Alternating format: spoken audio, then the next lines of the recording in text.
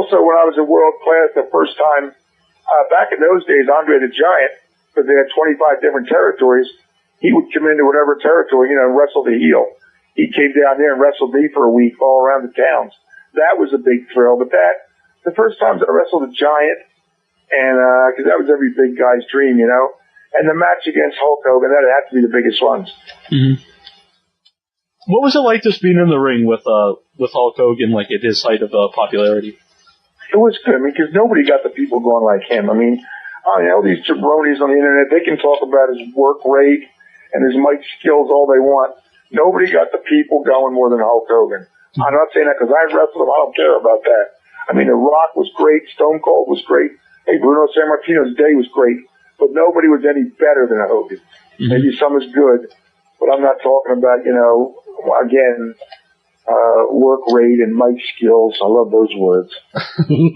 You mentioned Andre the Giant. What was it like? Was it hard to wrestle him because he's so big?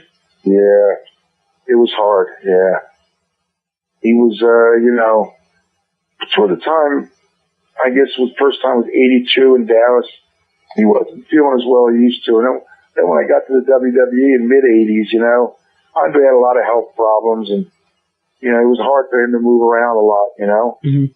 And sometimes he could be kind of cranky, to be honest with you. It was something else. But he never hurt you, I'll tell you that. Mm-hmm. Never hurt you. And God knows he could have.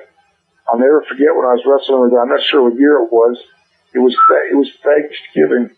I was in Hartford, Connecticut, and it was Thanksgiving Day. And I was like a dreary, rainy day. I'm sitting eating my dinner, looking out the window. Nobody was in the dining room for some reason. I guess it's a holiday. Nobody's out at the Holiday Inn. Thanksgiving. I know I'm wrestling the Giant that night, and we were wrestling a cage. So I knew he would be coming off the cage, the top rope of the cage, and doing that thing where he drops his butt on my chest, Let me tell you something. You think Andre the Giant looks big standing next to him? You lay down flat on the ring, let him get up on the third rope, and you see what he looks like. Yeah. 747 coming down on me. It was something else.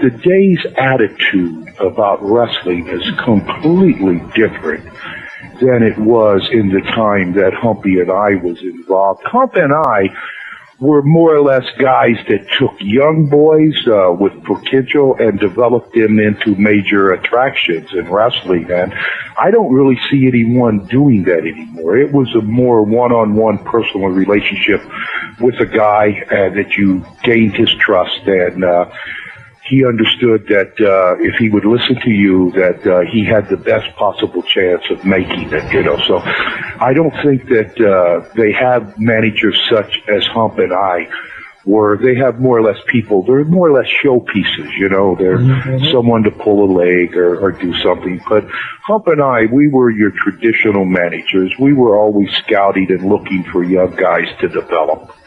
And I think there's no one really doing that anymore. Nowadays, that's left up to the booking office and to the promotion. But in our time, Hump and I were free agents, and we had the ability to scan talent. And if we saw someone that we thought had potential, we would hook up with them and put them into the main event position. But nowadays, that's more or less handled strictly by the office.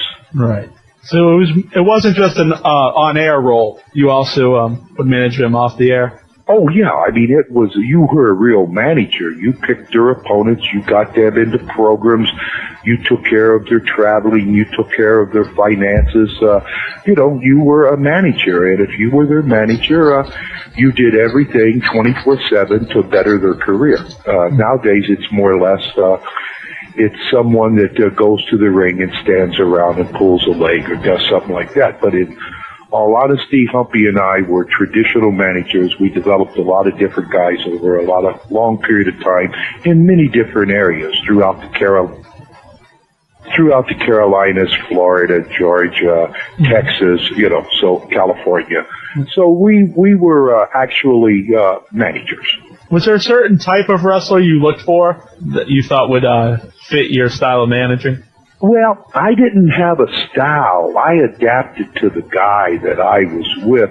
Mainly what I looked for was someone that I noticed that the crowd was interested in. I more or less felt that if the people already liked them and had some interest in them, it would be a lot easier for me to present them in a favorable manner, and the people would even like them more. I didn't have a specific type. I had guys like the Spoiler, Gito Hernandez, George the Animal Steel, Chris Adams, Bruiser Brody, Abdullah the Butcher, Al Perez, the great Kabuki, the great Muta, Larry Sabisco, Dickie Slater, Bob Martin, Dustin Rhodes. So I probably missed a few along the way, but I really didn't have a specific type of guy. I was more or less interested in finding someone that the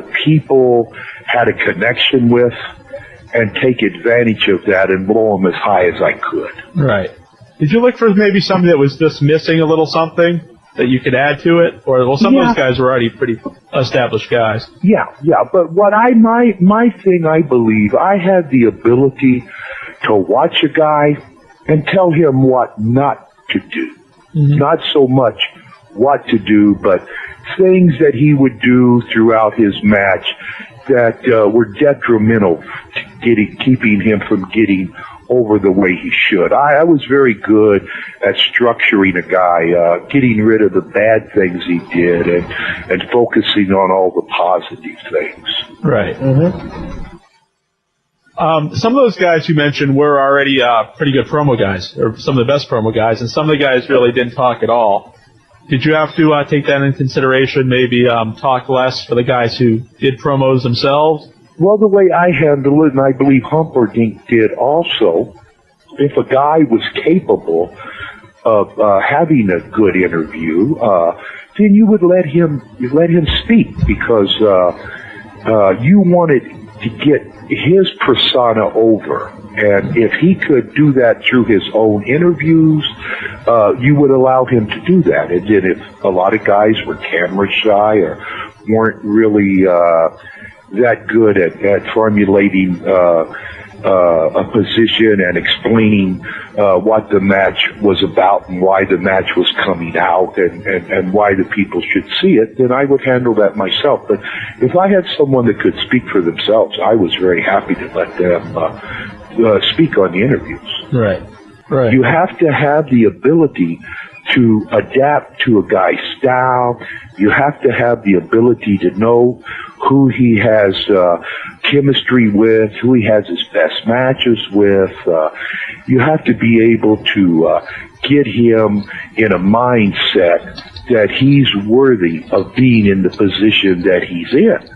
And nowadays, that's no longer the central part of wrestling. They more or less have 10 to 12 guys that they feature. And so you really, a guy like Hump and I don't know if we would fit the wrestling mode today. It has changed. The business has changed considerably.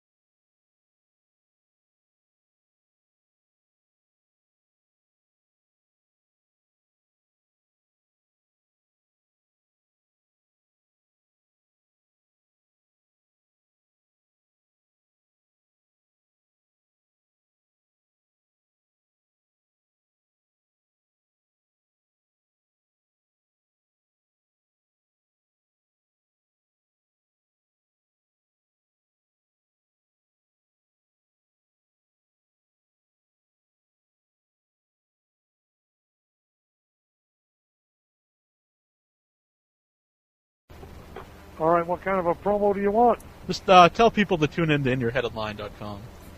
Anything that pops into mind. Anything that pops into my mind. All right, all you wrestling fans out there, tune in to Jack and the 1 inch.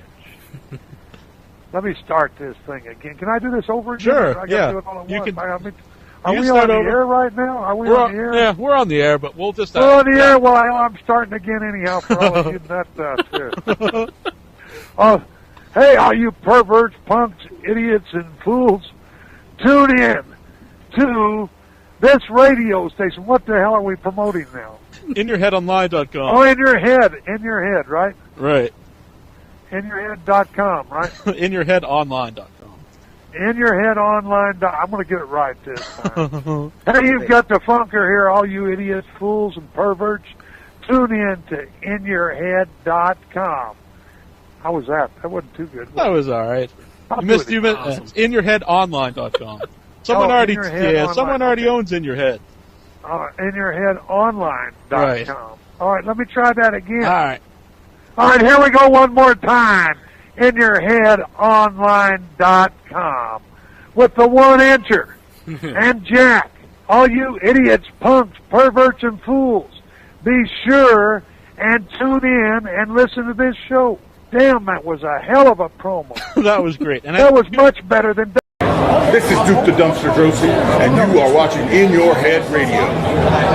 All right, now I'm here with Romeo Rosselli here at New England Fan Fest. It's really cool. And you were just inducted in the Hall of Fame last week. I was inducted into the New England Pro Wrestling Hall of Fame class of 2019.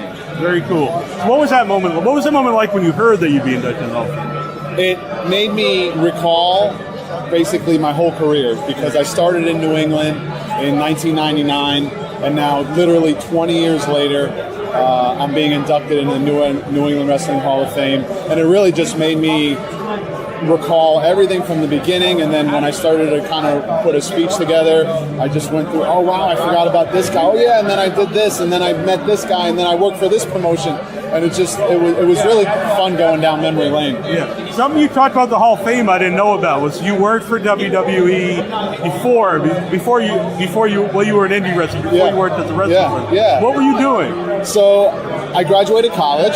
I wanted to wrestle for WWE. I wanted to work for WWE. So what's the next closest thing? Work in Titan Towers. Yeah. So I put in a resume to work in the live events department, which is basically in charge of booking the shows. Hey, Charleston, South Carolina, we want WWE to come on June 28th. Is the date available? Yeah, cool. Book it, contract, all that stuff. So I was helpful in that. I sent in my resume. They called me in for an interview. I was happy to get the interview because I was like, I get to go into Titan Towers. This is awesome. Right. If nothing else, I got into Titan Towers. But then they called me and they're like, yeah, we want to hire you. And I'm like, this is awesome. I get to come to Titan Towers every day, and it was quite the experience. I worked there for about 2 years, and then I moved to OVW, and then eventually got signed. Who was in OVW at the time? So that was Eminem, Bobby Lashley, Johnny Jeter, Matt Capitelli, the late Matt Capitelli. Who else was there? Dolph Ziggler, Nick Nemeth. I'm trying to think who else. That's all I can think of off the top of my head right now. No, so maybe a weird question, but since you were in OVW before, now NXT is like a television show. Yeah. So what do you think that, because now they really showcase the guys that are already trained. Yeah. So do you think would have been hard as a guy that's not quite to that level training in a promotion like that? Yeah, that's because then you're also being shown on TV. Right, that's a good question and a good point. I mean, developmental has obviously evolved. Yeah. And I think we would all agree for the better. Yeah. I have so much respect for those guys in NXT and the athleticism that they have and the stuff that they do. Sometimes I'm like, I'm glad I'm not in developmental now because I can't do any of that stuff, even if I tried and practiced for 5 years straight. So kudos to them for what they can do, and it's very entertaining, the show they put on. Yeah. So do you still act? I know you said you're into acting, but do you still wrestle at all? When I get called, yeah, I'm obviously I try to always keep myself in shape. Yeah, I look great. So it's not that I have to get called for a show and then say, oh yeah, let me get myself in shape. So I'm always in shape. So if anybody calls me tomorrow, I'm ready. And I still enjoy it. I prefer to do the shows when someone calls me and says, hey, you're gonna take the pile driver from Waller. Or you're gonna, that's pretty sweet. Those are, especially at this point in my career. Like I want to do something fun. Like I don't necessarily want to do that 25-minute, high spot bump match anymore. I tried to do that. I did do that. And as I get older and now I have a family, I want to be able to, How did the Heart Throbs come together? Was that your guys' idea? Great question, and that's one thing I forgot to say yesterday.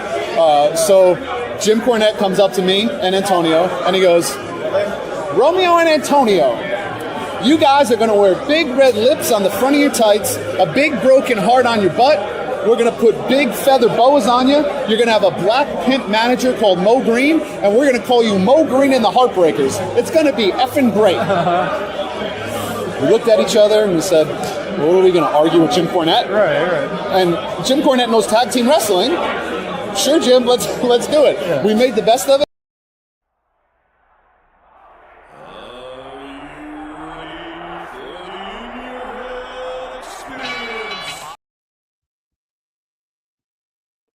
What's happening? If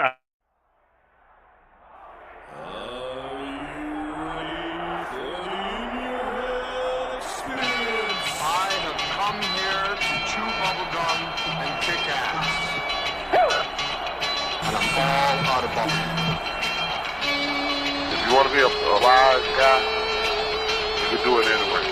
If you want to be a strong man, you can do it anyway. If you want to be an Indian chief, cowboy, you can do it in the ring. You can do it in the mall. The most electrifying line in sports entertainment today. If you smell what the Rock is cooking, hate me if you can survive if I let you. I'm figuring and thinking there's nothing to stop my doom-in Randy Savage now. I'm the man, I'm the icon, and yes, Ruth can't bow. I am God. The number one show on the net that leads to the best in your head like Goldberg Net.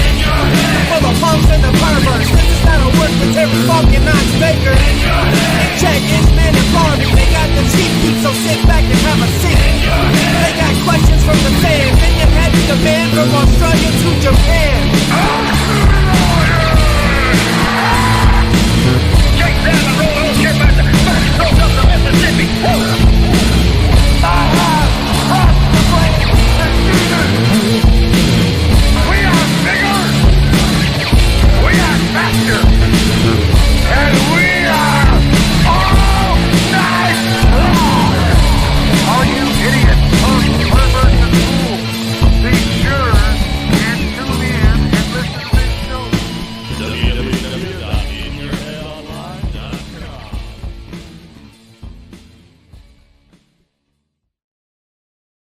Man, we are live here once again at In Your Head Wrestling Radio.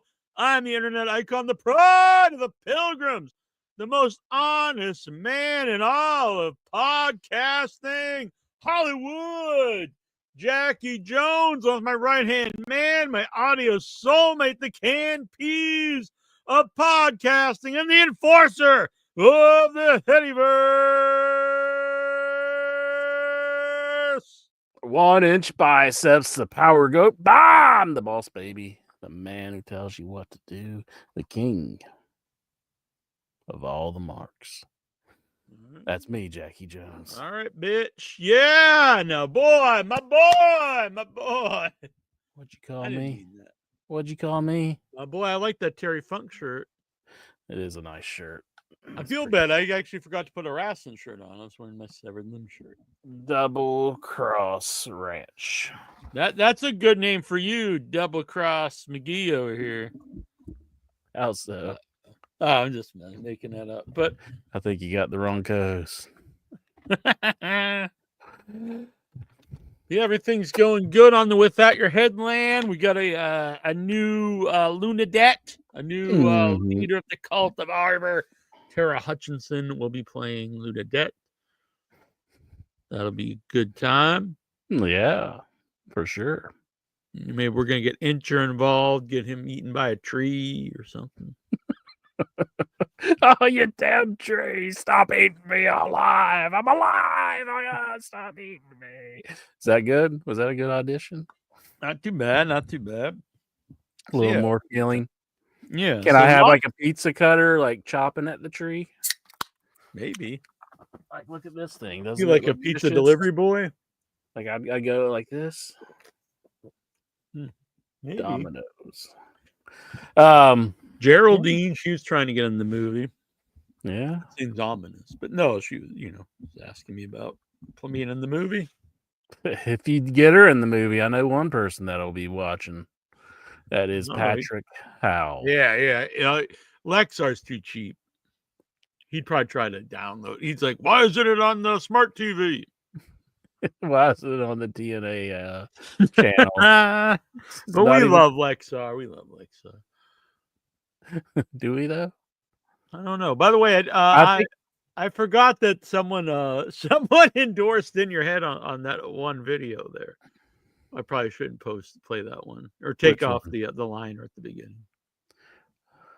Who's that? I'm not even sure. It was Duke the Dumpster Drozy who did the liner. Oh. I forgot. Oops. It's unfortunate. Oh.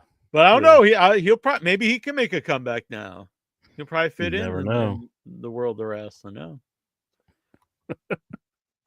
Well, I'm not going to put Brock on that level. and I know I'm not saying they should have brought him back. I'm just going to say this. He didn't go through with it. I think he could have been just kind of blowing Vince McMahon off, saying like he wasn't really down with it. There's a possibility that I think I would have waited till the whole. I think it's way too soon. Yeah. What if it's like, worse things come out and you're like, oh yeah, he's our current champion. Like, I mean, they haven't even started. I don't think. No. So it could get worse, like you said. Imagine, like, even just it's like in the news and like all these texts are coming out, and like he's like your current world champ or like your main event guy, like fighting Cody, and they're like, but I don't know, like comprehension issues. Tyler S says he blew Vince. That's not what I said. I said that's how we're gonna cut it, though. Cut that, Tyler. Cut that. That's a good clip. At least cut it allegedly before that. At least do that for me. So a lot of wrestling. So I was catching up. All right. So first of all, I did a live show during the first SummerSlam. My intention was to do both nights. And some people are going to yell and get mad and all this stuff and call me the AEW mark and blah, blah. That's totally fine. But these shows are hard to watch because there is just ads nonstop. I've never seen any show I've ever watched in my life that are so many ads. There's ads all over the mat. There's all outside the ring, all over the tables. Between every single match, there's an ad break for like 15 minutes of ads, and not even videos really about the match, like just straight up ads. And then that's with the wrestlers in the back, like, eating like some nachos from 7-Eleven or whatever. And then I'm like even laughing a few times because they're like, someone was coming to the ring and Cole's like, just like Papa John's delivers, so doesn't, Sammy's. Come on, man. Will you be upset with me if brought to you by somebody or other? Would you be upset with me if I kind of wanted some Papa John's at that moment? Their advertising actually worked on me, but the PLEs have become like the one wrestling of like TV shows. I mean, they are advertising crazy on those shows. It's just like, man. I mean, it's way easier to watch it after it's over because at least I can zip through something. It was honestly like it was a chore to sit through that. If you do start later, I think you even warned me about this. Yeah, then you can go. Yeah, but I was trying to trying to be nice to the Headyverse and do a live watch along. Did you warn me about the go live button because it's like right beside the skip button? Yeah. Like I accidentally hit the go live button. I saw Cody won, and I was like, oh, whatever. That's not that surprising. And so I just went back to where I was. and then I finished it. And but I did not see the Brock Lesnar surprise at the end, so I was glad that I did go ahead and finish it. So, but I was on like the Jacob Fought 2 match, and I accidentally hit the go live button. But anyways, Yeah, so I have to admit I did not see night 2. I should have watched it, but there's so much wrestling. I did watch the Cody match because I was interested in a few of the other matches too, but I did watch a Cody match. And people, I don't want to make this comparison of the two, but people say like those AEW pay-per-view too long, but I honestly think they go by way quicker and they're twice as long because there's not nonstop ads between everything. I will say the All In, that was like a 6-hour pay-per-view. That was a little too long. It was fine by me, honestly. Yeah. I would probably watch that twice before I'd watch a SummerSlam again. Yeah, like either night. Yeah, no, I mean, but if you combine the nights, it would be the same runtime. Yeah. I mean, they combine the attendance. Why not combine the nights? Just say it's a 6-hour pay-per-view. Yeah, I thought the opening match on night 1 was the best thing on the show. Roman Reigns with and Jey Uso versus Braun and the worthless guy. No, I disagree. I think he's actually one of the best guys in the company. Jack, I said the worthless guy. No, he's a throwback to old big guy that can move around. I don't understand your hatred of him. I think he's one of the best guys in the company, one of the best wrestlers. One of my favorites to watch. That whole match was really good. It was 4 pretty big dudes. You know, even Jey Uso's a small, and he's a big guy. Just really going all out, tearing it up. And then everything after that was either like, yeah, or we're pretty bad. I see. Okay, I have something to say too. I've heard for years from Disco Inferno, from Conan, from our Facebook group, from the internet. Karrion Kross, he's like, he's Steve Austin. He's the next, like, the big thing. And I was like, oh, wow, that's interesting. Looks kind of cool. And every time, now, granted, I don't watch a lot of the actual TV show, but anytime I've seen him, not over, not particularly good, and I was thinking, well, what is the big deal about this guy? And so then that match for Sami Zayn, I mean, it was bad. It was not good. No, it wasn't over at all. I guess he was over late the next day when they're chanting his name, but in the match itself wasn't over. I think it's cool to chant his name or something. It wasn't that hot of a feud. I mean, he's been like trying to get Sami Zayn to turn evil, I guess. And just like the match, it was very flat. I'm not into Karrion Kross at all. No. In the past, I have liked him, but recently, I just don't think he's doing that great. But except whenever he gets done with everything, he tries to get on the internet and get everybody all riled up before him. So yeah, because then I see people, it's like a travesty. They think they're letting him go, but I'm like, I mean, I don't want to see anyone lose their job, but I mean, he's not over at all. He's not very. I don't care about him whatsoever. Yeah. I'm not too into him right now at this point either. And that match was not good. And Sammy's usually really over. And the end was also booked like it made no sense. That was kind of the worst Sami Zayn like pay-per-view match. Yeah, I agree. And the end just it made no sense, dude. I mean, I know like he's trying to get him like to be evil, but why would Scarlett take a pipe and hand it to him like while he's wrestling her husband? And then he didn't use it, and he still just beat the guy. I mean, Karrion Kross looks like the biggest loser in the world. Mm-hmm. I do get, going back to the first match a little bit, I do get a little annoyed with Braun because it's like he's doing the spear, and he's like doing the spear to Roman Reigns, who also does the spear. It's kind of like rubbing it in his face. Do you think that's intentional? Well, yeah, it's kind of a heel move, I think. But it's like when he gave him a spear, he like almost like speared Roman Reigns' head. Like he got like way too much air on that. And I love it. He hit him like in the cheek. Guy. I mean, it looked great when he did it to was it Robinson or the somebody? rap, yeah. when he ran down the ramp and he did I think that one was really good. Well, I don't think that should be on Braun. Honestly, that should be, if you have a problem with that, that should be on WWE and the producers. Like, you think they shouldn't have people do other people's especially to moves. Roman It Reigns. doesn't He's bother me. known for the spear. Yeah, that I mean, kind I of know thing a lot doesn't of people bother do me, it, but though. I know WWE has primarily always been. I think that's more because I know you watch WCW and stuff, but really it was a WWE thing where you weren't allowed to do other people's moves. Like if you came into if you did a move that someone else did, like you weren't allowed to do it anymore. But in other territories and stuff, it was never really a thing. Like you could do, everyone did.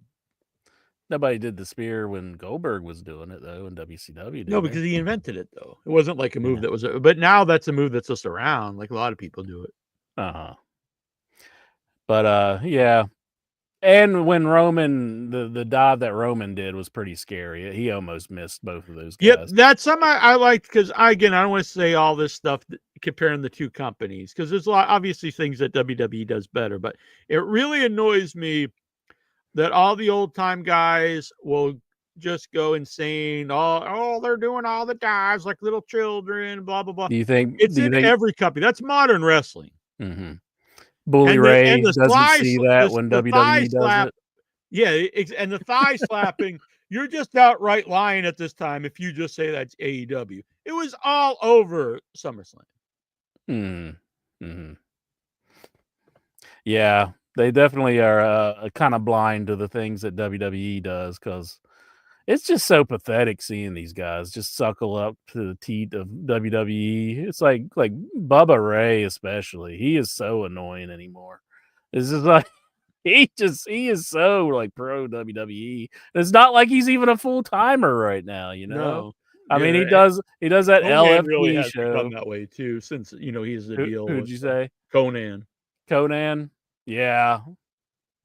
I don't want to hate Conan. I mean, I probably should. I don't hate him. I mean, it's very obvious he's very. I probably should because he gave me like really shitty matches all those years in WCW. Yeah, like he deserves some hate because he was phoning it in, man. But like his stuff with what's their name? LAX. His stuff with them was pretty awesome. I mean, he's a great manager. If they just left him doing that. Like, if that was his career, I would think Conan's just freaking awesome. But his wrestling, oh my God. Terrible.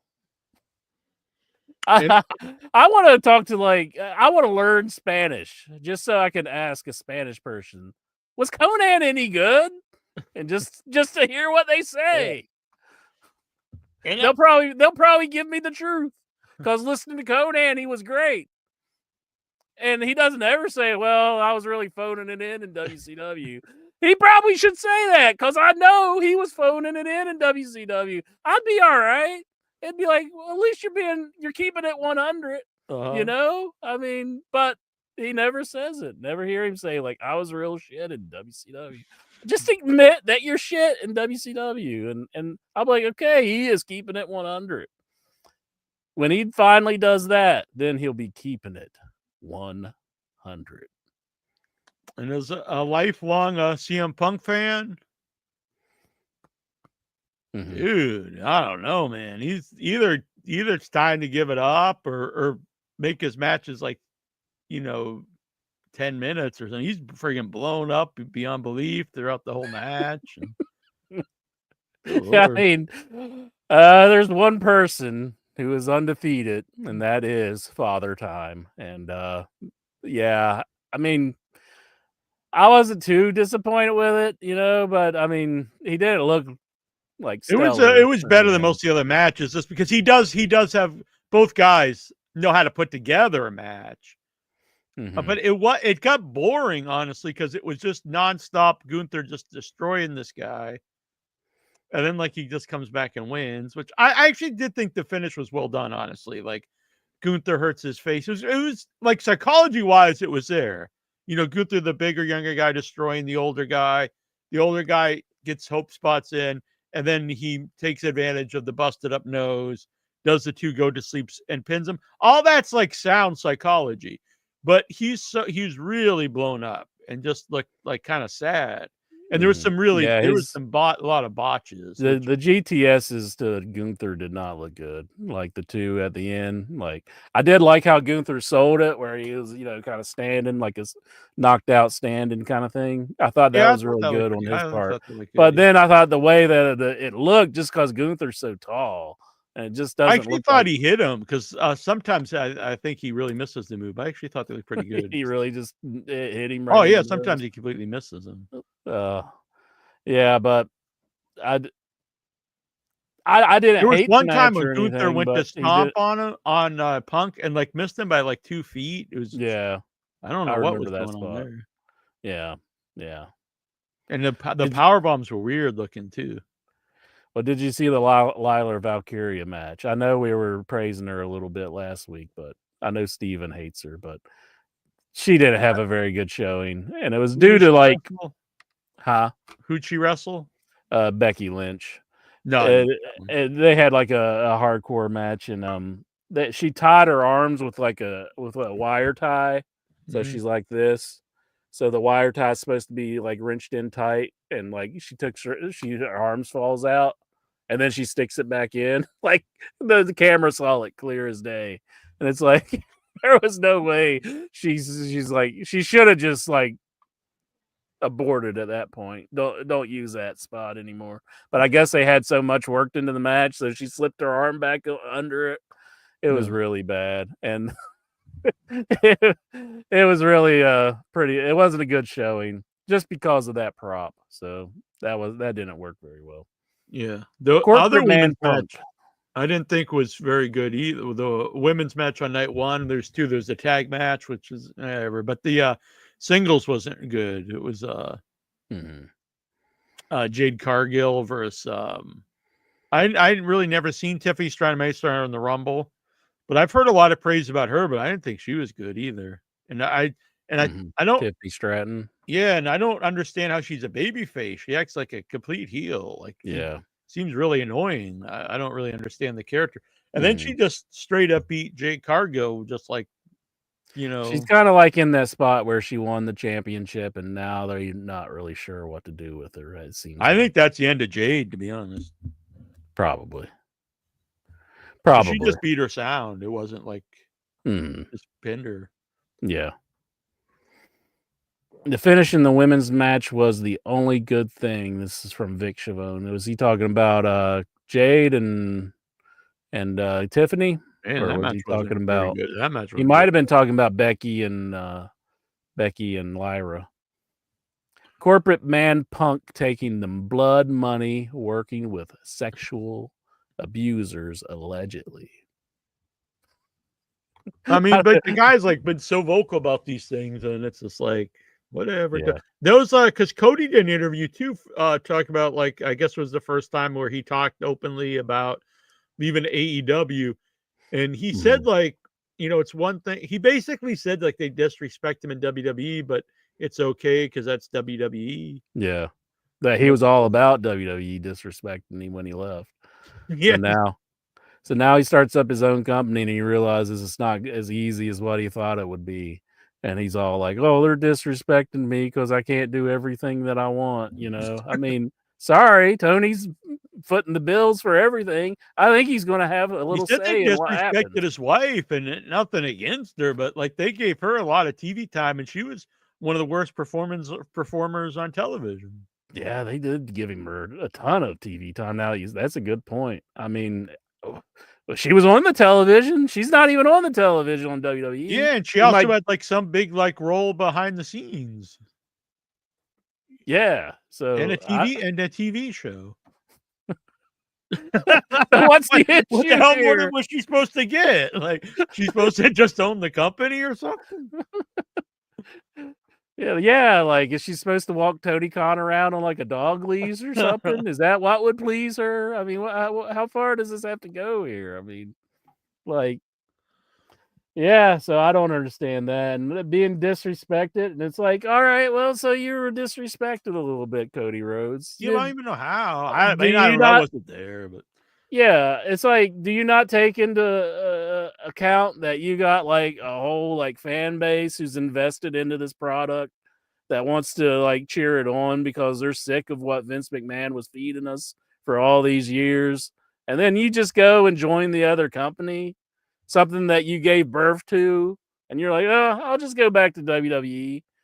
It's just like, well, what sense does that make? Kills me. Brandy Rhodes was an executive in AEW. In WWE, what is she?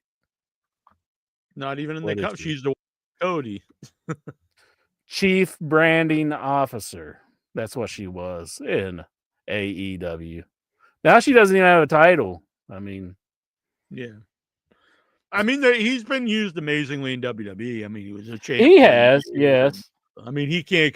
For me, I mean, the guy can't I complain. think where they went wrong with Cody is like, and I can't understand why they did it in AEW, but he wasn't ever allowed to challenge for the title. Yeah, from understanding that was his idea. So I mean, he Yeah, can't really complain I would about think it. that would have to be his idea. Yeah. So why would it? I mean, I think that's the biggest mistake they made. I did too. It's like, how can you get into somebody who can't challenge for the title? Yeah, it's like, yeah, I always assumed there would be eventually some storyline where he would somehow, get the right to get a title match. You can change it. I mean, Yeah, it's wrestling. You don't have. It's wrestling. It's not set in stone. Yeah, you people know, have lost leave town matches and stuff like that. Exactly. I mean, or have another match with MJF where he's like, well, MJF wants the match, and he's like, all right, if you, do it, then I'll let you have the right to win the belt now. Or you do realize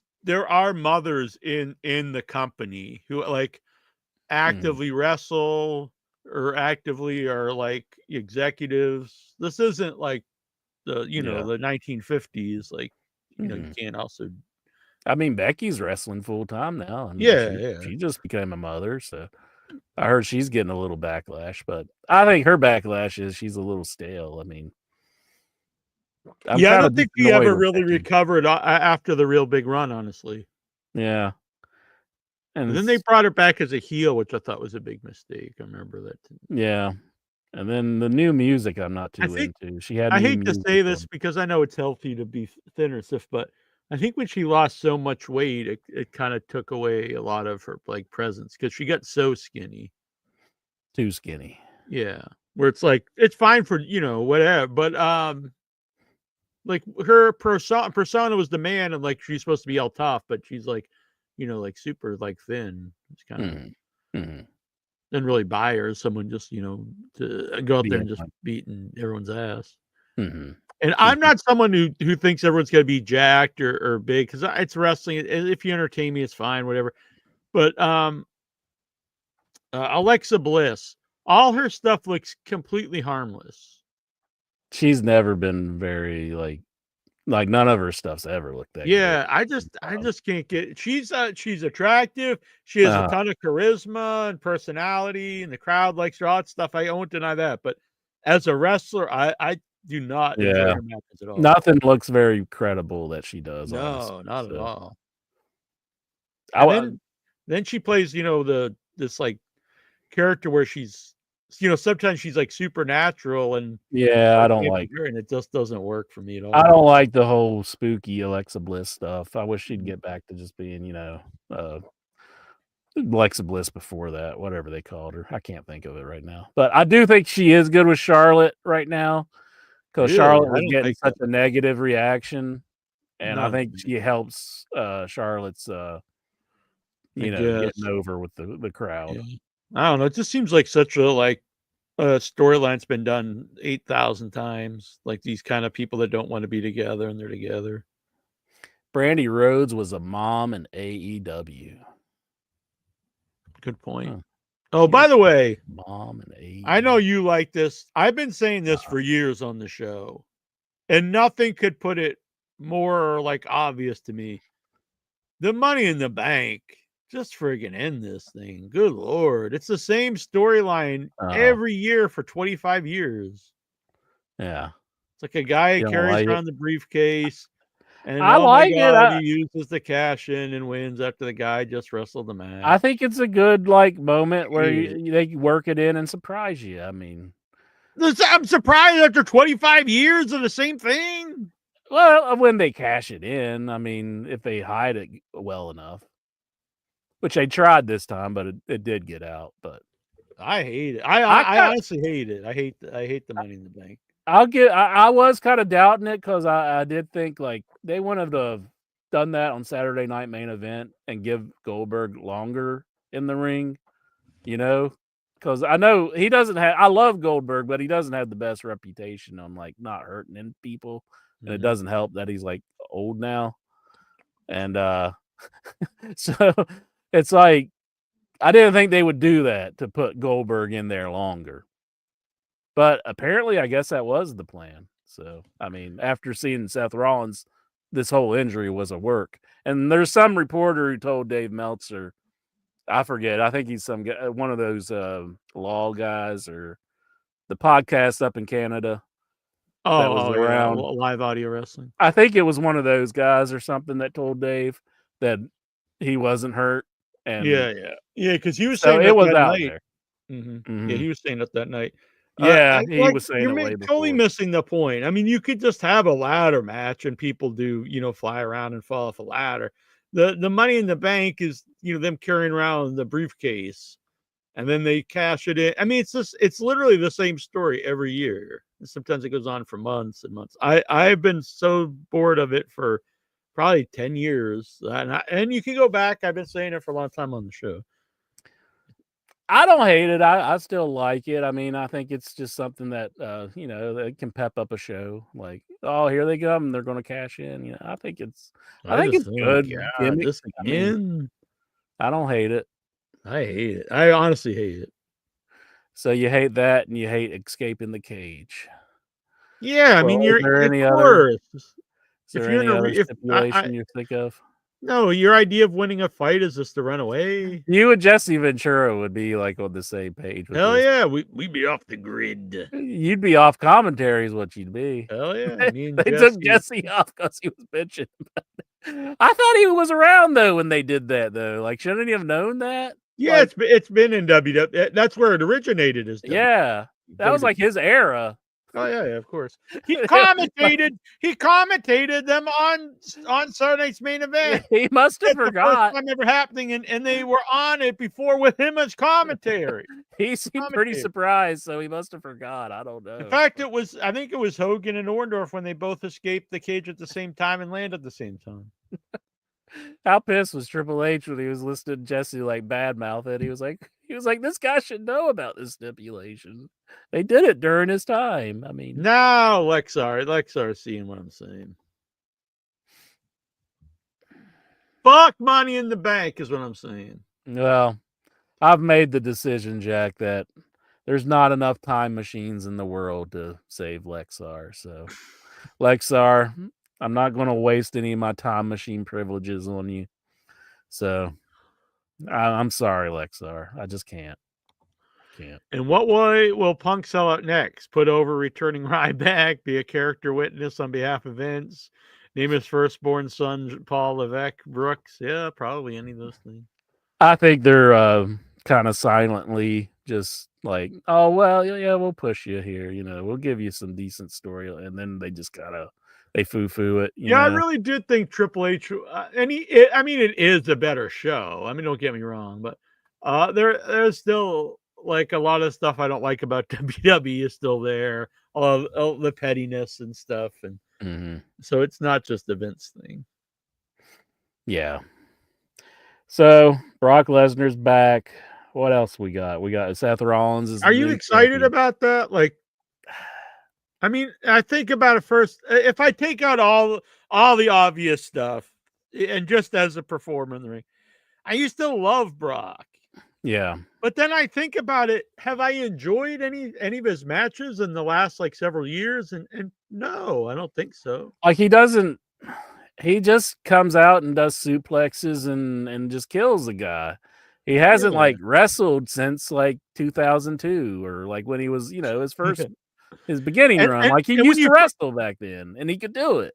And when you first see a couple of them, it's kind of cool. When he first started doing it. And I was like, I kind of like this. He just comes out and like has this, him and him and Kevin Owens actually was good. Him and Joe had a good match. And there's just something about him going out there and just like doing, but then when it's just an ongoing thing and it's always presented like he's just so much more, he can just destroy everybody. Everyone else is just like a J-Bro next to him. It's not, and then you see him like he'll wrestle, a couple times a year. It's just not entertaining. And then when you put Paul Heyman in there, it's a great performer, but I'm not a fan of those Paul Heyman matches where it's like a draw. It's like you're watching like a stage play instead of a match. Like, it's about like people, they just do all these moves. It's not even really a match. You just do a bunch of power moves. And then like they just stand around and you're wondering who's going to hit who with the chair. And I really I really don't like that stuff at all. Yeah. Yeah. So I think since he's got a bit of a bad reputation right now, I think the way to cure this is to come back and start wrestling again. You think he's just to go out there and have like this it's going to make the public forget about everything. And then him versus Cena. Like, it's like Cena's old and washed up. I thought this was going to be Cena's last match, but apparently not. So I guess they got a few more months with Cena. So, and there was like zero. This is the last stuff we're going to see is him versus a guy we've seen him wrestle like 8,000 times. 0.0 thought into turning him back to a face. Yeah, he's a baby face. That's like the worst. That's like just absolutely terrible storytelling. Absolutely horrendous. Like he just comes out, he's like, "Yeah, Cody, you've got me convinced that I need to be a baby face now." Basically is what he was saying. It was like, who's creative over this? I really think something happened with The Rock. I think The Rock wanted him to become a heel, and I think something's up with The Rock right now. Like, and he really wanted Cody to be heel, but then we never see The Rock on TV, so he's probably mad. Yeah, I know James Gunn said that The Rock was mad at him because like he wanted to run the DCU, and like they were like no. And so he's like mad at. Does he just want like control over everything? That's a pretty rough sell after the Black Adam. How mad did that one bomb? Yeah, it was a huge bomb. Yeah. Hey, why did he pick the Black Adam though? I mean, there's like nobody knows that superhero. Does he? And it was so boring. If you ever like, because The Rock is like has personality, obviously. Yeah. And so he just played him like this real somber, like emotionless guy, and it's like, well, no one wants to see The Rock play this. And it's just basically a Superman kind of clone, only with no like charisma or anything. Or not necessarily charisma, but no like there was no fun to that movie. It was I haven't seen it all the way through, but it's nothing I thought I would even care to watch. But I wasn't even aware of the character. I didn't know him either. So, but yeah, he could be mad about. I mean, what's that going to get him though? I mean, I don't know. Being mad at James Gunn. I mean, he's a big figure in Hollywood right now. So, yeah. Which, by the way, I watched Occupy Can, the trauma documentary about Lloyd Kaufman at Cannes and getting his last year in Cannes. And James Gunn is in that, which is cool. And that's also why Lloyd Kaufman is in Guardians of the Galaxy and he's in the new Superman, because James Gunn remembers, getting a start with trauma. And I appreciate that. I think that's cool that someone has knows that's where you're going to start and still has loyalty to trauma and always puts Lloyd in his stuff, Lloyd Kaufman, which he wouldn't have to. This guy wouldn't have to. What part was he in Superman? I mean, he's just a guy in the street, but it's cool that he's a cameo kind of thing. Yeah. I missed him because I would know. He's got a little bigger cameo in Guardians of the Galaxy. He's one of the prisoners. In Superman, he's literally just a guy like outside, but you see him. Okay.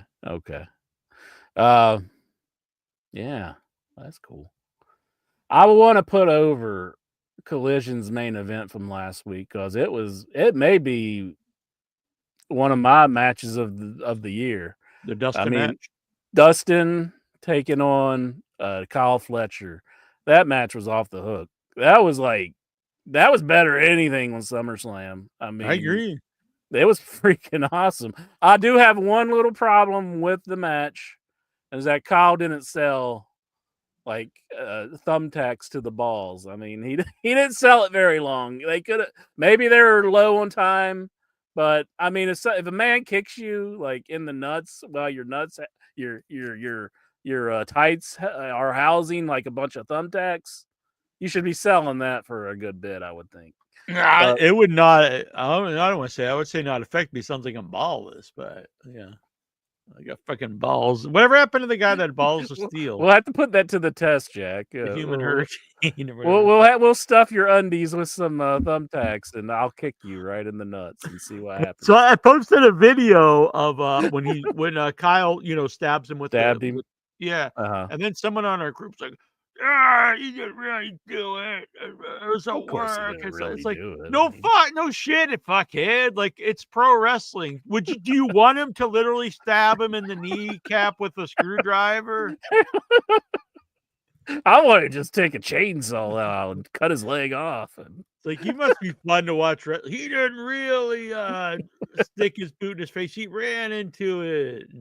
He didn't really drop him on his head. They were working together for the DDT. It's like, no shit, dumbass. But that match was just, I really got invested into it, and I was proud to be a Dustin Rhodes fan at that time, because I was like, hell yeah, that's one his brother.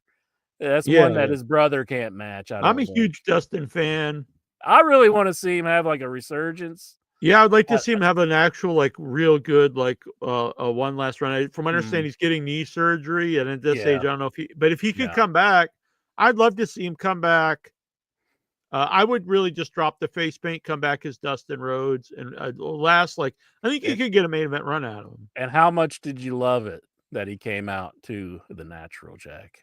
I'm a huge fan, as you know, the greatest wrestling album of all time. And I didn't know this. He did an interview with that Chris Van Vliet guy. And Cody stole from his own brother, because Dustin originated, I didn't even know this, he originated the American Nightmare. He used American Nightmare. Oh, I didn't know that either. Like in the early 2000s, before Cody did. And then Cody asked him if he could use it. Ah. Well, he asked for it, so he did ask for it, but still, though, his brother invented it. He's using the Crossroads now, and I'm totally fine with it. I'm like, yeah, do that Crossroads. Fuck Cody.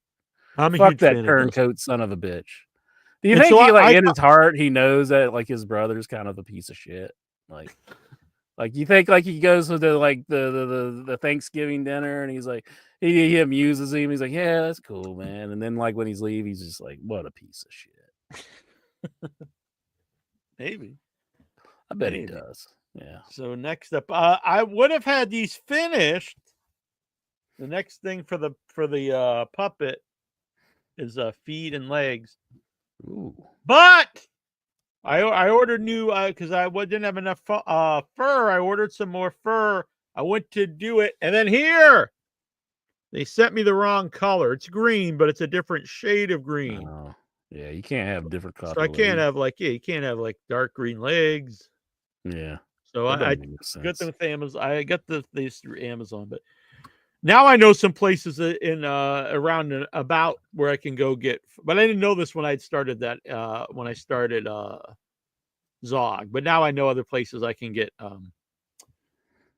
material. So I've got so I need to finish that, and I've got some new monsters I'm going to be working on for the movie, because the new plan for Arbor Day is going to be it's going to be a puppet horror movie. So all the supernatural creatures will be puppets, kind of like a Labyrinth or Never Ending Story, but a horror comedy with no budget. But if people out there would like to help out, there'll be an actual crowdfunder to pay for the movie itself in beginning of the year. But I'm working on a lot of props, and a lot of people have helped out. And if you would like to help out on the Puppet Fund to help pay for foam, fur, fabric, cement, these different things. It's not like a huge amount of money, but it does add up. You can super chat, you could PayPal without your head at gmail.com, or you can Venmo Headyverse. And you'll get a little virtual trading card with your face on it for thank you for helping out on the puppet fund. And a lot of people have, like Vic Schiavone here. Yeah, excellent. Vic is down. He's excited. Everybody's excited. I'm excited. I never Yes. thought I'd be into making puppets. I didn't know what the hell I was doing. I still don't know what I was doing, but You might want to fake it till you make it. yeah. But I'm really happy with the puppet I made so far, and people have told me it's really good. Even people who make this stuff for a living. All right, so Awesome. I thought so I caught up on Dynamite. I thought Dynamite was excellent. This was a great show last week.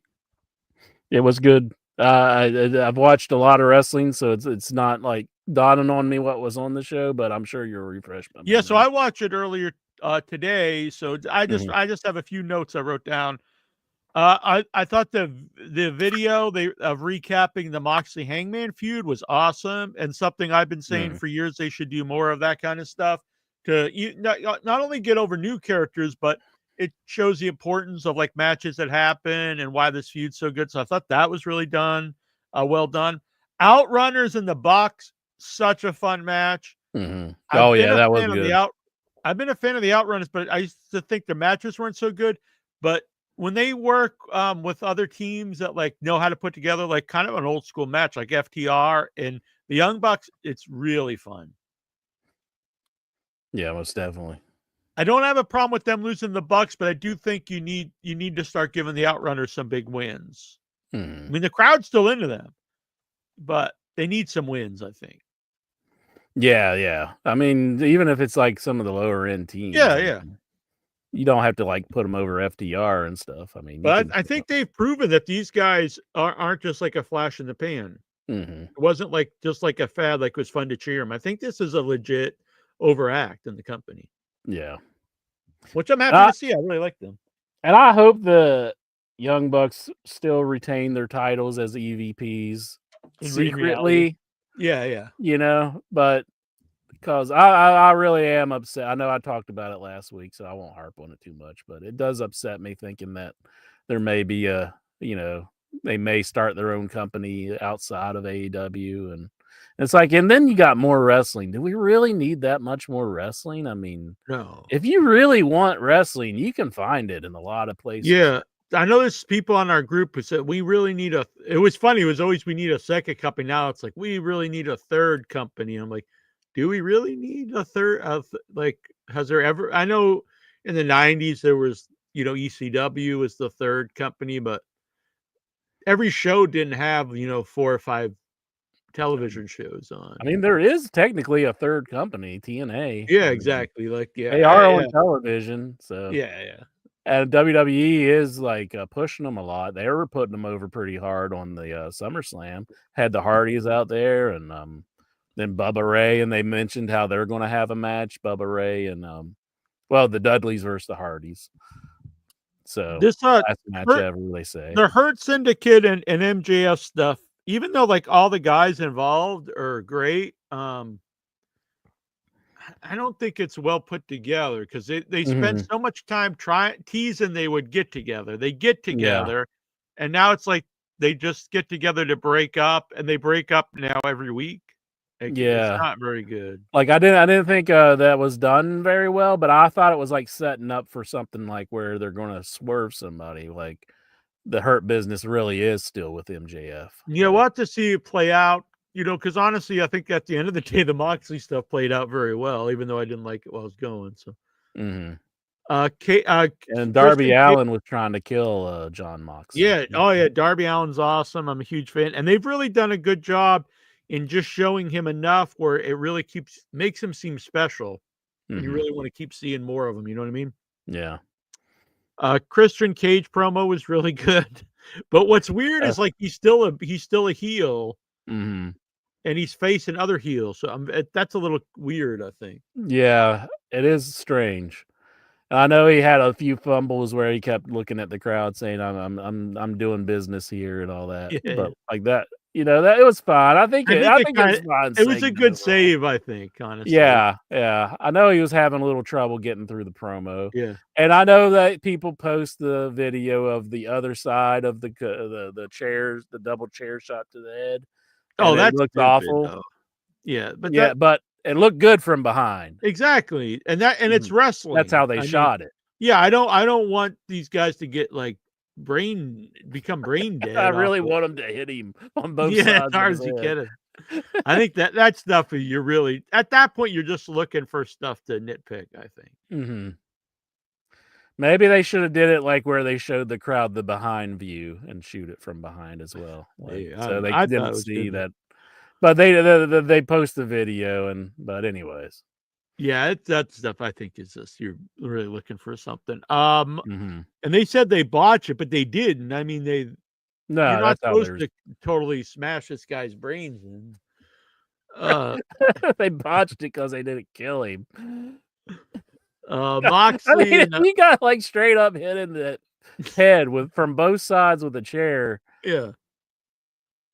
That probably would like do some brain damage or something. If you want to see an actual botch one, it was Lance Storm and somebody. Maybe Lance Storm and RVD from like Heat Wave, or it was like one of our RVD was all pissed about working the match because like he was like, and I put my boots on. He did that whole spiel. But Lance Storm, are you talking about that one where he hit? Well, no, I was actually talking about one that they did on Raw.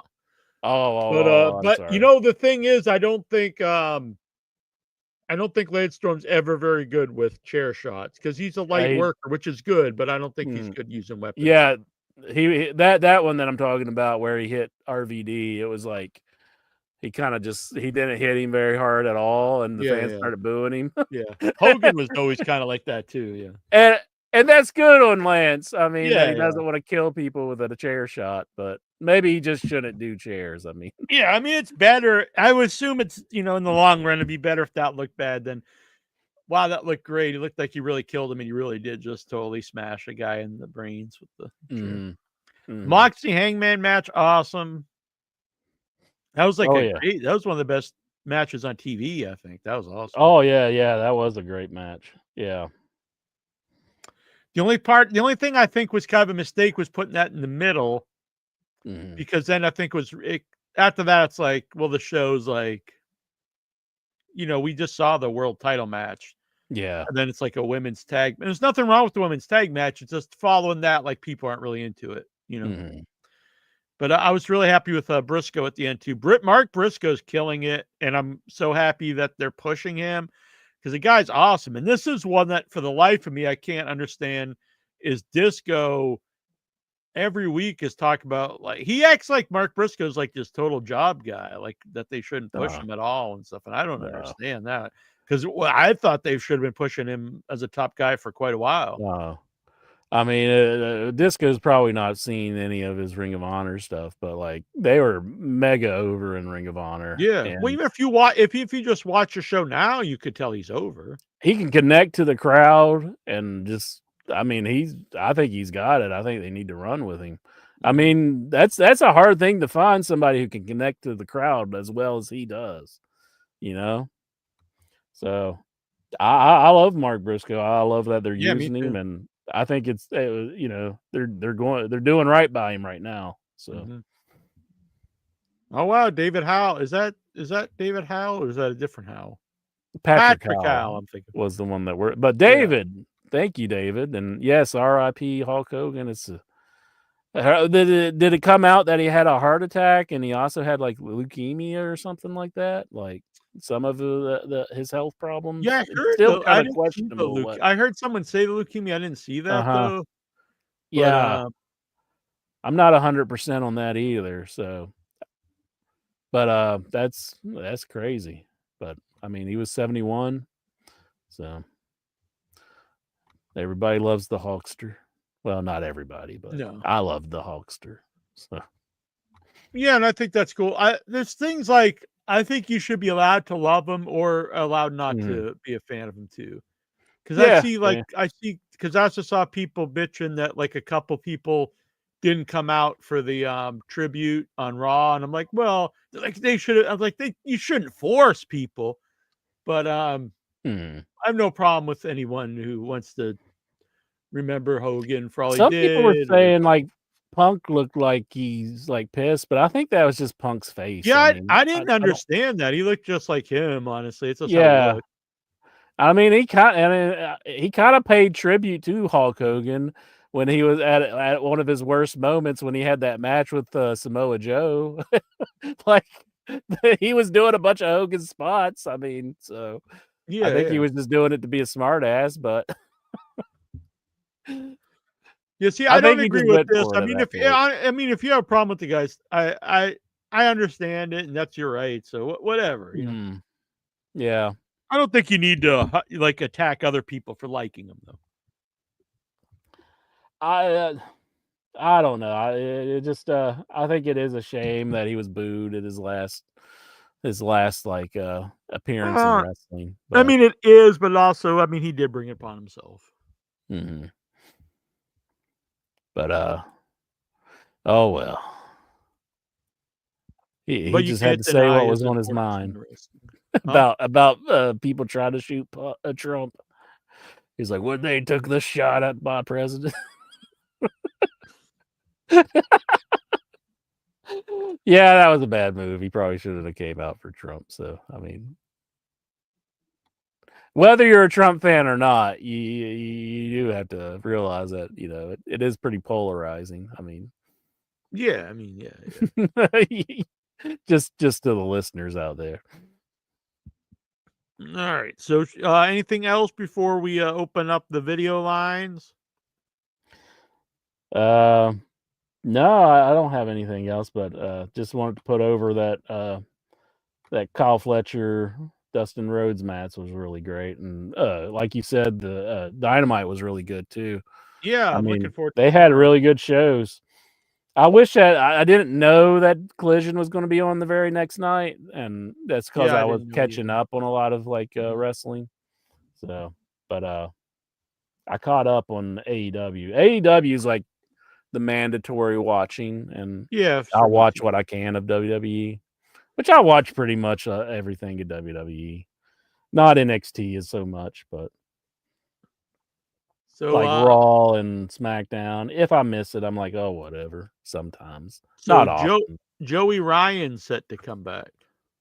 Who's he coming back to though? Like what company he's Some going to be indie in? show, but they've already said now that they've canceled his appearance. So I don't know. Hey, Why even There he bring is. him in to begin with? There's the Anthony. man. What's up, Yeah. Anthony? What up? Showboat. Toronto How you guys Stevie's doing? here, too. It's been 2 weeks since I talked to you. Yeah, Oh, we're doing catching good. up here. I got my head shaved, Anthony. I got a 92 on my test today, Hell Yeah. yeah! Way to go! Yeah, Good good job. Gold and I saw a star. Naked Gun today. Oh, I thought you would say you saw a naked woman, but Naked Gun, was it good? Yeah, it was funny. It was funny. I've heard really good things. I'll be honest. When I heard they made a new one, I was like it just seems like something you couldn't really redo. But I've heard really good things, so I think I might go see it. They paid a tribute to Norberg. I don't know if that's a good thing or not. That's his hero. Pamela Anderson looked good. I guess if you can look at Nordberg, the character, and not the person who played Nordberg. He was his son. It was his son playing him. It was his son playing him? I don't think it was his real son. And he went. Oh, okay. And Frank I Drebin saw that and in Liam, the trailer. Liam Neeson was good. Paul Walter Hauser were great. Sure, that's it. He's around. He's in that. Then he was the Mole Man and the new Fantastic Four. Yeah, Fantastic Four was good. I saw it last week. I got the poster of Fantastic Four. I got Bad Guys. I got Naked Gun poster today. See, I'm in all these big productions, Jack, but all you R.I.P. Hulk Hogan. He was part of my childhood. I got all his stuff, Yeah. Sorry, everybody.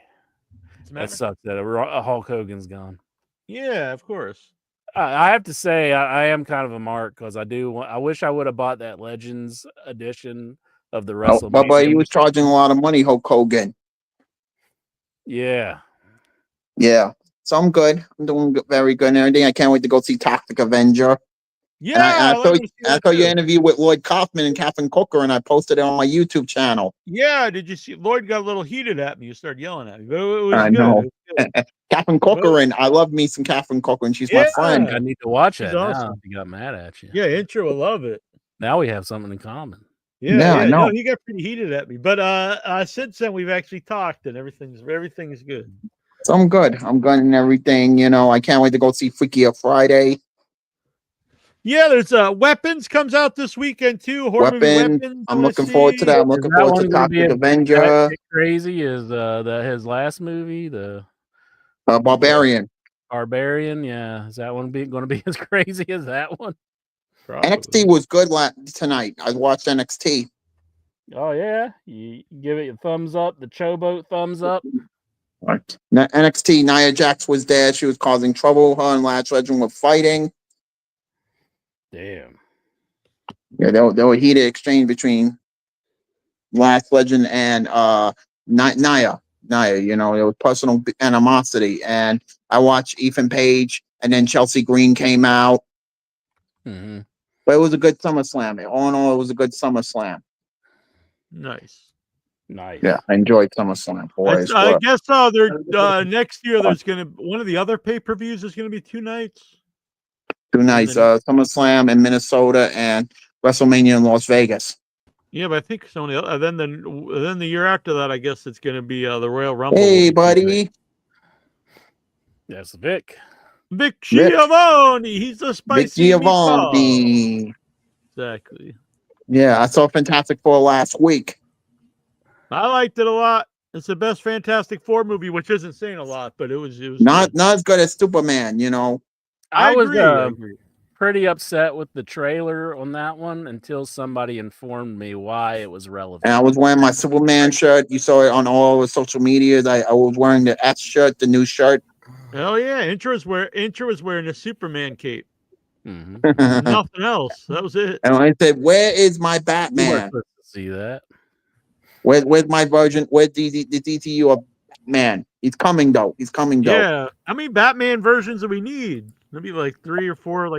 But this one's huge. This one's a huge son of a gun. You know, he will play by Alan Richardson or Brendan Scanard. But my pick is Richardson. Really? Let's get the robot Batman, the one that was like he had like the robot stuff. Mm-hmm. I don't think. And I watched I Spit on Your Grave today. Whoa, the original one or the remake? Yeah, I got that from 1999 VHS. Okay, that's the original one's from the 70s. Yeah, 71. I got the 71 version. I bought it. I was watching Zombie Strippers with Jenna Jameson. I have an autographed poster by the director of the original. Really? Right. And do you know that's not the girl in the cover art? That was Demi Moore. Yeah, his son sent it to me. I had him on the show. Okay. And then he sent me an autographed poster from his father, which I thought was really cool. And I got 2015. And I'm up to 2015 in my memoirs. Hell yeah! Pretty soon you'll have. I'm gonna go see Toxic Avenger on September 1st. Yeah, we might have some guests on Without Your Head from Toxic Avenger. Yeah, I cannot wait for Toxic Avenger. I can't wait to get the poster so that Uncle Lloydie can sign it. That's one of the popcorn buckets I'd like. I do think the popcorn bucket looks cool. It's But I have to go all the way to the city to go see that Union Square. Yeah, it's only at Cinemark. I don't think I have a Cinemark. Wow, look at that. Batman, Ariel. Yeah, that. Wow. Why doesn't he have a movie yet? They need to make him a movie. No. James Gunn is cooking, but you know I'm doing good and everything. I can't believe I got 92 today. Yeah, that's way to go. Mm-hmm. I posted it on Instagram. If you want to check that out. Mm-hmm. I'm good. Hell yeah. Well, that's good to hear, Anthony. Where can people follow you at? You can follow me on Instagram, Blue Sky, Pixel Fred. Pixel Fred? What the hell's that? Pixel Fred is like Instagram. I've never heard of this one. You on that one, Incher? No, yeah, I'm on Instagram. On Instagram and Anthony H 40. It ain't one of those like adult sites, is it? No Pixel Fred. You can follow me on Blue Sky. You can follow me on Instagram. All right. We're gonna do it up because I know All right. Intra's on Grinder. Mhm. No, I'm not on Grinder. I don't think. Well, how's Troy? How's Troy's doing? Oh, I think he's doing good. He should be on the show Thursday. Hopefully, I get my T-shirt made of me. Hell yeah! Hit him up. Say get to work and smack him around a little bit. And I'm gonna promote everything. I'm gonna go see Freakier Friday. I got 2 weeks left in my program, and it's over. All right. Sounds good. We'll talk to you Thank soon, you. buddy. Thank you. Thanks. Godspeed, Showboat. Godspeed. Well, all right. Toronto Stevie, it's good to see your face. Good evening. Good evening. Man, Intra's getting all hard for Stevie here. Keep that on the down low. How Trying to come get him on our my names Grindr aren't app. up here? I just noticed. Is that like this all show? Yeah, the names are here. Okay. The what? There we go. Our names weren't on here. I wonder why. Oh. I saw. I want to see that together. I might go see it this weekend. Together. Who's in that? I don't know that. It's a horror movie. It looks cool. It's about this couple and they grow together. It's a body horror movie. And they get like a chainsaw to cut themselves apart. Hmm. It looks cool. Like if I was grown to Jackie Jones, I'd probably just like choke him to death. I'd just be like, what if you like grew like your face grew into my crotch? I just became like for the conjoined. love of God, shoot me! Why don't you? Conjoined twins, mouth to penis. Only you would think of that one. Maybe It's probably like some of your dreams that you wake up all sick and you're like, it sure was growing into my crotch. What if I like gained like Freddy Krueger like powers where I could enter your dreams, but instead of like murdering you, it's just like perverted sexual stuff. Forgive me if I don't act too surprised. Well, that'd be cool. That'd be interesting. Yeah, the other Franco's in it. The other Franco? Who's the other Franco? His brother. Jess Franco, I think, something like that. Oh, there's another Franco? You talking about the one dude, the guy, the Spider-Man guy? James Franco? Yeah. Oh, I didn't know he had a brother. Well, now you do, boy. Have to look him up. Let's see. He's in the movie Together. Jess Franco. All right, what's on your mind, Stevie?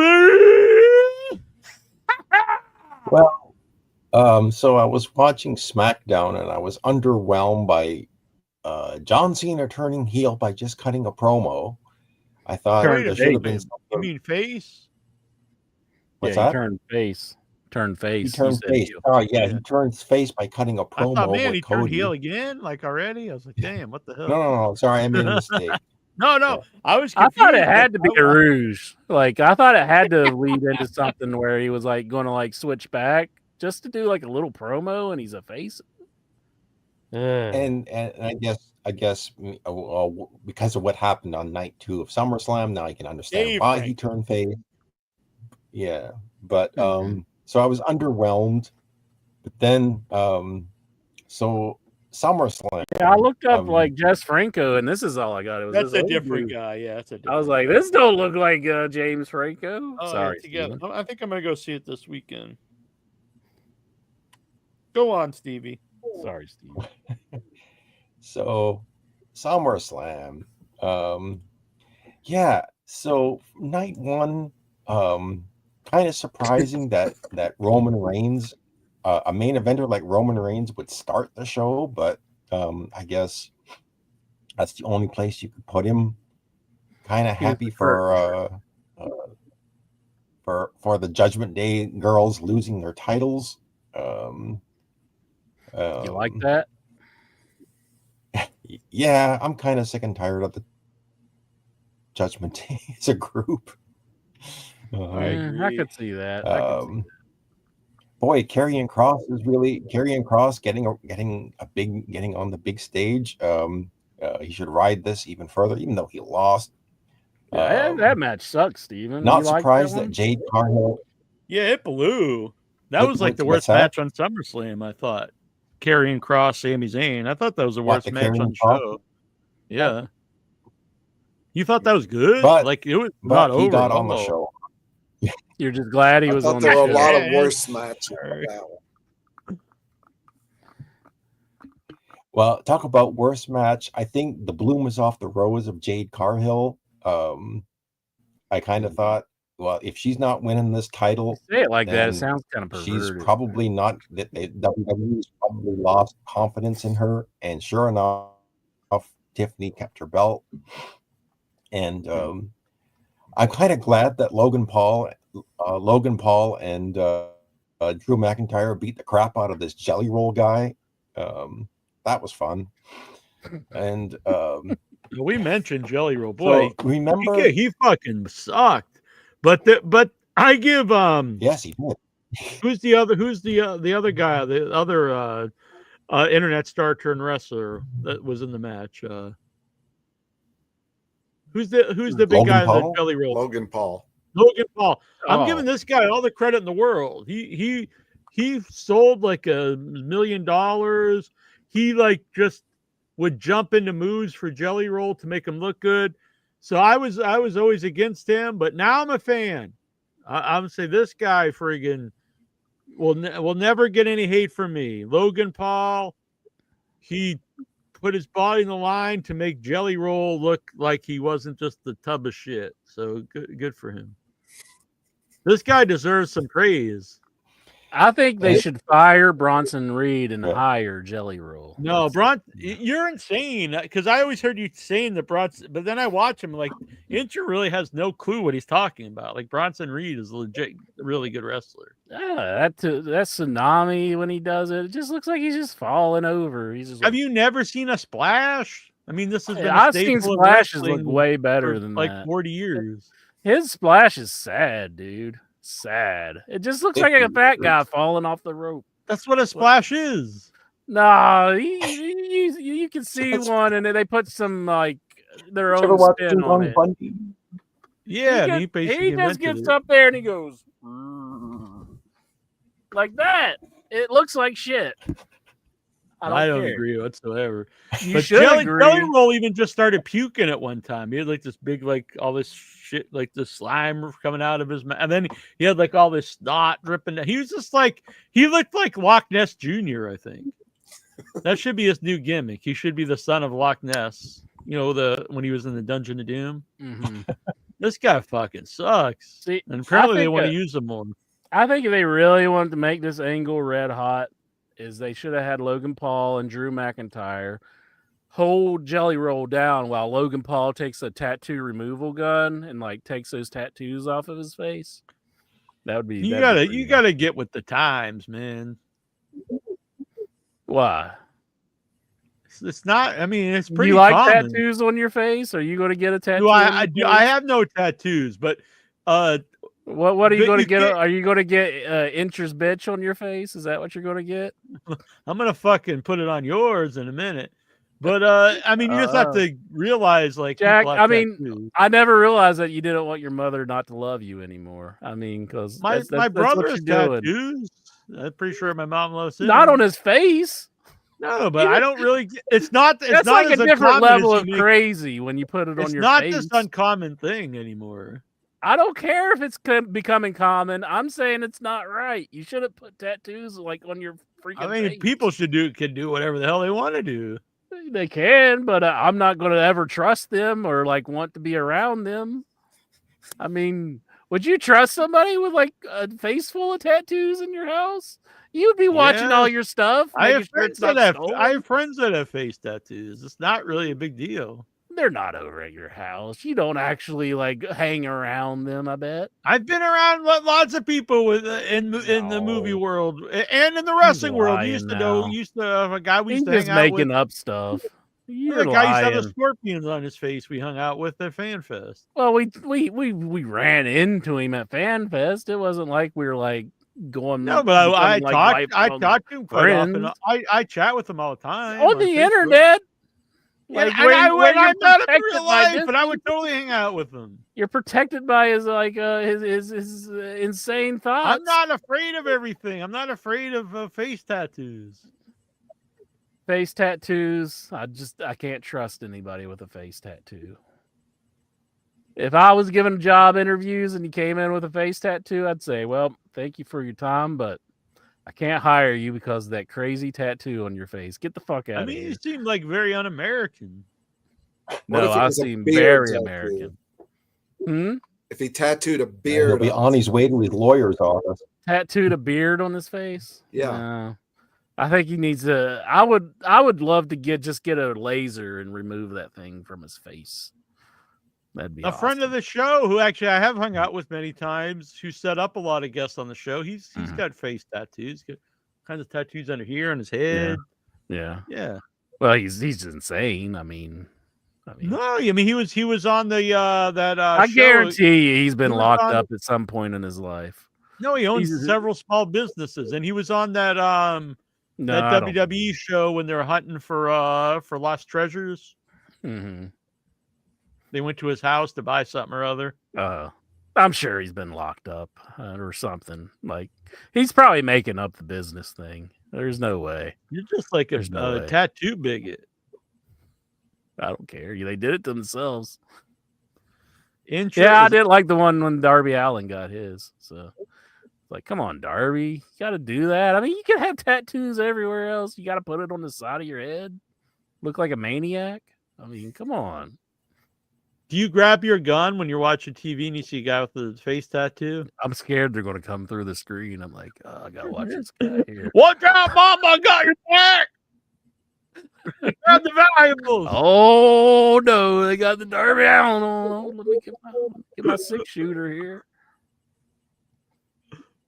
Yes, like this, Junior, exactly. I do like the Terminator with like the one-handed cocking technique. I was like, whoa. And I got like my sawed-off shotgun. I wasn't really paying attention. I just heard you say one-handed cock. I was like, what? Yes. I knew that was a word that I probably should have used in the company of Jackie Jones. There's certain words you just can't say around this guy. Or he'll just latch right onto it and be like, I'll just latch onto the cock? What? Well, that's for FanFest, Jack. I saw Lodi it wasn't the FanFest. It's like the Gathering. I guess I think it's at the same hotel the FanFest used to be at. I want you to stop pretending and admit that you know I'm right about the tattoos. No, I think you have to get with. I want you to tell this person this is not a big deal in I want you to tell them that you agree with me because the last movie I made, there's like multiple people had face tattoos. Mm-hmm. It's not a big deal. You want me to? Okay, I won't say anymore. But yeah, there was some conversations.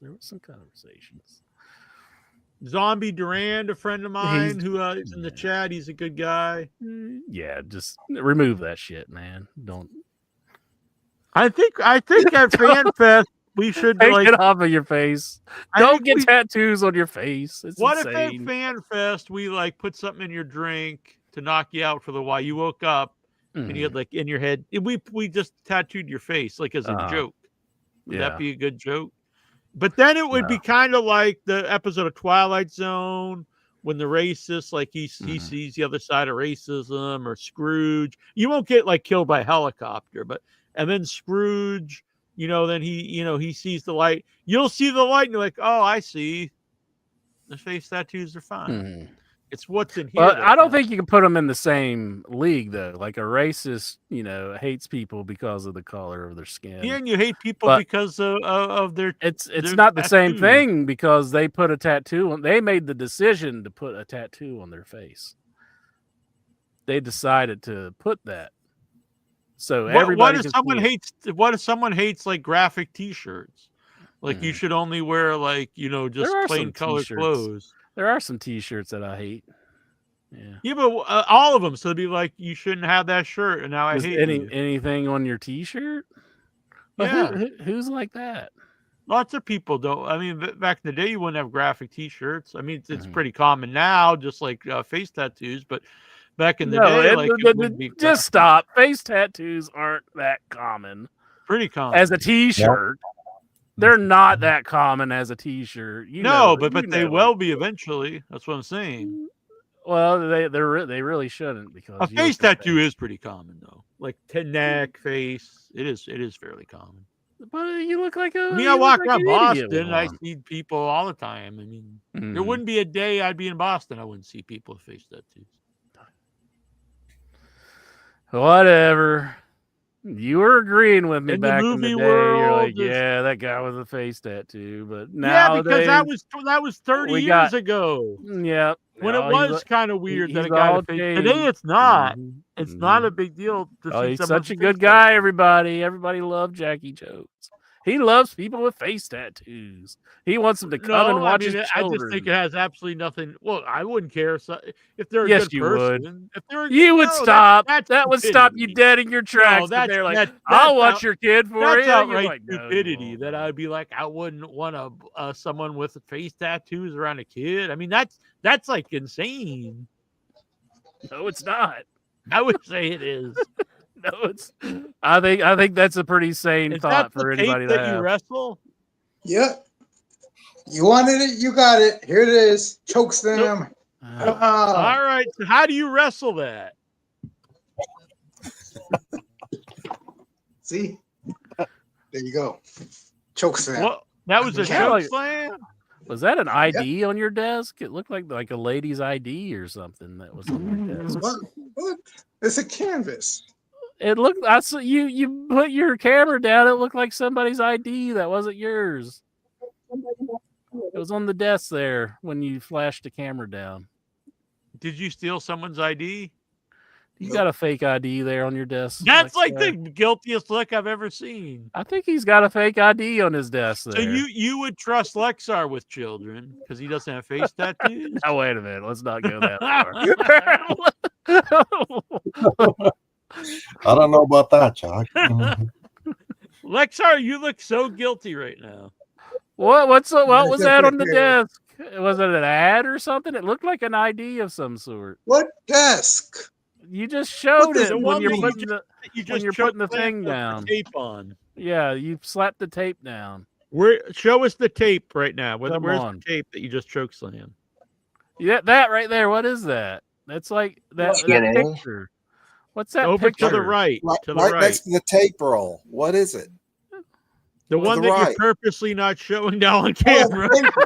That's the one you're purposely still not showing on camera. What is that? Up to the left. To the left now. You keep going too up, far. up. You're just even more. There, right there. What is that? Is Right that a there. Chinese menu? What is that? It looked like an ID See, for a look. second. See? I put that as to put my sneakers on there. So I don't care about your the sneakers. What is that, Lexar? Hold it up Put right a picture of a Chinese woman down to put your sneakers on. What's the Chinese woman? What is it? Is it an ad? What is it? Huh? It's an ad. It's an ad. Well, let's For see it. what? I want to It's an see ad. it. Like Why? You hot want to Chinese jerk woman? off to it? Was it an ad for You wanna like jerk rub off and to tug? it? Yes, I want to do that. Let's see. Is it an I'll ad do it for right like now. rub and tug masseuse, Yeah, the sure. place where you get a happy ending? I thought you wanted to jerk off on camera. What?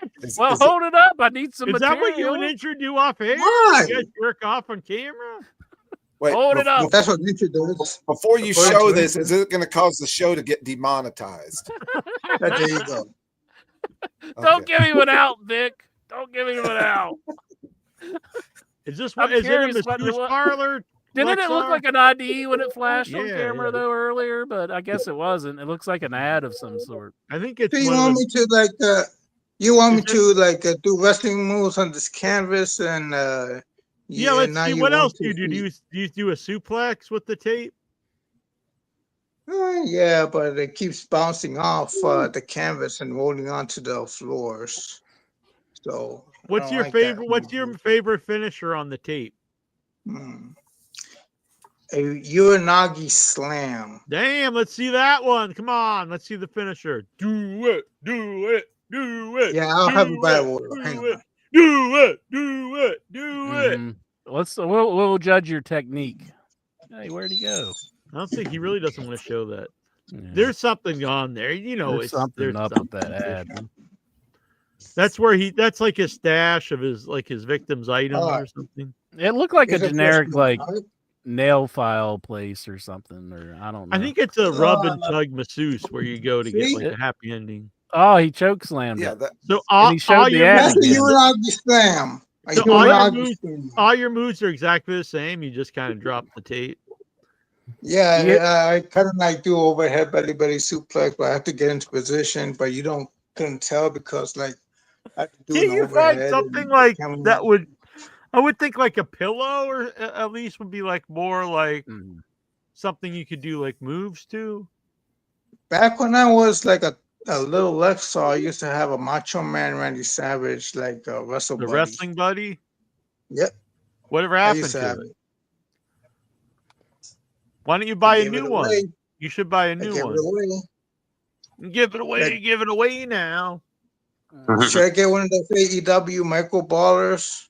Because they're coming That's like out. this big. You need something a little bigger to do moves on. Like the wrestle buddy or whatever. What was Yeah, that? get a new get a real doll to do wrestling moves on.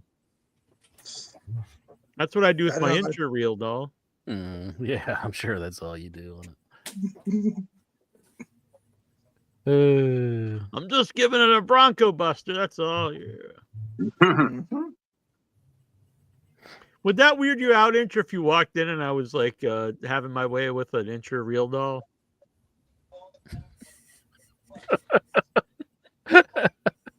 Yeah. Okay, unless anybody out there is thinking, why does Incher not share a room with Jack? Just put this in your Rolodex. Man, you're really afraid of everything. You're afraid of face tattoos. You're afraid of jokes.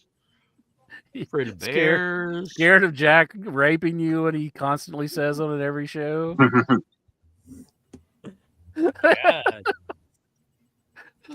Running ads during Raw Report, just like is there ads going on?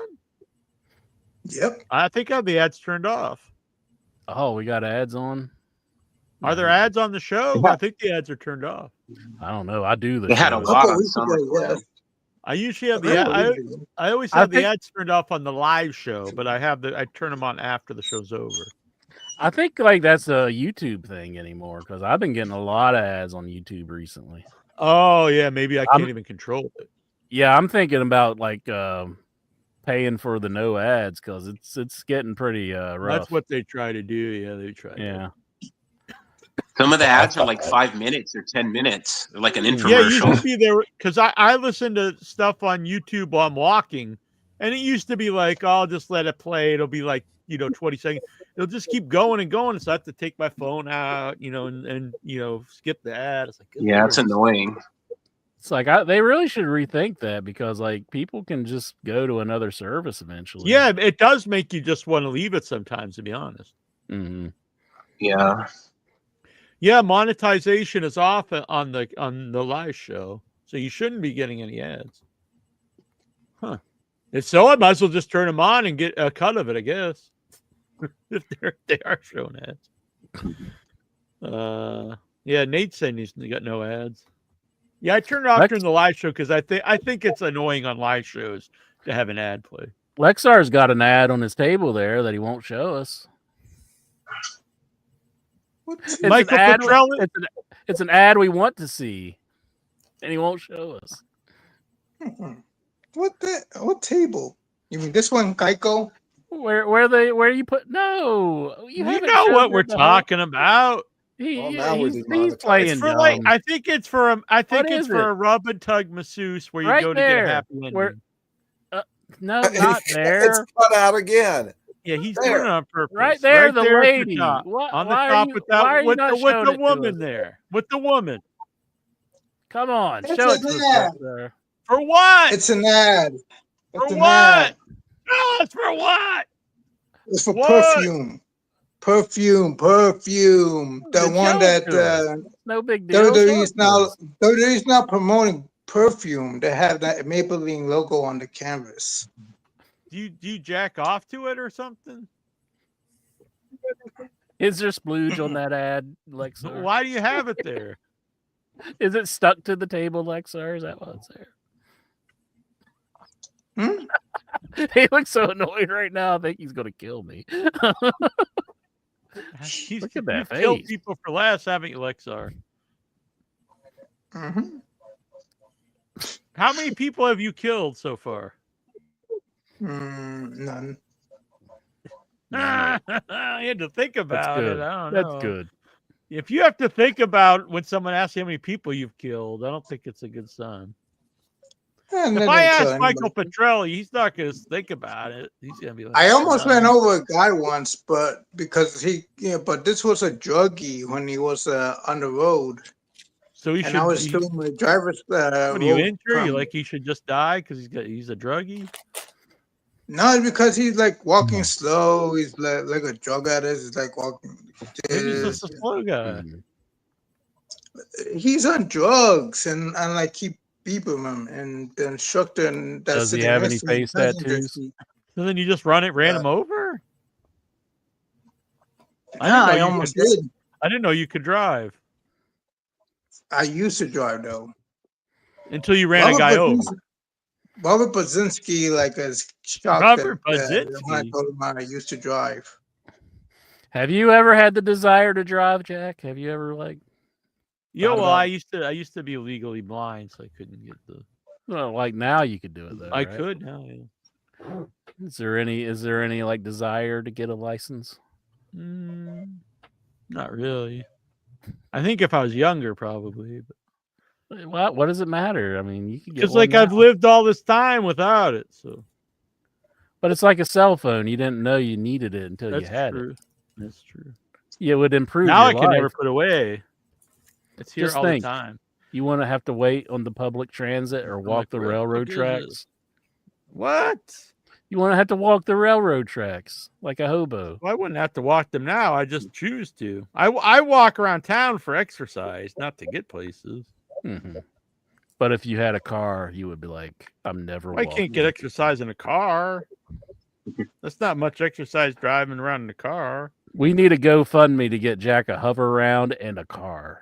And then did you know it's legal in my town to drive? It wasn't always. It's just the last 2 or 3 years to drive a golf cart in the street. Mm-hmm. I've seen it Really before weird. here. I don't know if it's legal or not, but I've seen people do it. Yeah, I've seen it in the neighborhood. Legal, but it's legal here now. It's kind of weird. Well, who made that legal? Like, that's like a rich person problem, isn't it? I want to drive my golf cart in the street. Exactly. Why can't I do that? It's all rich college kids. Uh-huh. Michael Petrelli, we didn't see you last week. It's good to see you. We missed you. Yeah. Well, I missed you. Intro was like, I'm thank you. glad that asshole's not here. But I was like, I what? never said that, Michael. Michael Don't Petrelli's listen a to good him. man. He's one of my favorite Don't people. listen to him. That's total lies. Fabrication. I know. I just wanted to say I was sad that Hogan died. He was one of my favorites when I was a kid. So R.I.P. Hulk Hogan. Mm-hmm. I prefer the NWO Hogan though. I do. Yeah, Hollywood WWE loves 80s him. Hogan. Yeah. And I saw SummerSlam this weekend. Did you guys have any problems with the audio, the commentary on the second night? Yeah. It was pretty Yeah, it was staticky. cutting in and out. Yeah. Yeah, I had issues on TikTok. I The didn't first watch. night, everything worked You good didn't for watch? me. I didn't even go to the shows. I had no money. That sucks. They were selling $40,000 tickets too. It's Yeah, pretty just crazy. 40 grand. So I saw How you. much- did you look into it, Lexar? Did you look how much they were? Lexar had some financial troubles. I saw on Facebook. By Showtime, they were selling for the top level seats $135. $135 for like the nosebleed. No way. Damn. 2 weeks ago, it will cost $80. Then they bumped it up. That sucks. I saw you had to pay a lot for your phone, I believe. $300 phone bill. Damn. That. What for doing what? You calling all those $280, sex but my lines? aunt. It's $250 something, but my aunt gave me $300 for Summerslam weekend. And once that Dude, your aunt's weekend loaded. got purchased, the phone cut off, and my mom told me like, "Oh, you have to pay like $250 on the phone bill." Is that how much you pay every month? Not really. What'd you do? You use a bunch of internet? Did you use like more internet than you're supposed to? Did you call sex lines? Those 1-900 Yeah, I lines? use Twitter. I use Twitter. Twitter? Twitter X. You had Twitter to pay X. money for using Twitter? I don't pay for Twitter. It's for Well, what are free. you talking But a about? lot Why of did you have people- to pay all this money for? I guess it's because of online. I guess I'm not sure. Surfing I online have too online much? games. Yep. How much data do you have on your plan? Like, You should It's just get unlimited. unlimited because I have unlimited. It's only Unlimited like $45 a month. Uh-oh. Maybe it's mine. I got it for 25, For but I have the unlimited? Metro PCS, which isn't that good. Yeah. I had Metro PCS, and it was actually more than my current one. It was $50. Oh, I got my phone and my mom's for 25, so I got a really good deal. Yeah, mine's because I do the same thing. Me and my mom's on the same one. It comes to like 80 something a month. So you see him Punk wouldn't like you for that. Wow. Like he shares a phone plan. I don't know what I'm just saying, Lexar, you should probably look into a different thing if you're paying $200 something bucks a month. You could get that's too unlimited and much. not have to worry about what you're doing. Yeah. Orders here. I think mine is like 35 gigs, and I'm on Boost Mobile, I believe. So your orders. I pay like $50 I used to a have month. I think I'm $43, something like that. The lamp is coming on Friday. Mm-hmm. The lamp is coming on Friday. Lexar's doing a lot of whoopa on those naughty The sites. shoes are coming between August 19th and September the 4th, and the dresses are coming Thursday. Yeah. Man, Stevie's going to be wearing a dress. Yeah. He's the dresser. Like Big Vito. Exactly. Yeah. I could see that. I think Steve would look good in a dress. Oh, yeah. Here's some more fantasies from Jack. What? I'm just not as interest probably would shame So that. is he invading my fantasy when you're with me? Is he coming What? in? I'm What's like, happening now? I'm kind of jealous now. Oh, Would he you went be away. jealous? Dang. What's on Does your Steven- mind, Michael Petrelli? Does Stevie make a Well, good I woman agree to with you? Vic. I didn't think SummerSlam was that good. I wish it was one night instead of two.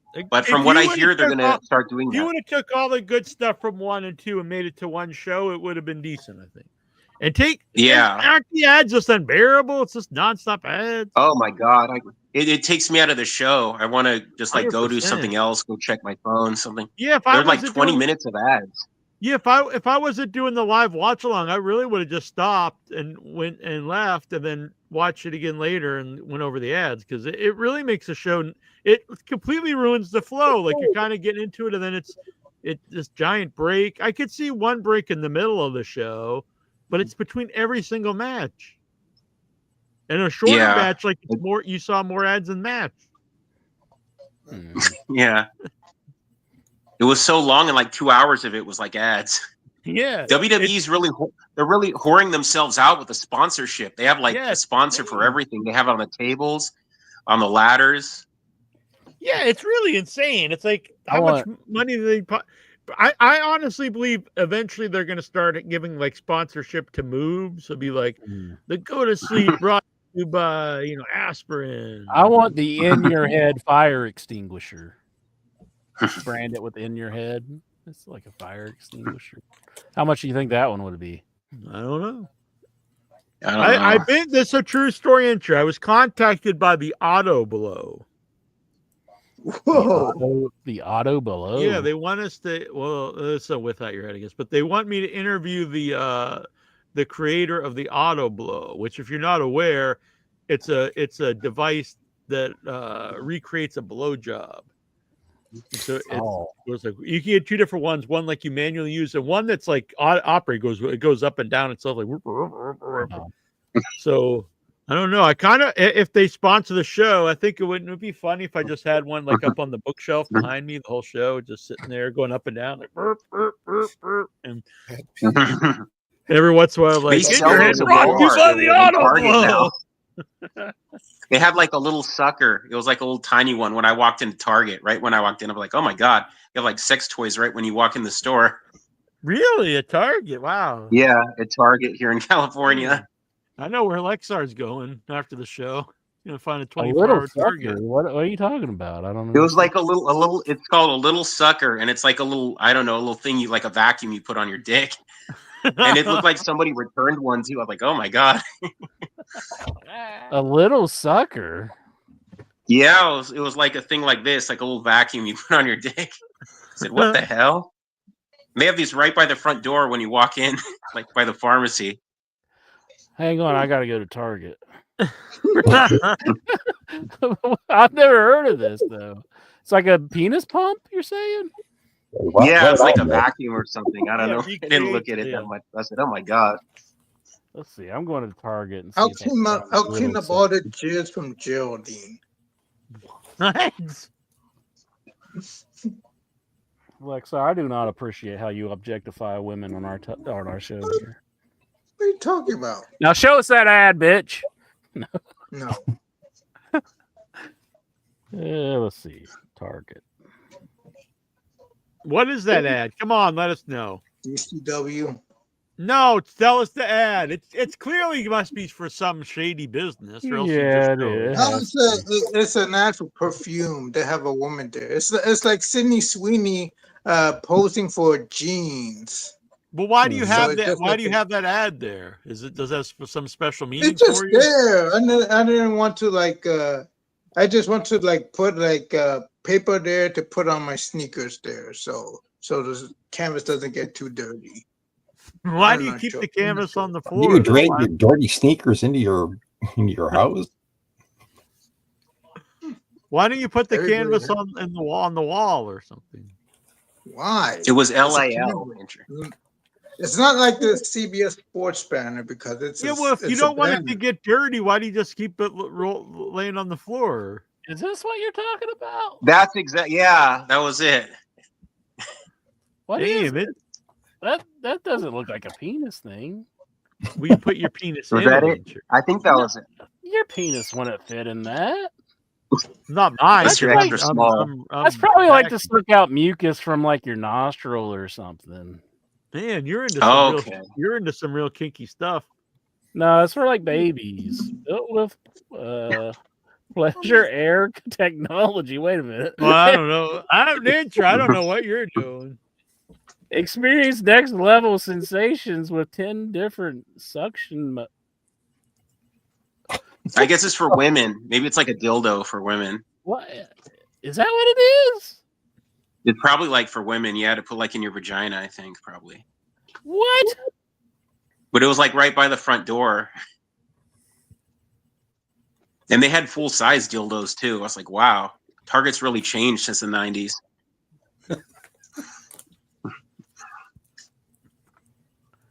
I'm floored by this. I'm surprised. I went to look up the Yeah, auto like blow kids pictures. walking But in there and stuff. I can't share these auto blow pictures on the show. We'll get fucking kicked off of this. Like, Shower yeah. ready and recharge. It is a sex toy. Shower ready and They're rechargeable. Look at that. And you were saying it's for babies. I think you're the I'm one wrong. we need to keep I'm an eye saying on. I'm Never wrong mind now. Look at people with that. face tattoos. Shower ready and rechargeable. Shower ready and rechargeable includes a color matched charging cable. Wow. Maybe we can combine these. They're talking about the Slim Jim here in the chat. Maybe we need like a Slim Jim sex toy. Snap into that bad boy. Oh, That's speaking of pretty Slim, I'm weird. glad Pat McAfee's not on there. Yeah, that's true. I don't miss him at all. I can't stand. I don't understand the love of that guy. Some people think he's the greatest thing ever. I don't either. Yeah, those are by the front door too. What are you doing, Target? I mean, that's pretty blatant right there. I mean, yeah. What? Man, you're such. I didn't know you were such like a prude. Well, I wouldn't think Target would be doing that. Jeez. Like, hadn't been you in can go Target in there Like and right buy, when you like, walk into the store. yeah, you can go buy everyday items in there. I mean, does Target smell like bleach as soon as Just you walk every through the day. door Well, now? I mean, people, Somebody returned them too. They had like have open sex boxes. Ones had been returned. I want You ever? I want to get maybe- that off the clearance aisle. Would you get it? Would you buy that on eBay, Intro, like a secondhand auto blow? No, Slightly used, refurbished. no, I just borrow yours. Yeah, you'd clean it yourself. Let me lick that bad boy clean. Jack would be like, "Well, it's a little stretched out now, Incher." Intro's putting his whole head inside it. Not that head. All right. I'm surprised in So Target though. it's a new Walmart day. has them too, at least here in California. But Walmart? they're not. Yeah, Walmart has sex toys too, but they're not like directly at the. I could hear by Sam the front Walton door. turning right now. he's just... So, should I do these interviews? I was contacted, Intro, by it was the same person, the same PR person, to interview the creator of the Auto Blow and also do some interviews with AVN porn stars. So, what kind of questions would you ask the creator? The Auto Blow guy, I'd be curious, like when he's like inventing it, does he try it out himself? Like, how do you go about doing it? Like, you just like break apart your vacuum cleaner and start making this. And, you know what I'm saying? Who do you get to try it out? Do you try it out yourself? I think it would be a fun interview. Must-see TV. I agree. Yeah, After Hours. It'll be the new podcast. Vic, It'd be a documentary, the making of the for Auto you Blow. Whenever Jack would say there's a seedy side to Vic Schiavone, but I think I'm starting to see the seedy side now. You're all for this. It'd be interesting. It'd be fun. Intro, would you join me on some of these interviews? The whole time Mitch was, I don't think this is right. He has like a tattoo on his face too. I'm like, oh god. Yeah, it's just an ad for the Auto Blow. Autoblow.com across the forehead. It's carved into his head like Charles Manson. Jobs brought this up earlier in the chat room. He said it was really lame how Triple H was doing the spit routine at the White House. Yeah. Oh yeah, standing next to Trump. Yeah, it's like, do you really got to do the spit routine if you're at the White House? I mean, I think you could take it easy on that one. I mean, did they play his music whenever he walked in the room? They're like, about the game. Time to play the game. All about the game, and now you play it. It's better than whatever happened in the last administration with all those like weird stuff going on in the White House. Okay. Now with the new administration, they're putting a brand new patio in the White House. Hell yeah, yeah! That's what I want my money to go to when I pay taxes. $200 million patio. Oh, I want to see Lexar wrestle the tape on the patio. Hell yeah! I'll bring my TNA cameras with me. I just like spit it out. Mm-hmm. And They had no press conference with Triple H because Brock, I think. Yeah, I'm for this. I think these press conferences, there's no positive outcome out of them. Either they're just super boring, or if they are fun, it's like usually for a really bad reason, like the Punk one. So I just see no benefit to them. So did you guys want to talk about that? About the return of Mr. Brock Lesnar? I was going to get into that. I was going to get into that when I was going to get to SummerSlam Night 2. But SummerSlam Night 1, let me finish that first. Remember when, right after Saturday night's main event, and Rollins got hurt? Yeah. I came on this show and I was telling you that, like, was it John Pollock was told, look for an angle, and immediately questioned the veracity of whether or not Rollins was hurt.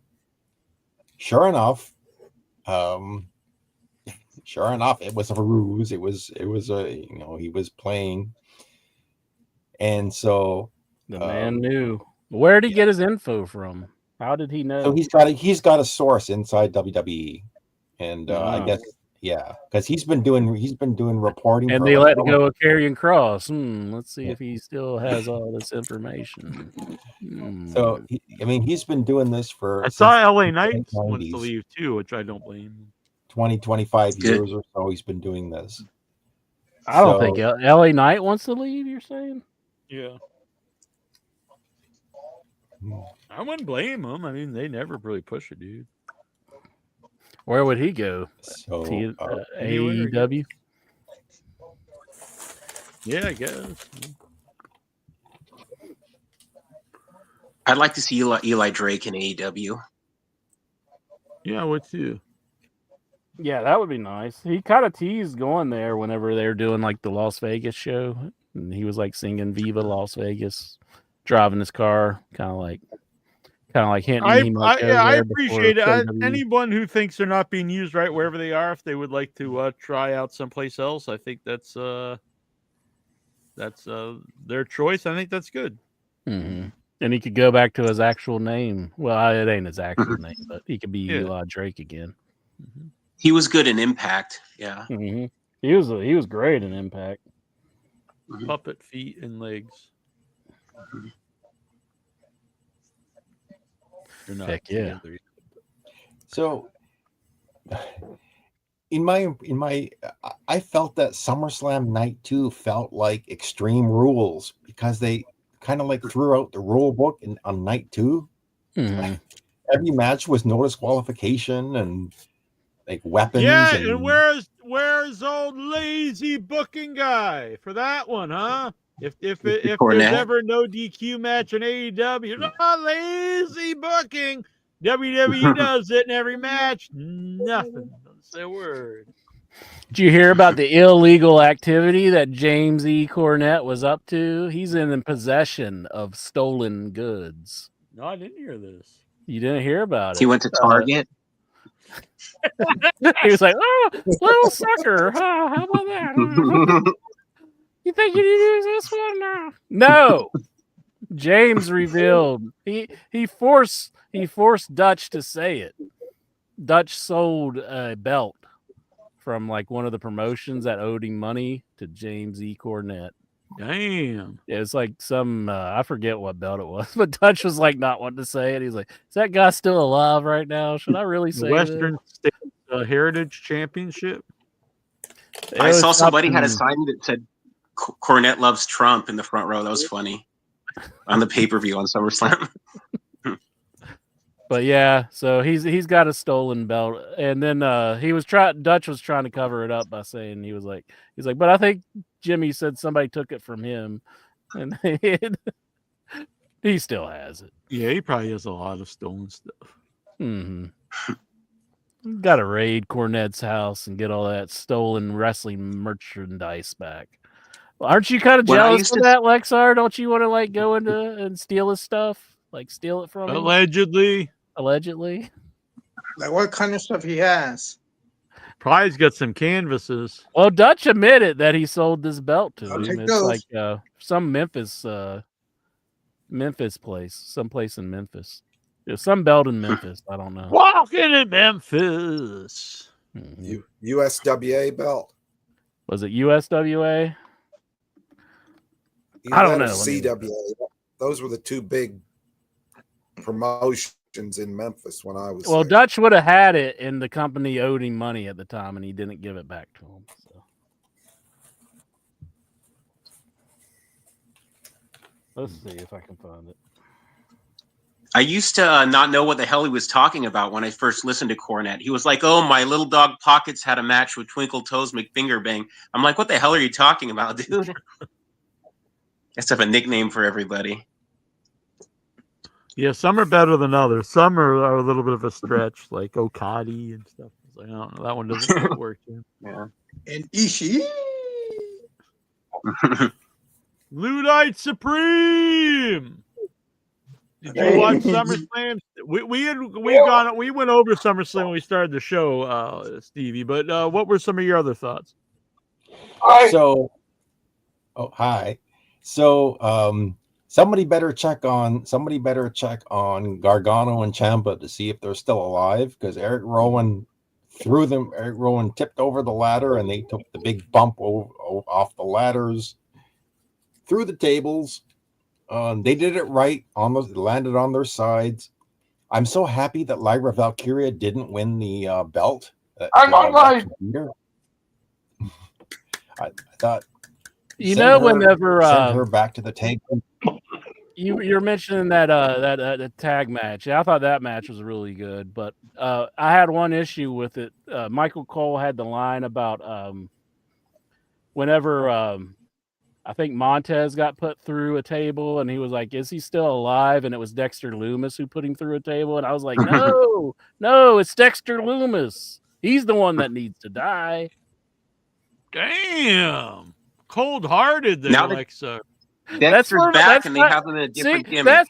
That's an added benefit of choosing an active wrestler for the death pool. You can root for their death while they're wrestling. Right? What's wrong with you, Insure? Anybody? He's really wanting to win the death pool. Is this on? You're just jealous because I won the death pool last year. Penis Wrinkle wants to know, can you ask Toronto Stevie if he was aware that fellow Native American wrestler Tatanka had an 11-inch hog?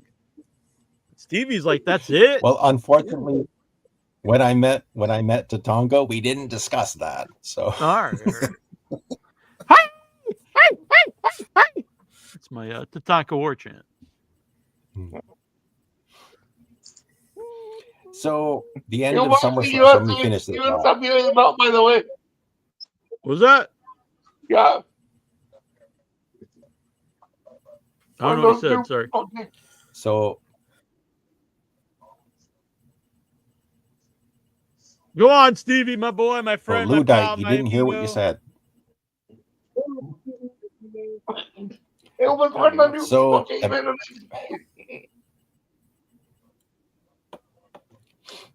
So the end of night 2, Cody wins the belt again. Okay. But that really was overshadowed by the show is about to go off the air. John Cena standing in the ring, and Brock's music hits. And to tell you the truth, I couldn't believe it. That. If Vince was still running WWE, yeah, I believe it. I believe it that he'd bring Brock back. Yeah, but this is TKO. This isn't Vince. They don't care. And so who was taking the piss pictures to get him to come back this time? They'll probably bring back Vince. Yeah. So what surprised me also was this crowd. They booed him. Okay, WWE crowd. They booed Hulk Hogan on his last appearance. Fuck you, Hulk Hulk Hogan. Hogan. Comes Oh, back. yeah, Brock Lesnar. Brock Lesnar comes back, and they're giving him a thunderous ovation. Don't you get just disappointed in wrestling fans at times? You're just like, they're like, why isn't Chris Benoit in the Hall of Fame? And it's like, oh, jeez. Just like, please, wrestling fans, let's have a little more class than this. You're really asking why a man who killed his wife and child isn't in the Hall of Fame? That's a bit of a negative. Not on his private time. I mean, it'd be worse if he had a tattoo on his face, you know? I mean, I think they would have seen it coming, though, then, if he had, like, a tattoo on his face. They'd be like, oh, well, they should have known better. The man's a psychopath. Man, you got to get with the times. Stop being such a bitch. Was your little buddy message you anytime that I do this? I mean, are you scared? I'm going to upset him. What? You're like, oh, Zombie Duran? No, I don't care about that. But you're like, I don't want to offend him. no, I mean, I honestly like you don't like women if they have tattoos. You like they should be shunned from society. And people, What? You don't think guys should have like hair longer than past their shoulders? I said any of this. I think guys should have hair longer than their shoulders. Yeah. It's like then how was I around Troy? I mean, because the whole time you're just shaking your head in disdain. Did you see me coming out with like clippers trying to? You used to call us long haireds. Yeah, I was just joking. I remember when I was at the airport in West Virginia. They treat us really weird because we had long hair. I'd give Jesus a high and tight. I'm like, yeah, now you got a haircut, buddy. Now you're fit. I believe Geraldine has tattoos up on her neck. I mean, those are face tattoos. Yeah, she doesn't have them like on her face though. They're way up on her neck. Mm-hmm. She might have some on her face. I'm not sure. Oh. She just got new tattoos. They're really cool. Mm-hmm. She sent me some detailed photos like Sarah. I see. I saw on her Facebook post. Yeah, but she sent me better ones. Like Brock Lesnar ones? Is that what you're talking about? Go on. You're with getting your... into like McMahon territory here, Jack. You need to like cool it, buddy. I'm just teasing, like, sorry. That's better. Stevie, no, Geraldine's cool. Stevie, what else happened? What are your other SummerSlam thoughts? We already went over it, is all. Yeah, so I guess WWE feels that a John Cena versus Brock Lesnar match for Clash in Paris or Survivor Series or whatever, excuse me, the next that is Brock Lesnar and Parlez-vous français, Brock Lesnar and John Cena. Omelette du fromage. Oh, that get my interest. Oh yes. I got French in school. Now, I don't buy any of the BS that Michael Cole was saying on Raw about how how they wanted to bring Brock Lesnar back, but nonetheless, I guess they want to get another John Cena Brock Lesnar match. Hey, like if you have one final Cena run, why is this like what good does that do anyone? So either Cena beats Brock and then he retires, or Brock beats Cena and then he's like you see him like 3 times a year. Like, what is the point of that? It doesn't benefit anybody, and we've already seen it. Why don't they put him in there with people that are new that would get something off of wrestling John Cena? The whole show. Cena wants to work with his friends. Nostalgia run. Well, Fuck yeah, nostalgia. Michael just made a good point. Maybe it's being influenced by Cena. You know, that's his friend. He wants to work with his friend. Brock Lesnar. I think. Well, tell him. Well, or guy he enjoys working with. Look, who cares who his friends are? Say you're here. This isn't a friend show. This is a business. Ain't that what CM Punk always says? It's wrestle business. I agree, Jack. But I think Cena wants to work with R-Truth and Randy Orton and Brock Lesnar and people like that. Yeah, we ain't just having. We ain't paying you a shitload of money so you can hang out with your buddies. You got to do something for the company. None of that does any good. So, would you like to see Cena squash LA Knight and?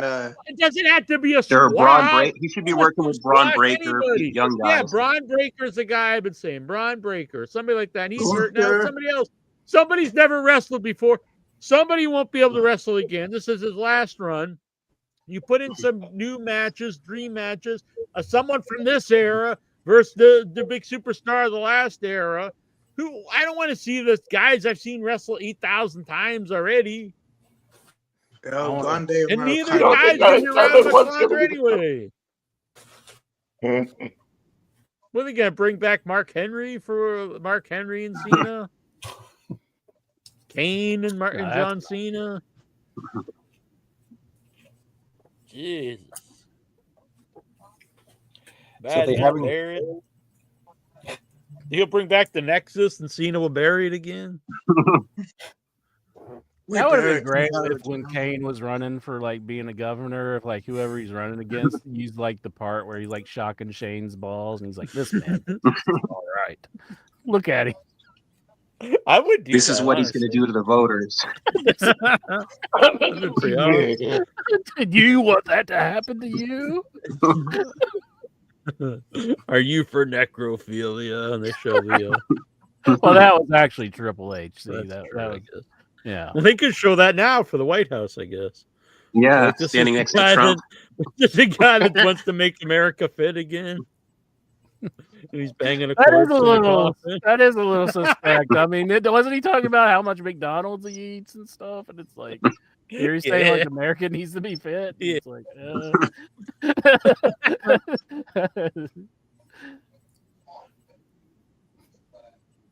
Go on with your SummerSlam there, Stevie. So yeah, like I think probably it would probably be a good idea if his retirement match was Braun Breaker and he does the does the honor and puts him over. Fucking Brock Lesnar. I have a feeling that Cena's, he's gonna, it's a nostalgia run, and I have a feeling it's gonna be old opponents. Yeah, well, it's almost over now. Unless the Survivor Series is coming up, unless like he involves himself in a team, and maybe he does come across a Braun Breaker. Let's be honest, this run has sucked. I mean, has anyone really thought this is great stuff? No. Only Elimination Chamber when he turned heel. Other than that, I agree. Yeah, and they had no idea what to do after that. They're like, we got an idea, we're gonna turn him heel. Then what do we do? I don't know. Why didn't you know what they should have done instead of him just come out now I'm a good guy? They should have had like some orb or something that someone like they break. Rock has like an orb and they break, and like Cena's soul is now returned to Cena, and he's on the side of the light again. Like, yeah. Like before the show, yeah. Like Rock stole Cena's soul. Well, he already has the soul, and now he just keeps it's all in the souls captivity. Yeah, he has like a bunch of orbs, and someone finds the Cena one, and they break it, and it frees Cena's soul. And Cena, like he does like this take where he's like, oh, yeah. It's like when they kill the main vampire, and then all the other vampires. What happened?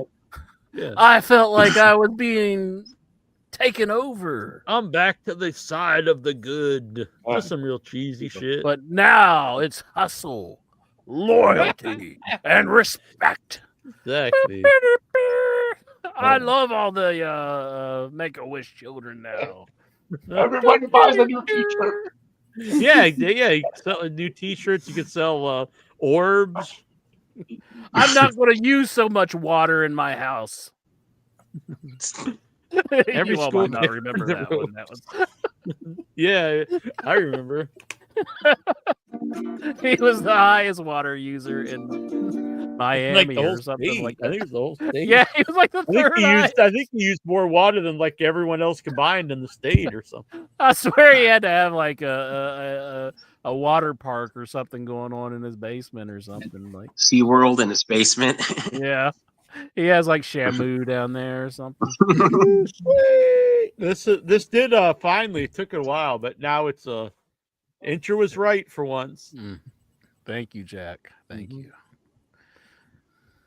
I must have threw it away. I thought it was ruined, but they ship things like that nowadays. They just suck all the air out of it. Yeah, I bought some fur for puppet stuff online recently that came the other day. Not the green one that they set the wrong color. And I was like, I don't think this is right. It was like just so tight, and I could barely open it. I was really careful because I want to cut through the fur because I knew what it was.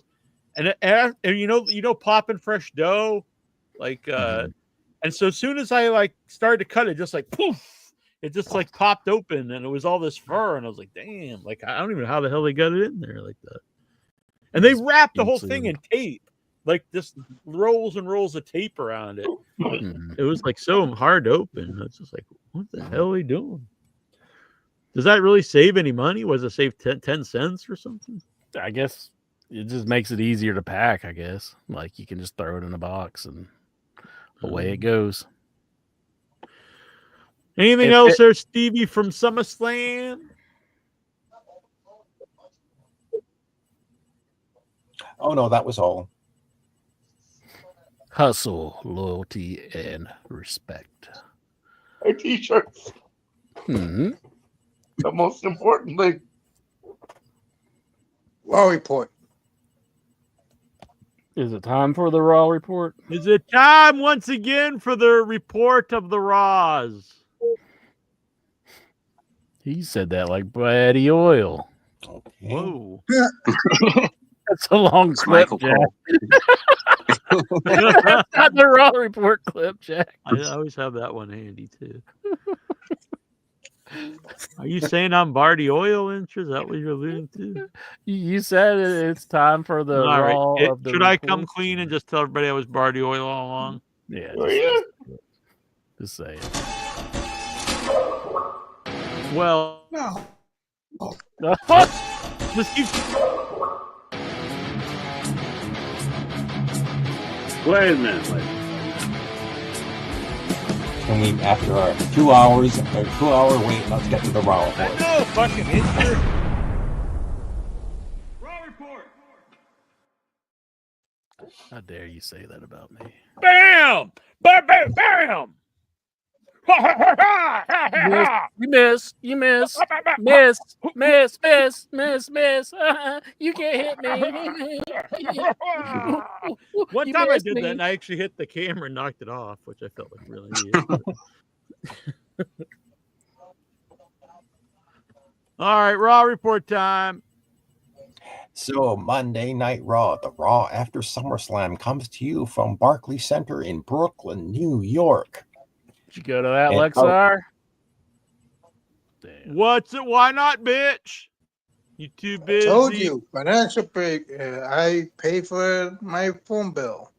Now he's doing the fake sleepy eyes. Oh, Lexar's so sleepy. Look at him. Oh, he's so tired. I might be going to Full Gear though. Hey, that's why you're sleepy, because you got to go to Full Gear. No, is that like months away? Yeah, it's in November. Yeah. So you're tired now because you got to do something in November? He's gonna walk. No, what are you talking about? Just one more thing before you go to bed. With the Alexa. Go ahead, Steven. Do the Raw report. No. One more thing before you go to bed there. No, here, high five, Lexar. It's fine. One thing. Could you just show us what that ad is on your table there? It's perfume. It's not perfume. There's no way that's perfume. Mm-hmm. Everybody in the Headyverse, you need to go back, free frame it, find out what that ad is, because it's not perfume. No. It's probably for that auto. We're going to figure you out, Lexar. We're going to figure you out. All right, Raw report. Yeah. So, one more thing from SummerSlam. I think it was Brian Alvarez who called Rollins' group the Seth Riders, and I thought, oh shit, that's a pretty good name. But it's even better than what apparently WWE has decided to call Seth's new group. So Seth's new group is apparently called the Vision. I heard Michael Cole saying this. The Scarlet Witch's husband? I thought they were going to be the new Dangerous Alliance. Yeah, Dangerous Alliance.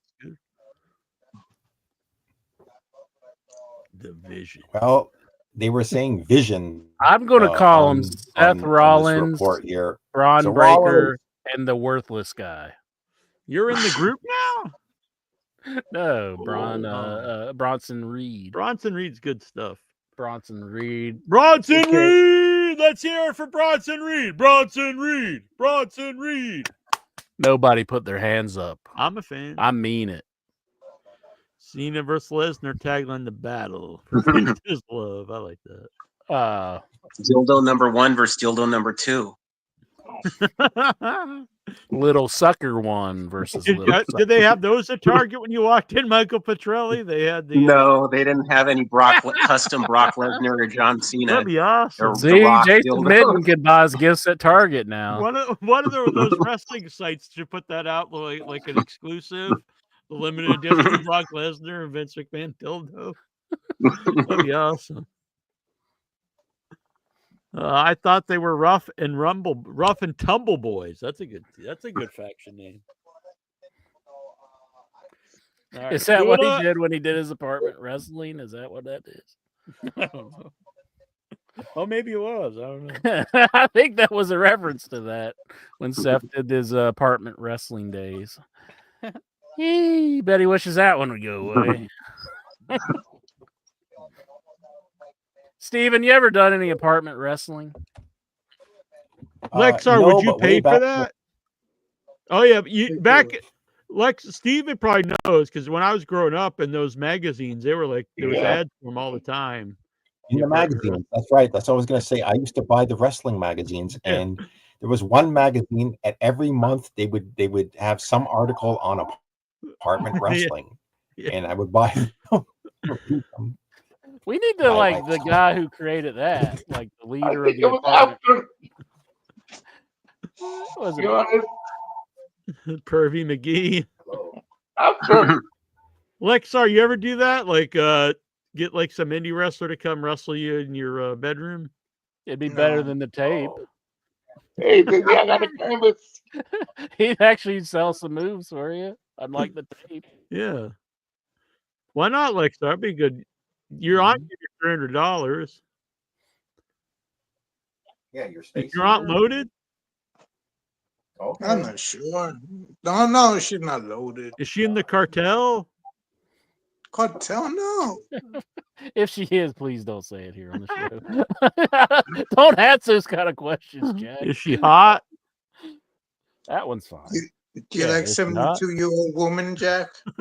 They're rich, maybe. You need to ask. What would that They be wanna in fund a Spanish if movie? Jack was like your uncle? Uncle Jack. Why? Unless he wants to put me in like in any of his roles in his movies, I'll do it. We watch wrestling. You put me in the movies, Jack. Yeah, You I'll put me push it in- here. We'll see, Lexar. Lexar, the boy in his canvas. You play a tree. Yeah, I'll play a tree. All right, Raw report, Stevie. So Paul Heyman starts off, and the crowd's doing their chants. I think there was like a CM Punk chant, there was a OTC chant, but Paul Heyman begins, and he calls himself the greatest of all time, the GOAT, your humble oracle. He calls Braun Breaker the future of WWE. He calls Bronson Reed the keeper of the Shula Fala, and Bronson Reed's got They still have that fucking thing, the Shula Fala. No, it's because the worthless guy took Roman Reigns' shoes. Let's be honest. All right. Since you have the bloodline, since Roman Reigns is out, the Usos are out, and Jacob Fatu are out, you took all the people that are good and out, and the rest of it. No one cares about a group of a bunch of fucking losers. These guys are just, who the hell cares about any of these people? What's the main guy? Sonny Ono. Solo. Yeah, fuck to him. He stinks, the blonde haired guy. And then the other guys like the tall, it's like Talioni and Talatonga. Yeah, this guy, he freaking blow. All those guys blow. And then they got the Jeff Cobb used to be good. Now he's like a fake. He's a fake Mateo. Yeah, and they took a really good guy and made him just like this really like meaningless dude. It's time to Bloodline was a great storyline, no doubt, but now it's over. and now we're left with like the Horace Hogan run B team. Just that's the end. Jack, why are you consumed with hate? Why do you hate him so much? You look if Consumed with if hate. all the NWOs ended and it was literally just like Vincent and Horace Hogan, like you would just be like, okay, I think we don't need this group anymore. And like the NWO Stings in it and stuff, it's like, okay, this is enough. Farmer, yeah, it's run its course, it's over, and that's what's happened to this. It's been like 4 years too. Yeah, it's over. Am I allowed to show an 18-second clip of WWE to show an awesome moment with Solo Sikoa? No, there doesn't. If you took every moment of his life and you condensed it to the best moments, maybe it comes to 18 seconds. This is a highlight video of the man's life. 18 seconds. Am I allowed to? I don't know if that's like the monetization zone. Okay, We'll I better not. What is it? It's copyrighted. It's where like Lexar's gonna narc us out. I just thought it was funny because he's outside of the ring yelling at Jacob, who's in the ring during SmackDown, and he just stops and he goes, "Yeah, go ahead and lick that shit." and it goes back to Jacob, and Jacob's like licking the cage. I thought it was funny. I have it on my phone, and I cut it out for Jack, but he doesn't watch anything that's ending. So. I watched it. I didn't think it was. I mean, I didn't really get. It was funny watching SmackDown, and then you just hear him go, "Yeah, go ahead and lick that shit." And then Jacob's like licking the cage. I'm gonna go get my Solo shirt. What? Get my Solo Sikoa shirt because I gotta show a little. You really just like mediocrity and shit. You just really like mediocrity and shit. Yeah, your face tattoos are crazy, but they're totally acceptable. Doesn't Sonny Ono have one, or what is their solo suck him off, or whatever his name is? That ain't his name. No, I don't think he has a face. I think that's the new auto blow model, the solo suck him off. You're going to get your ass kicked. Fuck that guy. He sucks. All right. So Heyman introduces Rollins. Rollins gets on the mic, and he basically says, "Brooklyn, shame on you. Shame on every single one of you for turning your back on me. I won the main event at WrestleMania. And yet, every single shame on you for with the CM Punk chant." Of course, that brings up the CM Punk chant. And then CM Punk. He says, he always has a plan B. And the plan B was top secret. Only two people. Jim Ross, you can always have a plan B. Yes. Only two people in the world knew. And one was his Intercontinental Champion wife, Becky Lynch, and the other was his Oracle. And then I think he's the one who actually said, "This is the Vision," and that's the name of the group. I think it sucks. The name Yeah, sucks. I'm not a fan. Lex, are you a fan of the Vision for a faction name? Michael Petrelli, what do you think of the Vision? No, for a faction not name? really. Yeah, it sucks. Not really, no. Luddite? It was a group of optometrists. Or a blind That's guy a leading gimmick them. we haven't seen yet. Yeah, that's so out comes LA Knight. LA Knight gets a huge babyface pop, even though he's on SmackDown, but who cares about the brand split? So he cuts a promo, and it looks like he challenges Rollins to defend the World Heavyweight title. Rollins, of course, says no, and out comes, that brings out Adam Pearce, who basically is angry at Rollins for lying to him, lying to the medical staff, and he basically says, he makes it official that there's going to be a World Heavyweight Championship match, and Braun Breaker and Bronson Reed will be banned from ringside. So What about Bronson Reed?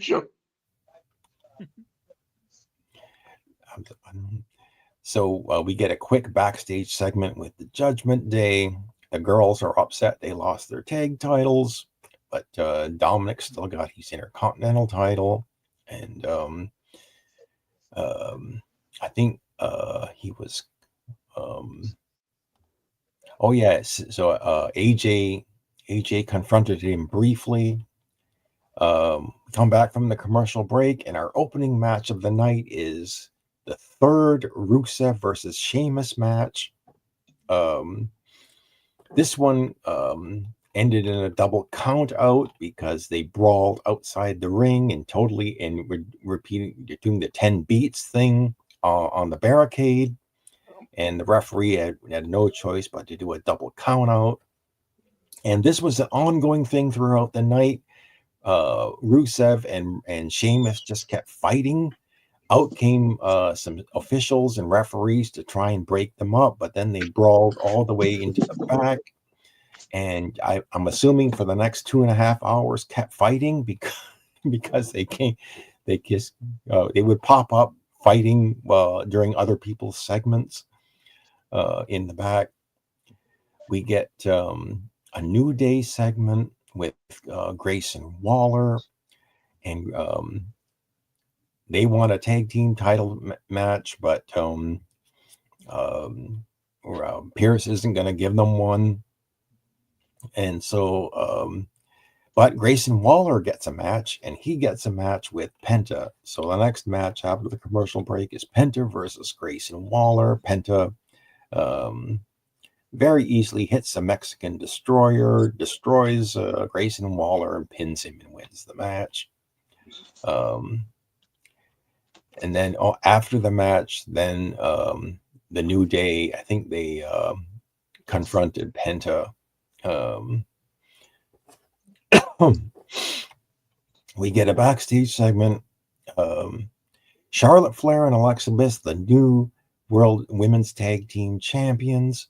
They're walking, and all of a sudden, Sheamus and Rusev almost slam right into these two girls. It's a good thing. It's a good thing they stopped right because the timing was just perfect. So Sheamus and Rusev continue brawling, and the officials keep chasing after them, trying to break them up. And after the commercial break, there was a quick SummerSlam video, and then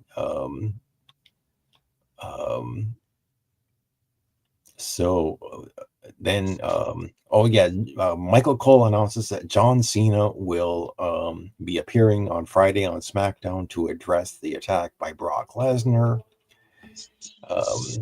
Then Alexa Bliss and Charlotte Flair go to the ring to talk about winning the tag team titles.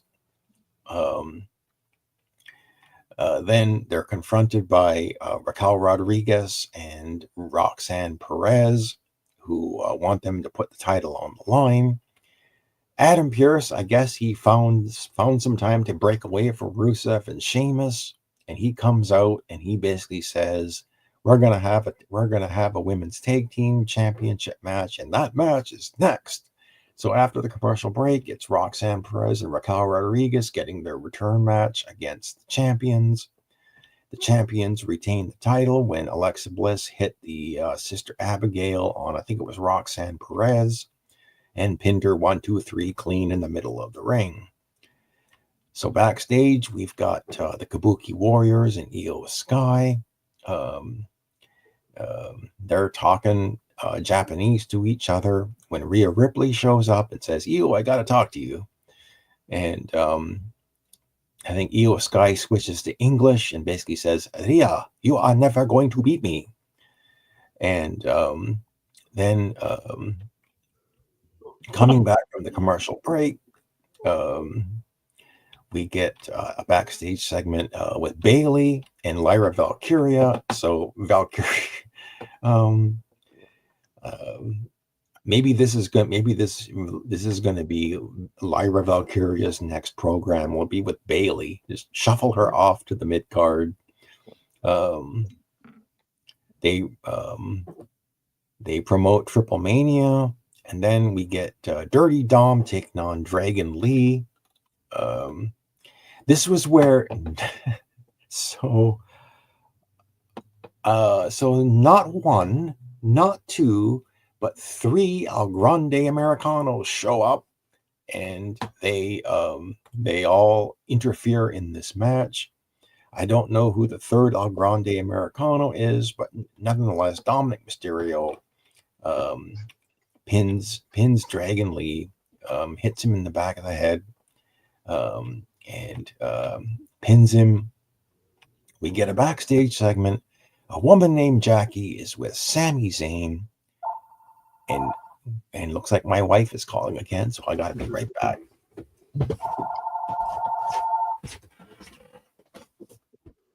Wow, I think this is the first time in Your Head history that Jack and Incher haven't been on. Hello. Yeah. The phone call. Okay, I'll be right down. Oh, he's gonna leave us. Try not to cry. Okay. Try not to cry, Anybus. We'll get through it. We'll get through it together. We're alone. David. We'll pull together. Yeah.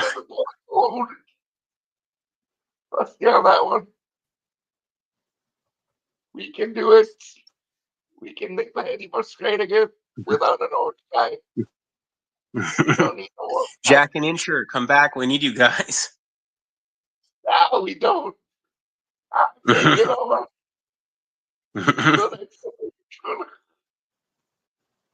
All the night, all the time. Coming at you, 50,000 watts. Nah, I'm not taking over, guys. Don't worry. I don't care. So we're gonna fill the void. And why not fill the void with the void? Yeah. I don't hang out in strip clubs though, or like sing bad songs to you, or like. Oh God. Tell you what my shit is, that crazy. Because you know it's Steve's business. I'm back. You all right? I'm back. Sorry about that. I had to. My wife needed me for a few minutes. Okay, so what with Sammy? Oh yes, and so she's interviewing Sami Zayn when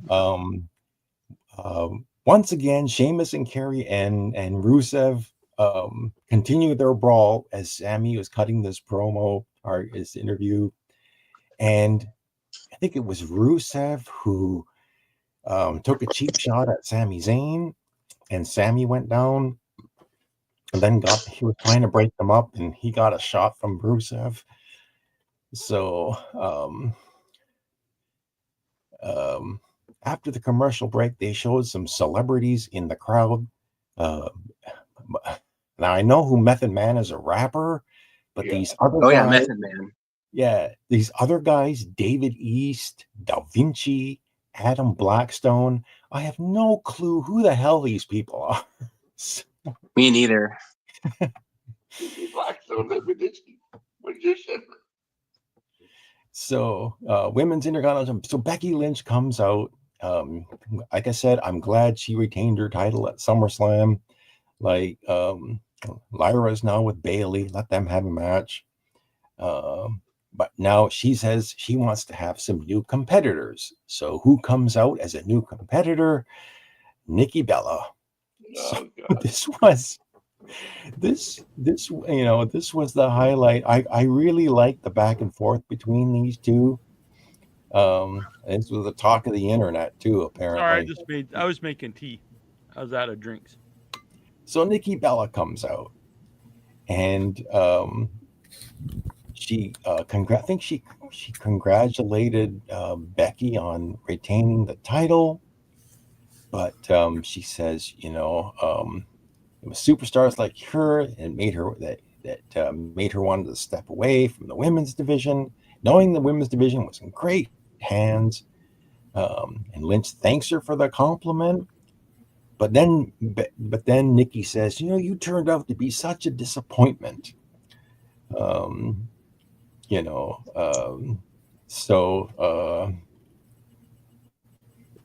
you were supposed to raise the generation, but instead you handcuff them. Anyway, Nikki goes on and on about this.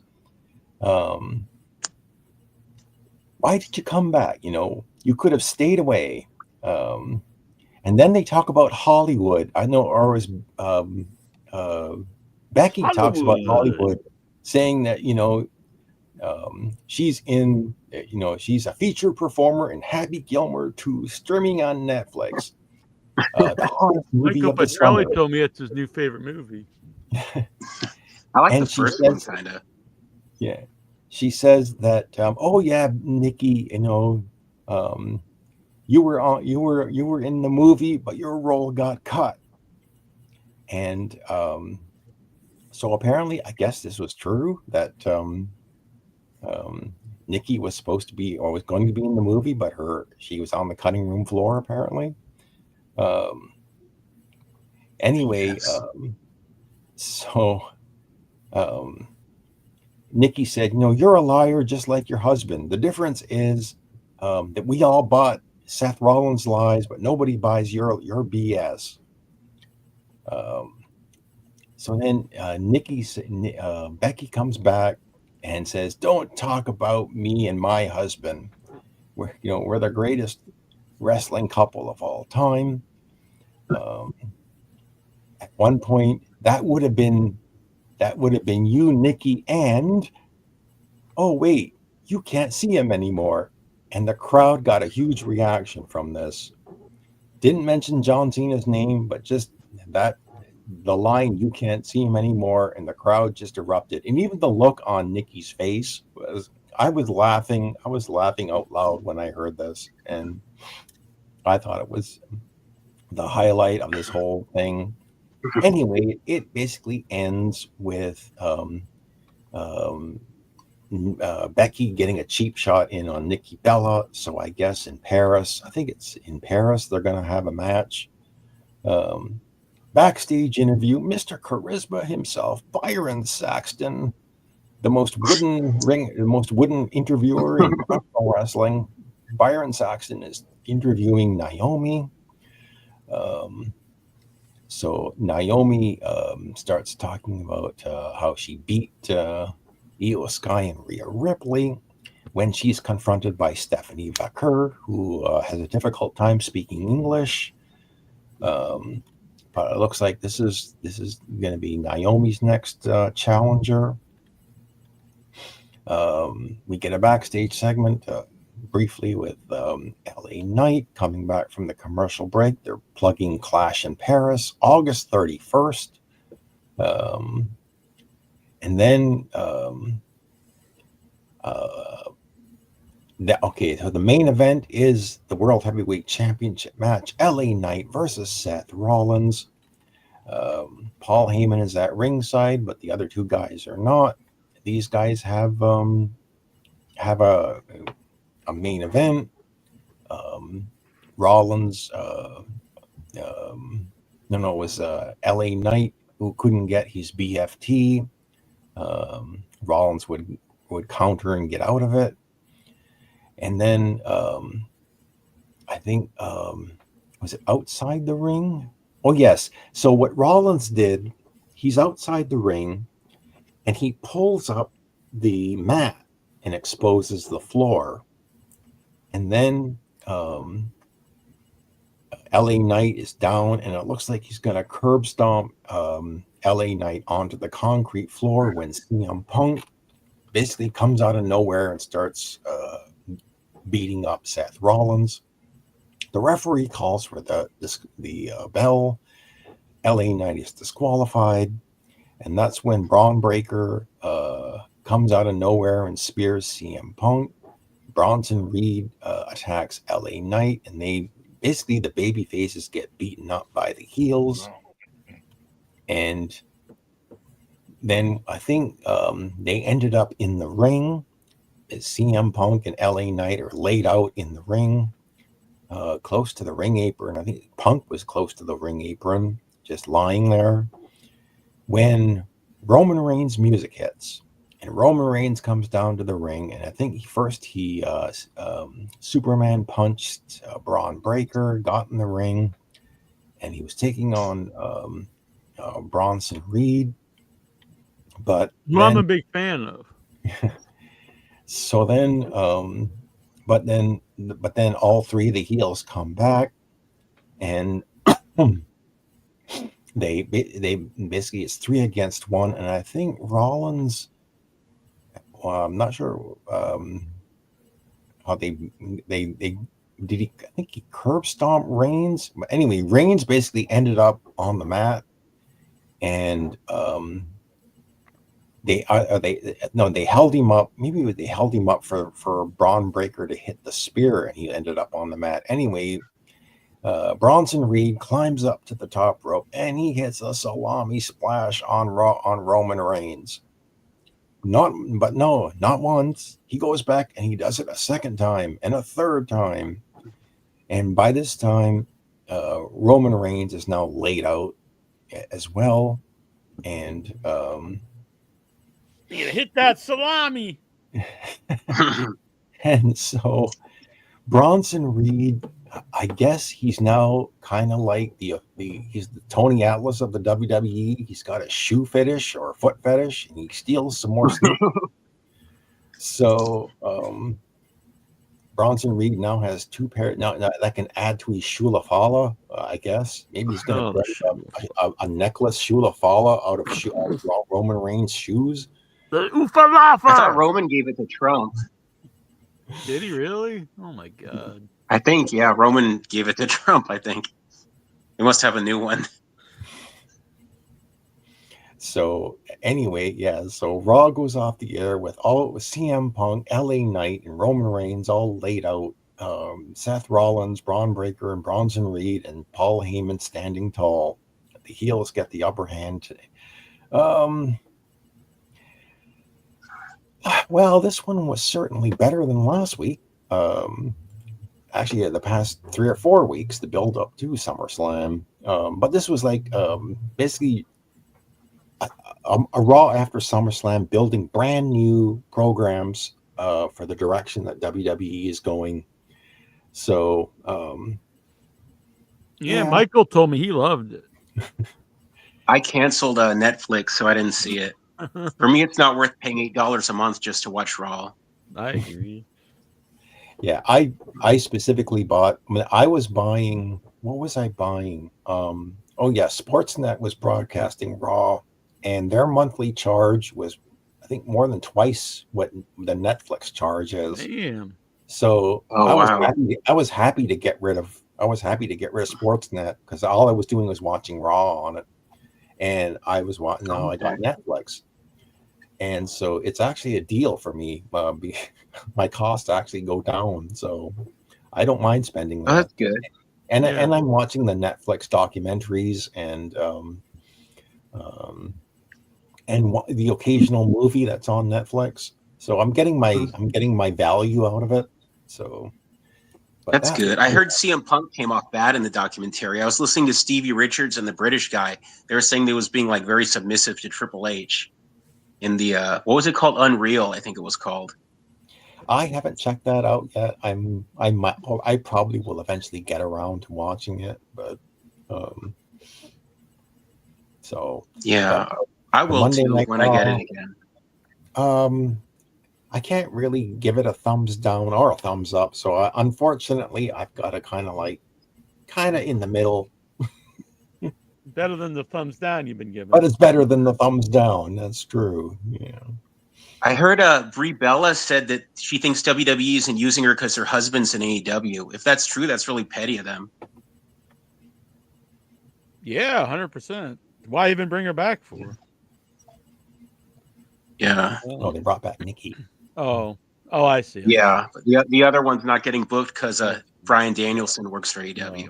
Yeah, that's lame. It's probably true though. So Troy sent the Terrible Troy. The Flea sent the new standings for the G1. We had in Block A, Tied for with 6 points is Hiroshi Tanahashi, Taichi, Kalum, Newman, David Finley, and Sonata.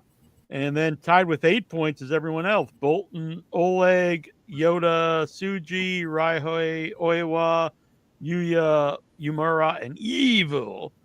So I guess everyone's kind of like winning and losing about the same. And then in the B block, with 0 points is Gabe Kidd. So he's doing shit. With 6 points, you got El Phantasmo and Shingo Takagi. With 8 points. I like Phantasmo. We have Yoshihashi, Drilla Maloney, Great Okan, and Shota Umino. And then with 10 points, Zack Saber Jr., Ren Narita, and Kona and Takeshita. So, wow, that's cool. I'm a big fan of that's cool. Takeshita's in there. Yeah. All right. I was there when he debuted. I always think of MJF's name for him, Take a Shita. Yeah.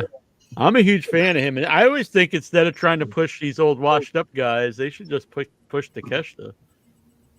Yeah. And I agree with you about the Rainmaker, too. I think he's a biggest ripoff in wrestling. Yeah. He's very overpaid. Yeah, he's one of the most paid guys, and then he barely ever tries.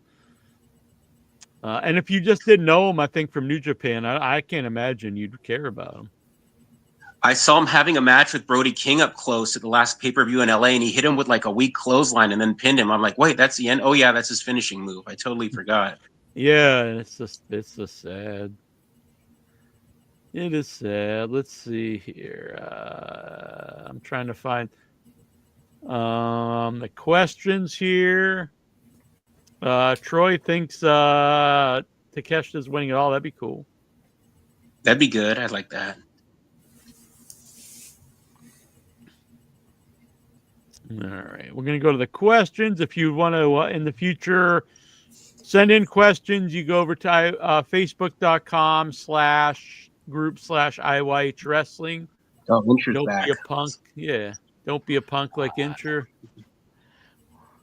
How many are you in the questions? We're just getting into them now, bitch. Hell yeah. Whoops. Well, I'm about to turn into a vampire or a pumpkin, so I'm going to go to bed. Good night, everyone. Right. Good night, Steve. Good night. I'd like to see him turn into a vampire or a pumpkin once. That'd be kind of How about a vampire pumpkin? Yeah. No. The vampkin. The vumpkin? A vumpkin? I want to suck. What would a vampire pumpkin suck? That sounded weird. It'd be for sale at Target. All right, here we go. A few more answers. All right. Alexa wants to know. Is Lexar back on? I think he came back on. Let me add him in. I didn't find that commercial, that ad, by the way. I froze it and I Googled looking for perfume ad and I couldn't find it. So. It's not for perfume. It's for some kind of shady stuff. We need to do a reverse image search and figure this out. You got the image, Vic? We can do a reverse image search. Yeah, it's right. Yeah, there. go to Google and we're gonna find this out, Lexar. So you better just tell us before we find out that it's like some rub and tug. Just make it easier on yourself. Rub and tug. Let's see it then. Let's see it then. What brand? What brand? What brand perfume? It's Mexican. Does it have a name? I don't know. I just put it on the canvas and pick put it on my up and then sneakers read us the name of it. It's a bunch of there and paper. You can't pick up a piece of paper. There's a lot of piece of papers there. Why are you being so Come secretive on, you about can't this? move 3 pieces of paper. You're not that fucking weak. It's a canvas. It's not. I don't want to block all the logos on it. This is you're the I have to think about it. I life. probably might even sell it, but I'm not sure. You're gonna sell an ad of perfume? The canvas. Well, you're gonna have to move the paper to sell the canvas. Or someone get by and like, I can't move these 3 If pieces I bought of the paper. canvas, would you They're too send me heavy. the ad? Oh, sure. We'll find The it. ad with the From the canvas. ad. Show A us the screen. ad files. This is like the Epstein files. There's something shady going on here. The Lexar files. Maybe Nothing he's to not see showing here, the folks. file because he's on the file. Yeah, that's it. Lexar's in the perfume files. He's like right beside the lady, sniffing her. Mm-hmm. It's like, this perfume's so good, even this creepy guy will like you. And he's What like, do you think's going on here, Michael Petrelli? There's clearly there's more going on than what he's saying. I don't know. It looked like a passport photo from when I saw it. That's what I think. Yeah. Are you sure it's not it's not some kind of stolen goods? No. Like you went through someone's wallet or something? Mm-mm. I don't pickpocket. All right. what if the pocket picks you? You just like snatch purses? No. All right. I've seen done in New York City. They like have people like snatch pocketbooks off of pedestrians. Were you taking notes? Yeah, not to visit in those places. The person in the ad might be missing. Oh wow, this is interesting. They might be Polaroids, like the last Polaroids of your victim.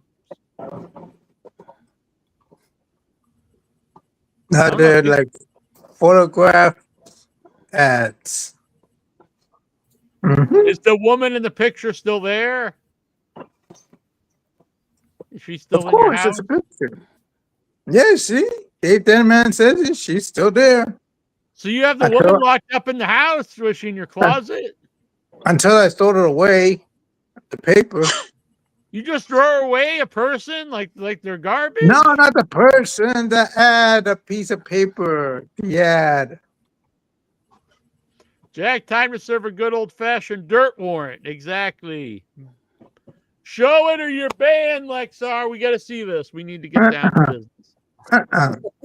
I already told you Why won't earlier. you show it? What do you got to hide? If it's just an ad for Mexican perfume, It's an ad. Let's see it then. It's an ad. Oh, Let's Jesus.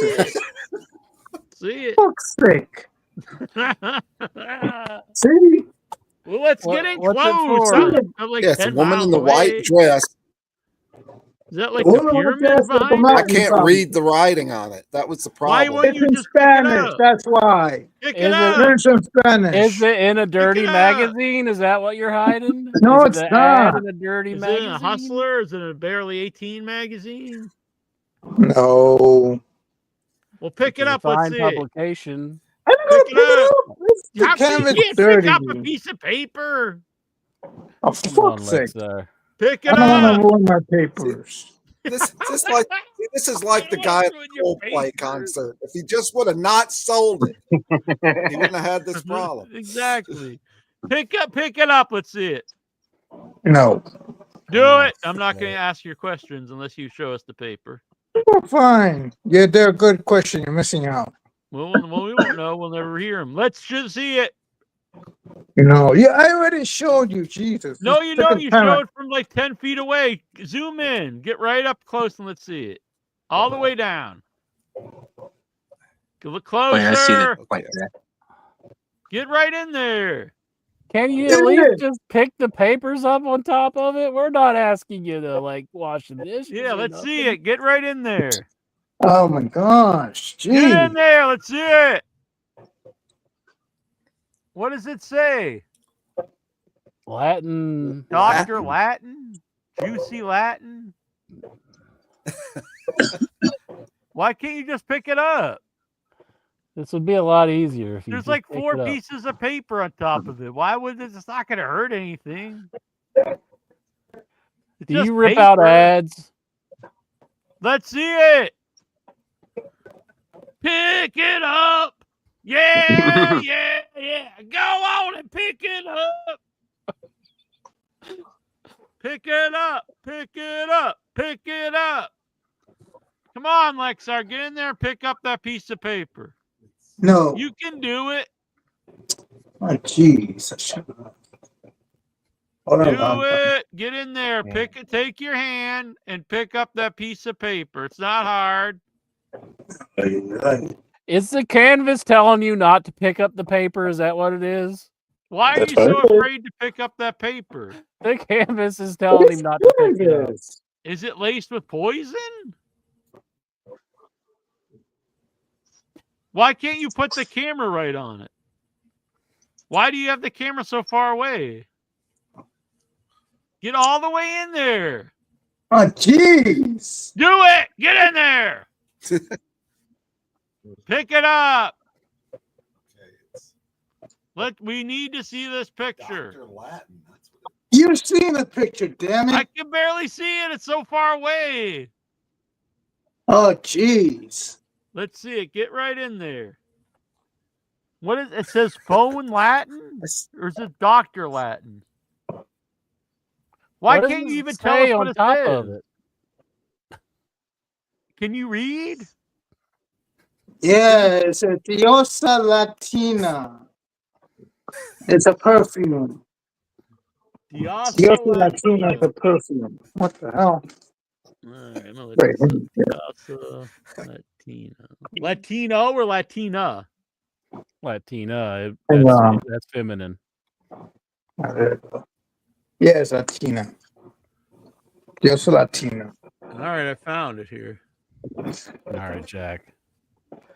Bring it up for us. All right, let's. We gotta see the ad.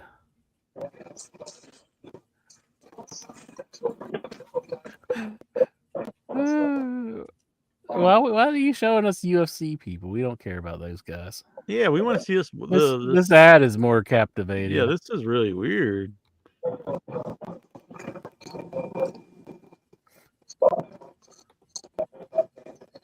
right, so I'm pulling it up here. Diosa Latina.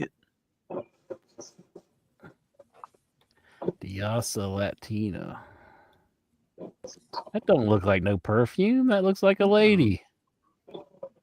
Oh, I think it's a transvestite. That's why you don't want to show it. It's a transvestite.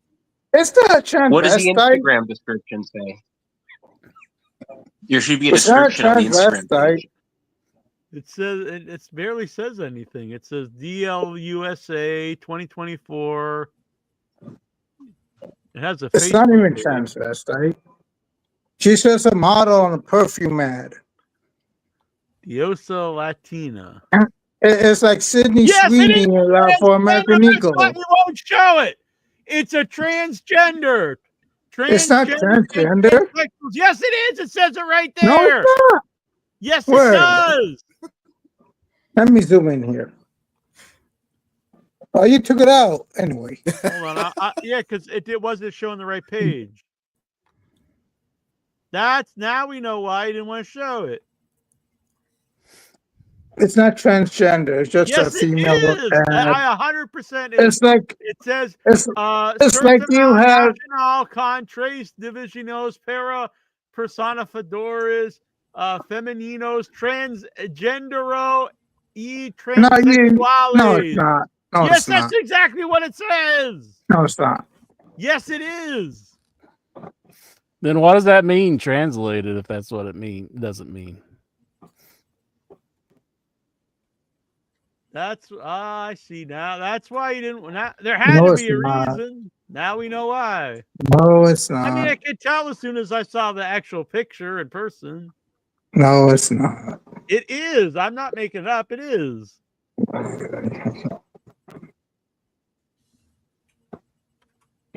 Or that's what all those pictures are there? No, there's one for food. Why can you show that one so close, but not the other one? We know why. I could bend. Then show the other one right now. You're that close. That's nothing. That's like the edge of the mat. Have we broke Lexar? What's he doing? We found his. I mean, it's no shame in it. That's what you're into, Lexar. I'm not into trends. That's exactly what. That's the intro on the Facebook. No, it's not. Yes, it is. No, it's not. Yes, it is. It's just an intro, but it says a perfume ad.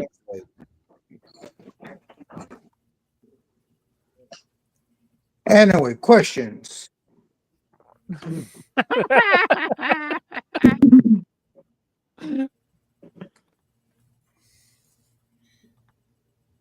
I didn't think this is where we would be going. I thought it was an ID the first time I saw it. There they are, the three transvestites and transsexuals. That's fine, Lexar. It's just an ad. I just put it on the paper. I didn't even read it. I just like put it on there, put my sneakers on there, and bam. And then rest on the tape dispensers on the canvas, like I showed you earlier. I did a nice Uranage slam. And if you want next week, I'll probably do a double axe handle. Who knows what we'll find when he does the double X handle, okay? That sounds good, Lexar. Oh my god. Total World Slam. Do you want to see a Total World Slam next week? Yeah, we want to see it, Lexar. Oh yeah. Total World Slam.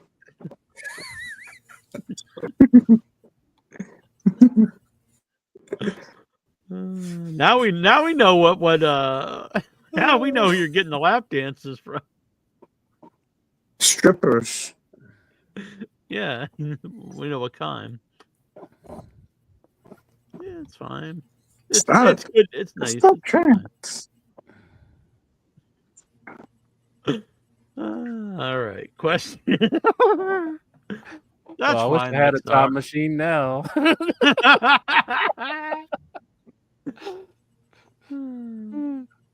No shame in Lexar. You should be whatever you're into. That's fine. The TKO company is going to have more 2-night premium live events in the future, starting with Survivor Series in 2026 and Royal Rumble in 2027. Are you intrigued? No. Did you just say they're making Survivor Series 2 nights? Yeah. Oh gosh. And Royal Rumble. And Royal. How can you have 2 On nights a of Royal positive Rumble? note, both nights. I guess ended the about women on one 8:30 night and my the men time. on the other night, maybe. At least the Rumble, it does. I will say the Rumble one actually does make sense to have the women's Rumble and the men's Rumble. On 2 nights. So I will say that one makes sense. There's no reason to have 2 nights of Survivor Series though. Well, it's too much. 2 pay-per-views back to back. Then they're going to do 3 for WrestleMania. Friday, Saturday, and Sunday. If they go back to the old way of doing Survivor Series, they could have the women on one night and then the men on the other night. Yeah. I like the old elimination matches. Yeah, I would be in favor versus of War that. Game. I would be in favor of that. Per sources, WWE has penciled in Roman Reigns versus Cody Rhodes 3 at WrestleMania 42 in Las Vegas. Are you intrigued? No. Again and again and again. Just the never-ending same matches. I love it. It's like Cena. Yeah, never Just like something Cena. new. Just the same thing over and over. I love And it. we shouldn't let this stand, letting WWE just get by without giving New Orleans a show. Because that WrestleMania was planned in New Orleans, and now they're like, oh, back And then to they're like, Las you got to Vegas. pay like $30,000 for a ticket to see this match that you've seen the last 4 years. Like, AEW should do the All In next year in New Orleans. That's what I was saying. They should do a show for New Orleans and be like, well, we're going to deliver a show, even though WWE isn't. They're in the UK next year. Wembley again. They could even do like a free show or something for New Orleans. Just be like, it's free to get into, just to piss off. Yeah, that would be good. That would be good. Like a make good for WWE WWE skipping out on them. Then WWE would run like 2 different pay-per-views at the same time. You know, eventually, there's no doubt in my mind. If you have Royal Rumble, Survivor Series, and SummerSlam 2 nights, they're going to have to make WrestleMania 3 nights because that's their main show. Mm-hmm. It'll be Friday, Saturday. I would bet money in the next 3 or 4, but in the next 5 years, there'll be 3-night WrestleManias. By 2028, I'd say. Yeah, 3-night WrestleMania. Just too much content. I used to follow Pro Wrestling Guerrilla back in the day, and they started doing that like Friday, Saturday, and Sunday. So I was like, oh, that's too much. So I kind of stopped following it because of that. It's rumored that Brock Lesnar is staying with WWE until next summer when he's going to have his retirement match at SummerSlam in Minneapolis. Are you intrigued? So you'd have him beat the guy retiring and then he retires? Like, who is he going to retire to? Another guy that's retiring? Or like Randy Orton or something? Like, do they really need to retire this early? I mean, like, Hogan stuck around till he was like 60, didn't he? And Flair's like still wanting to go. I mean, I know it's like the quality of their work isn't going to be as good, but they're over with the fans, you know? I mean, fans will look over a lot of stuff. Yeah, and in no time do I think Brock Lesnar is looks old at all. No. Or Cena. I mean, Cena looks I mean, the bald spot's a little rough, but in the ring, he did a bad job on his hair transplant. He paid a lot of money for it. In the ring, he's not good. He's pretty washed. Yeah, but he can just tone it down and do like, you know. Yeah, but he makes these giant. He doesn't need it. But Brock doesn't do anything outside of the wrestling. Yeah. Yeah, he kills stuff and skins it alive. Yeah, he eats stuff. Well, he skins it. Playtime. Cross and Scarlett weren't bad hair ideas. He's like, what terrible hairdo can I think up next? That's what I'll do. Yeah, but he's like, no one will question him because like you want to get killed. So there's got to be that person that isn't the yes man. They're like, Brock, that looks really stupid. That would be something. Undertaker comes out of retirement to end Brock's career, and then goes back into retirement. Mm-hmm. Cross and Scarlett weren't on Raw last night in Brooklyn. Their contract is probably this weekend. Well, I think they're out. I think they're gone. I think after that showing, they're probably like, let's get. Do we really need these guys around? Yeah, I don't. I've thought that the whole time they've been there. WWE no longer views Jade Cargill as a top priority. I think that was pretty obvious too. Yeah. WWE has no current also plans. Ray Phoenix. Yeah, I think Ray Phoenix too. He hasn't been used well. They just hired him to get him away from AEW. I think. I don't think he'll ever be anything in WWE. How long is Ray Phoenix going to be like, these inhumane conditions I'm working in?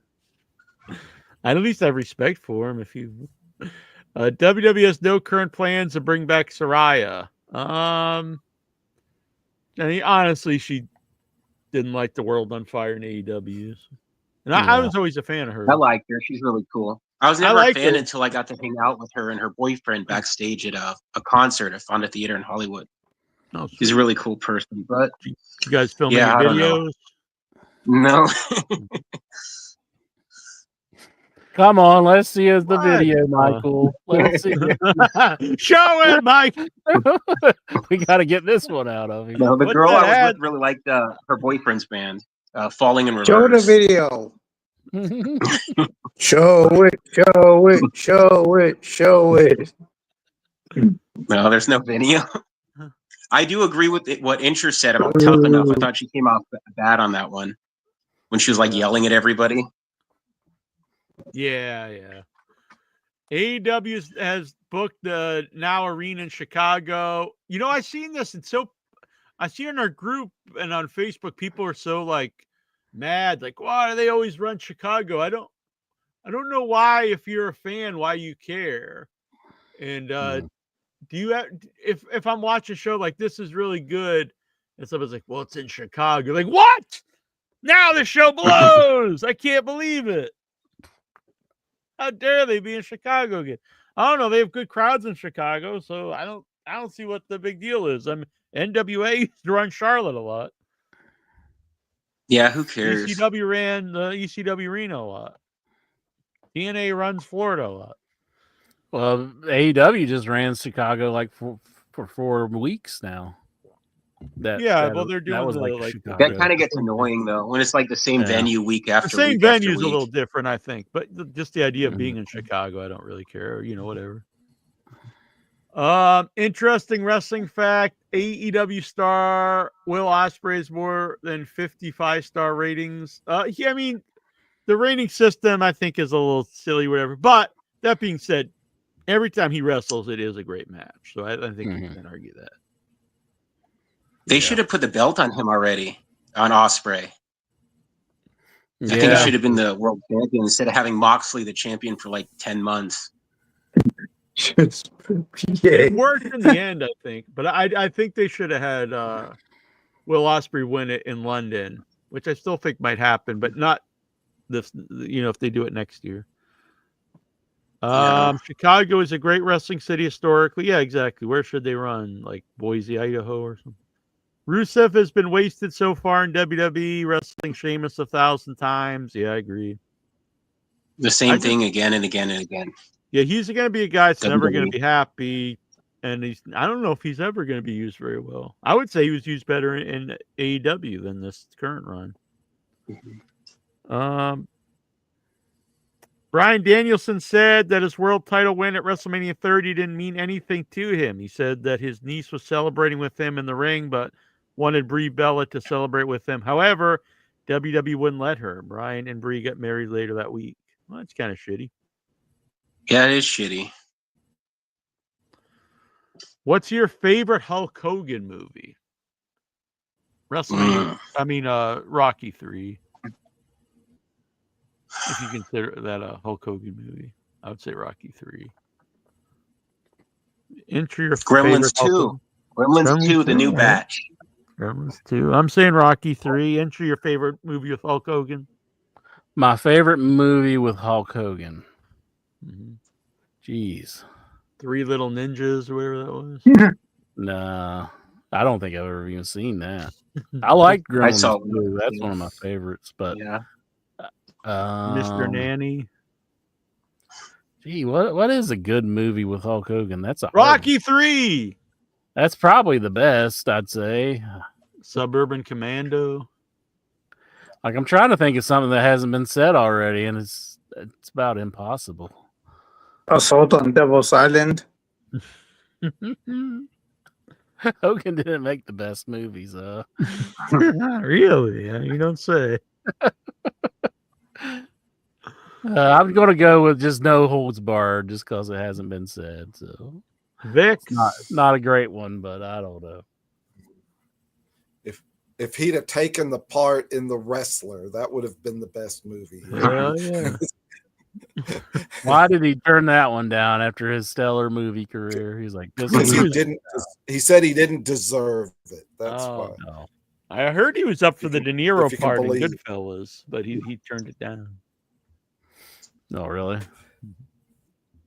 Lexar, what's your favorite Hogan movie? Rocky 3. There you go. Yeah, I mean, Rocky 3 is the best. I mean, thoughts on Happy Gilmore 2? I didn't see it. I will never watch that. I haven't watched it. I like the first one, kind of. Yeah, it has funny parts in it. What's your favorite Mountain Dew flavor? I think you asked that last week, too. I just do the classic. Just a regular. Yeah, I do Diet Mountain Dew. I got Diet Mountain Dew right now. I think I'm getting addicted. Yeah, suck it down, ain't you? Getting addicted like Lexar to that to those transsexual perfume. Oh, please. Oh. What? Would you drink vitamin water? I have. That's good. I like vitamin water. Never. I've never had it. It's good. I don't like anybody who does drink vitamin water. Yeah, well, you're gonna drink some vitamins when I piss in your face. Piss in your face. Such a disgrace. Piss in your face. Piss in your face. Should I do a remix of Piss in Your Face? I like I like you that make you it said into a rap somebody else song, yeah. wrote it, and then I was like, "Well, you're stealing this guy's lyrics," and then you're like, "Yeah, I actually wrote it." Yeah, I did. Yeah, at first you're saying somebody else wrote it. Yeah, though. yeah. Well, it was a gimmick account on the board. Mm. And I was like, "But you're stealing that guy's lyrics," and then you finally came clean. So I Didn't could it run feel it. good when you came clean and just said what the truth? Just let So it out there, tell us Jack. now, Incher, you were Barty Oil. Me? I said at one point it was me. Really? Yeah, but it really wasn't. Damn. I was would just take doing credit. it. I was just doing it to try to goat whoever it really is to come out and say it was them. I would take credit if it was me because I found it very humorous. Almost too humorous. I was like, God damn it! Why can't I be Barty Oil? WWE. I wonder if he's anyone else currently though. That would be interesting. You know what I mean? He's probably If you nice are, to let us know. Let us know. WWE 2K25 is now on Nintendo Switch 2. Is Incher hard? Yep. I seen it was on it, but it's like anything that's on Switch, I'll prefer to play it on something else because you can get the achievements on other systems, and then Switch, Nintendo just doesn't do that. And it's like, why don't they do this? Like, it's nice to have the achievements where everybody can see, you've Why you've is it done called something. the Switch? Because you can switch it from handheld mode to TV mode. Did you not know that? Boom. Mind blown. Boom shakalaka.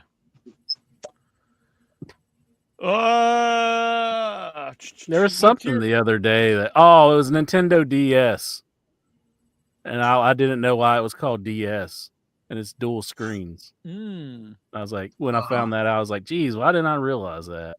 Like the whole time I was playing it, I never thought dual screens. What's your favorite movie to video game adaptation? Movie to video game? Yeah. I don't know. That's a good question. I don't think too many movies. GoldenEye were was very really good back in my day. Oh yeah, GoldenEye was fantastic. Yeah, GoldenEye was great. For the N64. I know it's like it's becoming more popular nowadays, but Friday the 13th, like the NES game, I know. Like I was a fan of it. I liked it even back in the day, but I think it's becoming more of like well regarded now. Like people are starting to like it better.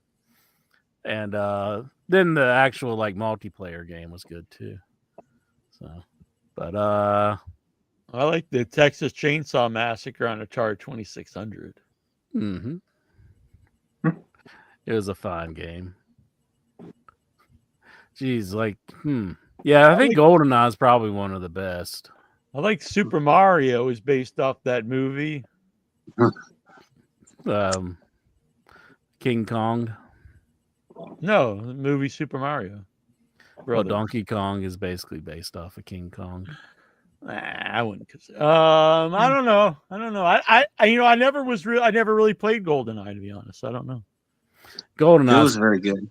Yeah, it's probably the best. Because a lot of the ones I played were never hostages. particularly good. That were like movies into video games. I was like one of the only people looking forward to that game when it first came out because I was a James Bond fan. Like most of the kids didn't care, and then it just blew up after everybody started playing it. So yeah, I played it in my friend's house back when it came out. And I went to all my friends' houses, and I was just like, "What's going on, Johnny? Come lately? On this a long time ago." And they're like, "Get the fuck out of here! I don't even like you." I was like, "What?"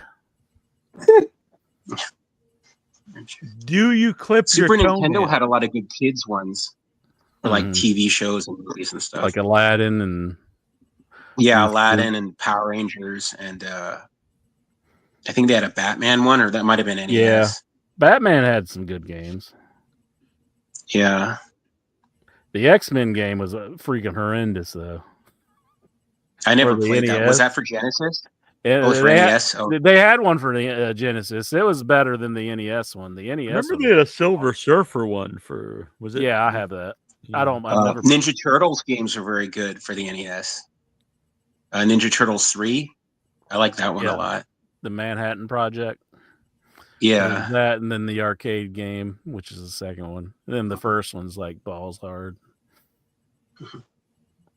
Balls Hard, Jack. Your balls are hard. What? There we go. That's what I was looking for. Don't mess. Have you ever tried to use the Baldo? The Baldo? Yeah, What? it's this device that you put your balls in, and it makes it into an actual like something you can actually have sex with, so you can like penetrate someone with your balls.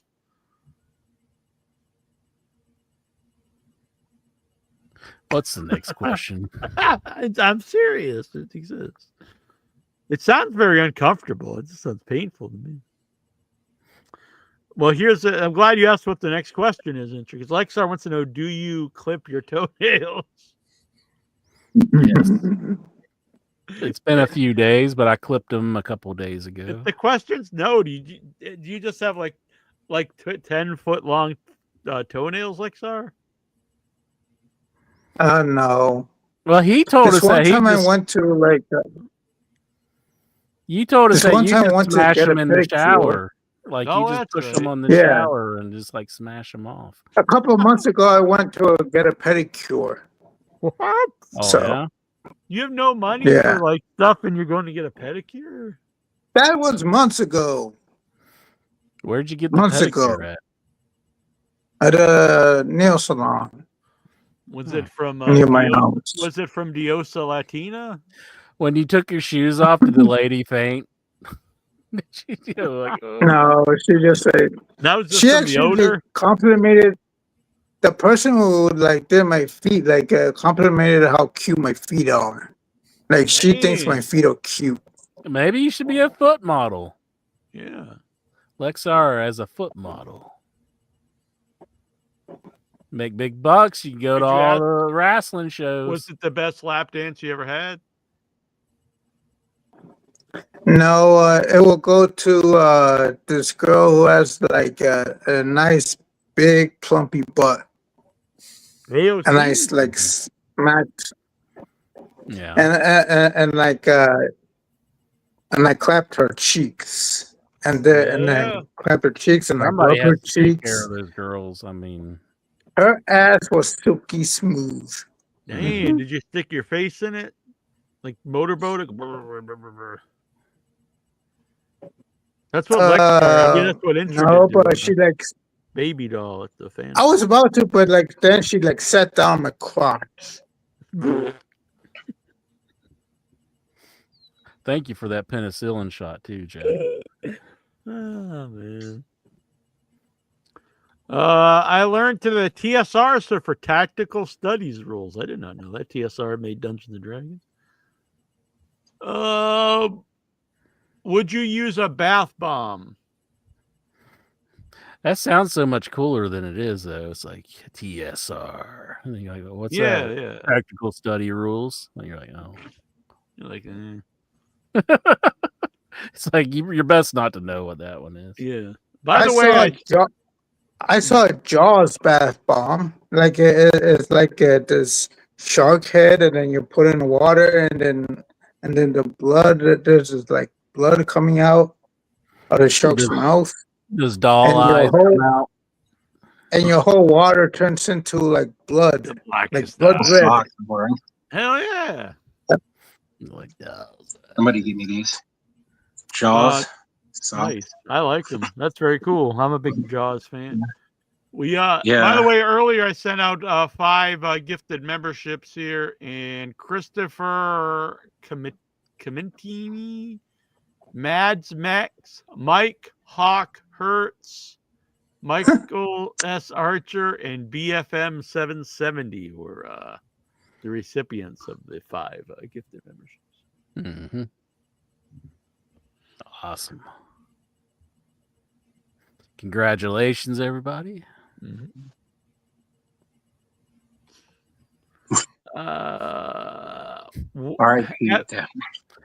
Have you ever? That Daphne Dark Side of the Ring's really depressing. Ooh. Yeah. Yes. Poor Daphne.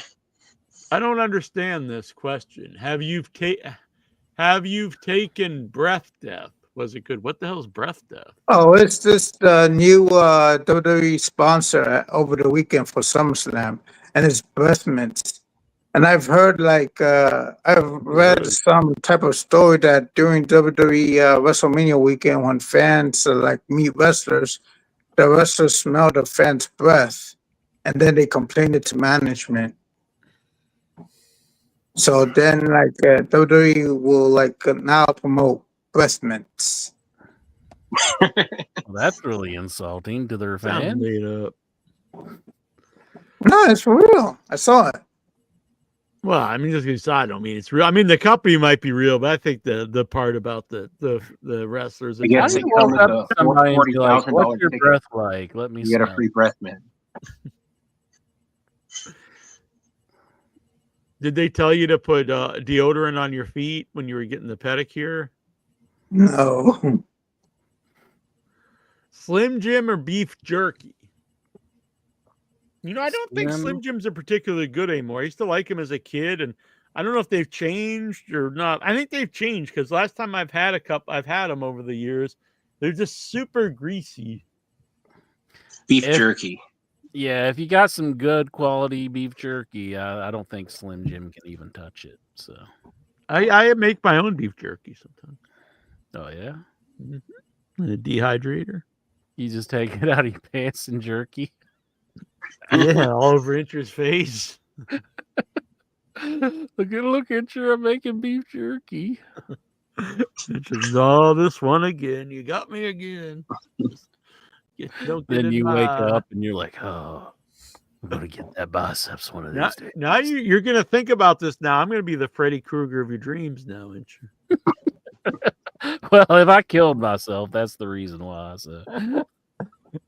YouTube terms of service. I don't think you're allowed to say that. Oh. If I unalive myself. Yeah, don't do anything crazy, Lexar, either, just because we know you like transsexuals. I don't like transsexuals. Brian Matthew Clutter. I drive by here fairly often. What illicit activity is the front for? So, wow, interesting. So he drives by a place called the Juju Beads. He thinks it's really just like a front for some nefarious activities. Let's see what it looks like. It does look like a. Excuse me. No, it looks like a nice. Do they sell beads? I mean, I guess it looks like somebody could have made. Yeah, it's outside. It says essential oil bracelets are here. Seems like upstanding place. Yeah, maybe that's where the girl who made the CM Punk bracelet got her beads. Maybe. Should Buck Zumhoff make a comeback? Yeah, maybe him and since all the sexual deviants are coming back. How many years he spent in prison, though? I think. How many years he served? I think he's in for life, ain't he? Maybe. Or is it not a life sentence? I don't know. I'd say it's like pretty close because he's pretty old. I mean, yeah, it will probably end up being a life sentence, I would assume. Mm-hmm. Is he still alive? Yeah. 25 years. So in theory, he should be out in 2039. How old is he? Let's see here. He's 51, so 49. He's 74. Yeah. So I don't he'll be think in his 80s. I guess it's possible. But... Well, if it's possible, we'll be here. We'll have him back on. Part 2. And have him back on.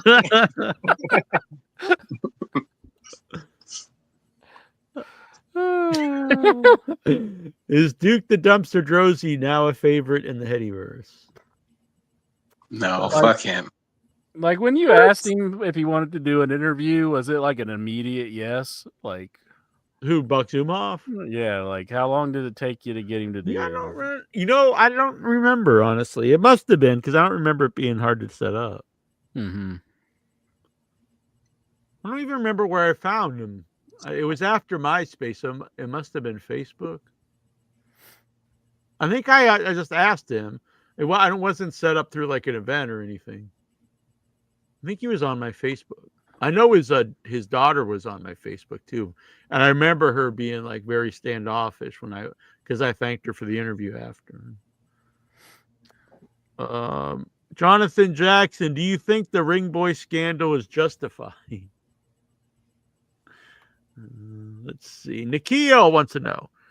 Talking about old in your head people, whatever happened to the Brit who was an old time fan and in the Hall of Fame? I used to have him on Facebook. I still have Afro. What's Barbie up to? So I believe he means Casper. I don't know, because I was even, after he stopped calling the show, I still kept up with him. But yeah, he deleted social media, and I don't know. I hopefully he's doing well. I don't know. Mm-hmm. Yeah, I haven't seen him around either. I remember him. Yeah, it's been a long time. I remember him. Mm-hmm. In a candid interview on the Bills, and also, by the way, in all sincerity, I hope Duckman, I hope things are okay for him. In a candid interview on the Bill Simmons podcast, Cody Rhodes admitted he felt disrespected during the latter stages of his AEW tenure. Feeling disrespected at something I built with my friends, that we built. Feeling disrespected there. I wouldn't stand for it. He also revealed the desire to evolve as a performer, which he believed AEW no longer supported. What does that mean? Wasn't it his idea to never win the world title? That was his idea, right? To never turn heel when everyone hated him.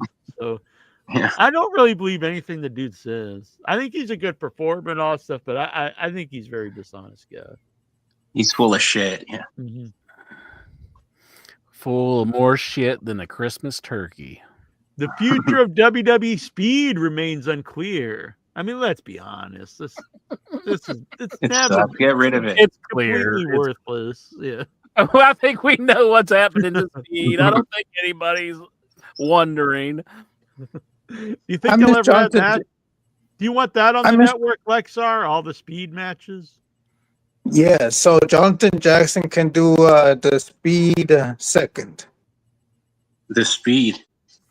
I like John Davis. I think it's John Davis out there, but he was like, "Oh, the Speed was good because it gave somebody, I don't know, Highlander 2 or something, was producing the matches." I'm like, I mean, you're producing 2-minute matches on Twitter. Like, is that really like useful trait to have?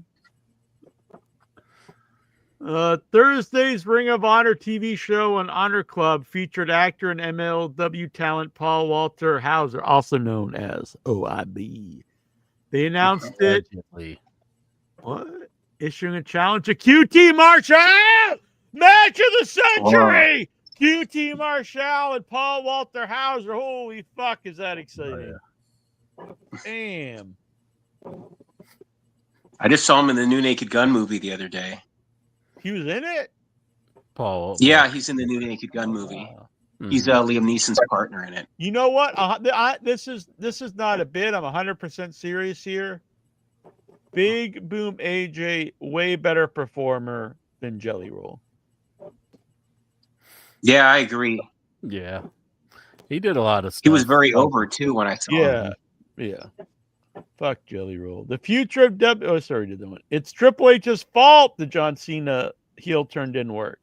A Cena turn isn't some throw it at the wall shit. You need to have everything planned out. I agree 100%. You can't.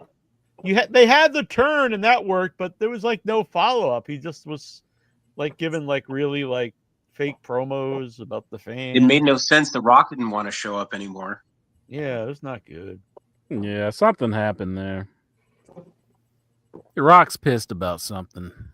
Not sure. They what, treat him but- so bad, so good. They have his grandma in the Hall of Fame. They hired like 20 of his family members. Yeah, They they're gonna did put all. That's why they keep the bloodline going, because they'll put all of them in the Hall of Fame so they could have The Rock come back for every induction. Nice. Yeah. Tonga Low. Nighty night, Jeff Lexar. Cobb. Jeff Cobb will go in, and they'll have The Rock give his acceptance speech. Yeah. He's like the Lance Von Jason. Erich of the bloodline. Yeah. I met him once. He was an asshole. Really? Yeah. I saw him once at the arena in Anaheim in like January 2002. I said, "Hey, Rock, can you please sign my ticket?" He said, "Fuck off, kid. Get the fuck out of here." Wow, I was like 11 years old. I was like 11 years old too, and he was a babyface on the show. The Rock did that to you? Yeah, this was like before he fought Hogan at WrestleMania. Wow. Jeez. Yeah. Rock, you need to come on the program and apologize to Michael. I agree. That's the only way it's Bow going to right. down. Man, can you believe that Lexar's into trannies?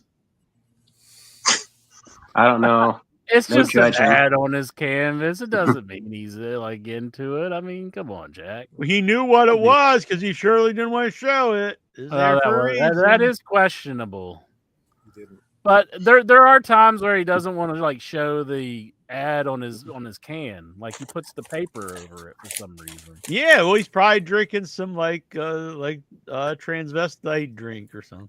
I don't what could that be called? Transsexual. That's his favorite. Now we know what his favorite flavor of Mountain Dew is. The transsexual Mountain Dew. Throwback Dew. Mountain Jizz.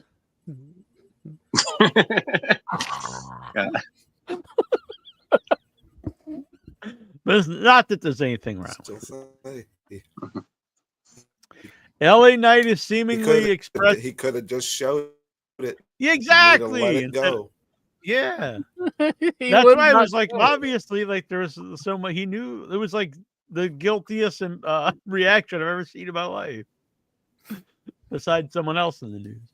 LA Knight has seemingly expressed frustration with the current position in the company through a subtle but significant social media interaction. Well, that's a lot of words there. The popular star liked the fans' comment on Instagram that urged.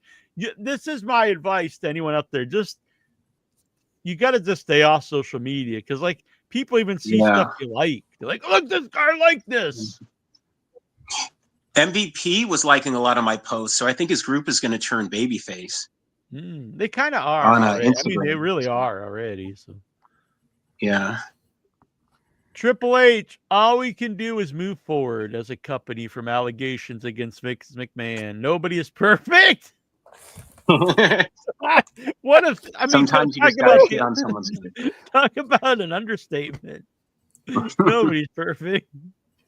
That's like saying Adolf Hitler wasn't perfect. Did you believe him in those press conferences? He said, "I didn't read the lawsuit. I don't know anything about it. I didn't read it." Oh yeah, sure.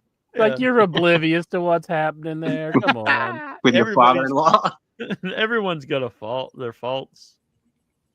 What about him getting in that car wreck? That like happened right after we did the show. Yeah. That's It's weird because I read that the officer said he was following him like going 90 for a long distance so to get in the accident. I was like, well, why didn't you just stop him before he got in the accident? Yeah. If you saw this old man going 90 for a long distance, when you think like maybe let's stop this guy, pull him over. Yeah, I was around Vince once too. At Staples Center in LA, they had a press conference between Goldberg and Triple H in 2003, and they had like the stage all the way down. I was next to a trailer, and the trailer door slams open, and Vince McMahon walks out. He goes, "Fuck, son of a bitch! God damn it, son of a bitch! Fuck!" And his face was all red. I was like, "Wow, what a weirdo!"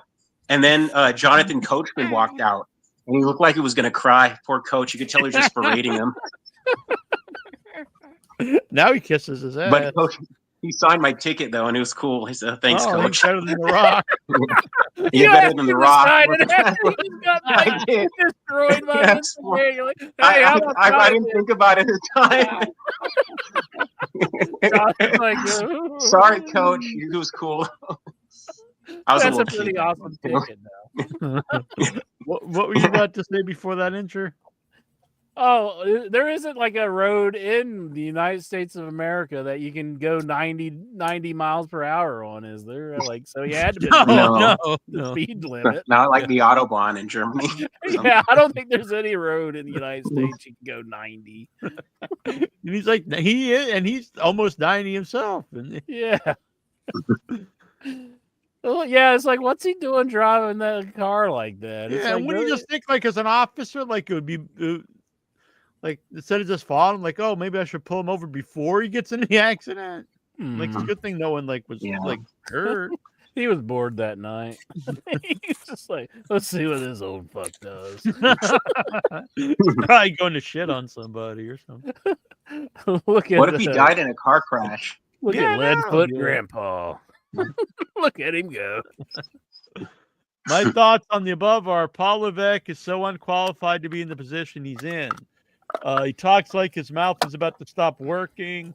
It's what happens when you surround yourself with stupid people. You think you can spout dumb shit outside your bubble. Fuck knows what Triple H would do if he wasn't in that bubble. Burn the house down trying to make a Pop-Tart. Yeah, I don't know. I mean, how ridiculous do you sound when you say, like, about Vince McMahon, nobody's perfect. Nobody's perfect. Yeah. I really honestly think he'll be back. I think he might not be a power, but I think he'll be back in the company. And the sad thing, He'll I go think in the a Hall lot of of the Fame as fans soon as the want him case to is be over, back. if he's not guilty. Yeah. If he's found not guilty. Mm-hmm. I think a lot of people want him back too. He was at Hogan's funeral today speaking. Oh, he was? Oh, Vince I didn't know. McMahon was. Yes. Hmm. He was unannounced, but he was there. And he made a speech too. Damn, that's crazy. In the latest edition of the newsletter, Dave Meltzer Did he reported pull that up both going 90 miles per hour into like the church? He's like, he jumps a fucking ramp and lands in the lawn and just gets out. He's like, I'm here. Ah. It's like when the Big Boss Man was still in the Big Show's dead in the coffin, In the casket. Yeah, he just shows up like that. I was thinking like No Chance in Hell would be playing. He's like the Duke Boys. He's like jumping in. He's like, I saw these people that like they didn't do like an autopsy in Hogan. There's like something fishy here. It's like, I mean, he was an old guy. You know, well, people are saying not everyone has an autopsy. Mm-hmm. People are saying like his current wife is like a Scientologist or something like that. Now I don't know. It's some sort of stuff that's been going around. I think maybe Bubba was saying that. I'm not sure. Bubba, sponge of love. In the latest edition of the newsletter, Dave Meltzer reported that both A&E and the CW have been rumored as potential new broadcast partners for TNA. He noted that due to the working relationship between the two wrestling promotions, WWE would have been involved in those discussions. Yeah, I mean, I've been saying all along, they won't buy it, but they'll clearly help them try to get them to be the number 2 company, is my opinion. So that'd be huge. CW? CW. CW and who? A&E. Okay. I hope it's the CW because that's a free network. Yeah, you can get that. Yeah, Channel 5 here. Yeah. I just recorded NXT off my antenna that I have, so it's free. I can't drive 85. Vince. 28 years ago today, Lex Luger defeated Hollywood Hogan to win the WCW World Heavyweight Championship. Crowd went absolutely nuts. One of the greatest WCW moments. Any memories? I wrecked my Bentley, pal. I wasn't watching then. I'm a Luger fan. I think he gets a bad rap. I always enjoyed him. Me too. It was a neat moment because that was the What first. didn't Hogan win it back like that weekend at the pay-per-view or something? Yeah, but for 1 week it was great. Yeah. Favorite memories of John Cena's 17th title reign? Honestly, probably none of it. None. I'm to be honest, him losing it was the best match since he's come back. It's not been I good. kind of liked when he would call the announcer over. He would just go like this. Then he'd hand him a note and he'd just do this. But other than that, there really wasn't a whole lot to it. So Bobby Eaton got his nickname Beautiful from an advertising campaign highlighting the beauty of his home state, Alabama. The campaign slogan was Alabama the Beautiful, and Eaton was proud to represent his home. Huh, I never heard that before, but that's cool. It is a beautiful state, I'll tell you that. Yeah, I don't think I've ever been to Alabama. I haven't. I'd go anywhere. Dana White is a tomato-headed lunatic, but when he came through as the UFC's top man, he was very charismatic and had a presence that made you feel he controlled the room. Paul Levesque will never be that. He's sly, never been a leader, always been the third wheel in the McMahons. Do you agree? I mean, I do. I can't say I do think the show is better under. Yeah. I will. I really do. Dana White owned the company, so I mean it's kind of two different things where Levesque is answering to somebody. Mm-hmm. Yeah, he's not Vince. And it's nice seeing like people actually get used that like, and not like anybody the fans would get into with Vince. Vince would just like, push back and not go with him like as best as he could. And and it's nice that someone like there's stuff I don't like that he does, and I do think he has that pettiness that Vince does. But he is someone who grew up loving wrestling. And I do like that. I think it's better if someone who actually loves wrestling as opposed to someone who hated the word wrestling. That was a dirty word. Yeah, a long time. Insanity. Imagine trying to explain that to someone who doesn't watch wrestling. They'd just be like, or like, imagine if like the owner of the NFL was like, I hate football. And let's never use the word football on any of the shows. The NBA hates basketball. Yeah. It's like, what the hell? Let's call it sports. Let's call this athletics, baby. I think Vince was speeding because he was late for his SCAT appointment. What? Where did he get one of those? That's Lexa or something. Yeah. On the dark web, I guess. I don't know.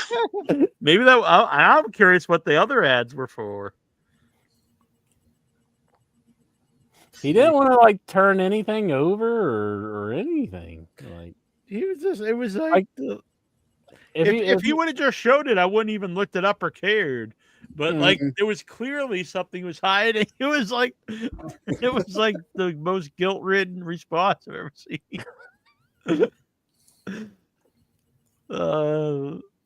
CM Punk defeated Ricky Starks or Ricky Saints. I guess it was Ricky Starks. Retained the Real World Heavyweight Championship on Collision from the Bon Secours Wellness Arena in Greenville, South Carolina. Ricky Steamboat served as the guest enforcer. Any memories? Yeah, that was really good stuff, honestly. I was a big fan of that era of Collision. Do you think there's heat with like Cody and Edge? Because like Ricky Starks. I don't know. That's kind of when they stopped using him after that whole interaction with him on TV. Yeah. So don't know if there's anything there or not, but maybe that's where the disrespect came from. I really think we're going to see him back because I think the parent company wants him back too. I don't think Steffi really has that much power to keep him out. I think he'd go into the Hall of Fame as soon as the case goes away, especially if they find him not guilty. It's like becoming McDonald's and saying I fucking hate hamburgers. We just call it edibles. Instead of I'm loving it, it becomes I fucking hate hamburgers. Michael Mann's Heat 2 is facing resistance from Warner Brothers due to its $170 million budget, prompting the studio to seek co-financing deal with Apple. Leonardo DiCaprio has been in talks with Mann about a role. If he joins the film, he's expected to move ahead. Thoughts? I didn't know they were making it, but that's cool. Which movie is this? Heat 2. So I assume De Niro, Pacino. De Niro's done some really good work in the last few years. Pacino, not so much, but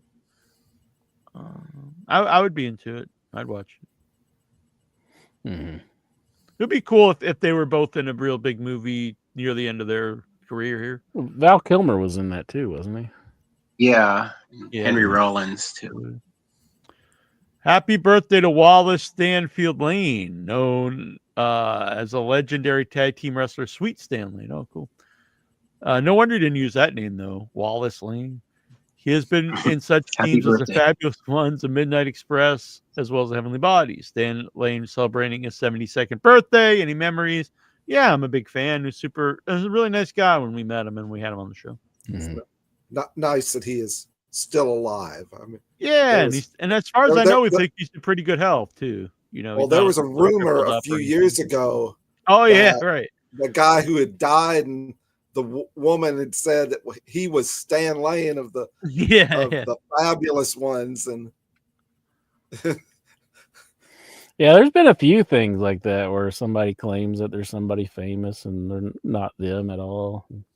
Yeah, there's one that was like he was one of the Andersons at FanFest. You're not supposed to say that on the air. People thought I was Mahler too. Mm-hmm. I still don't know who that is, but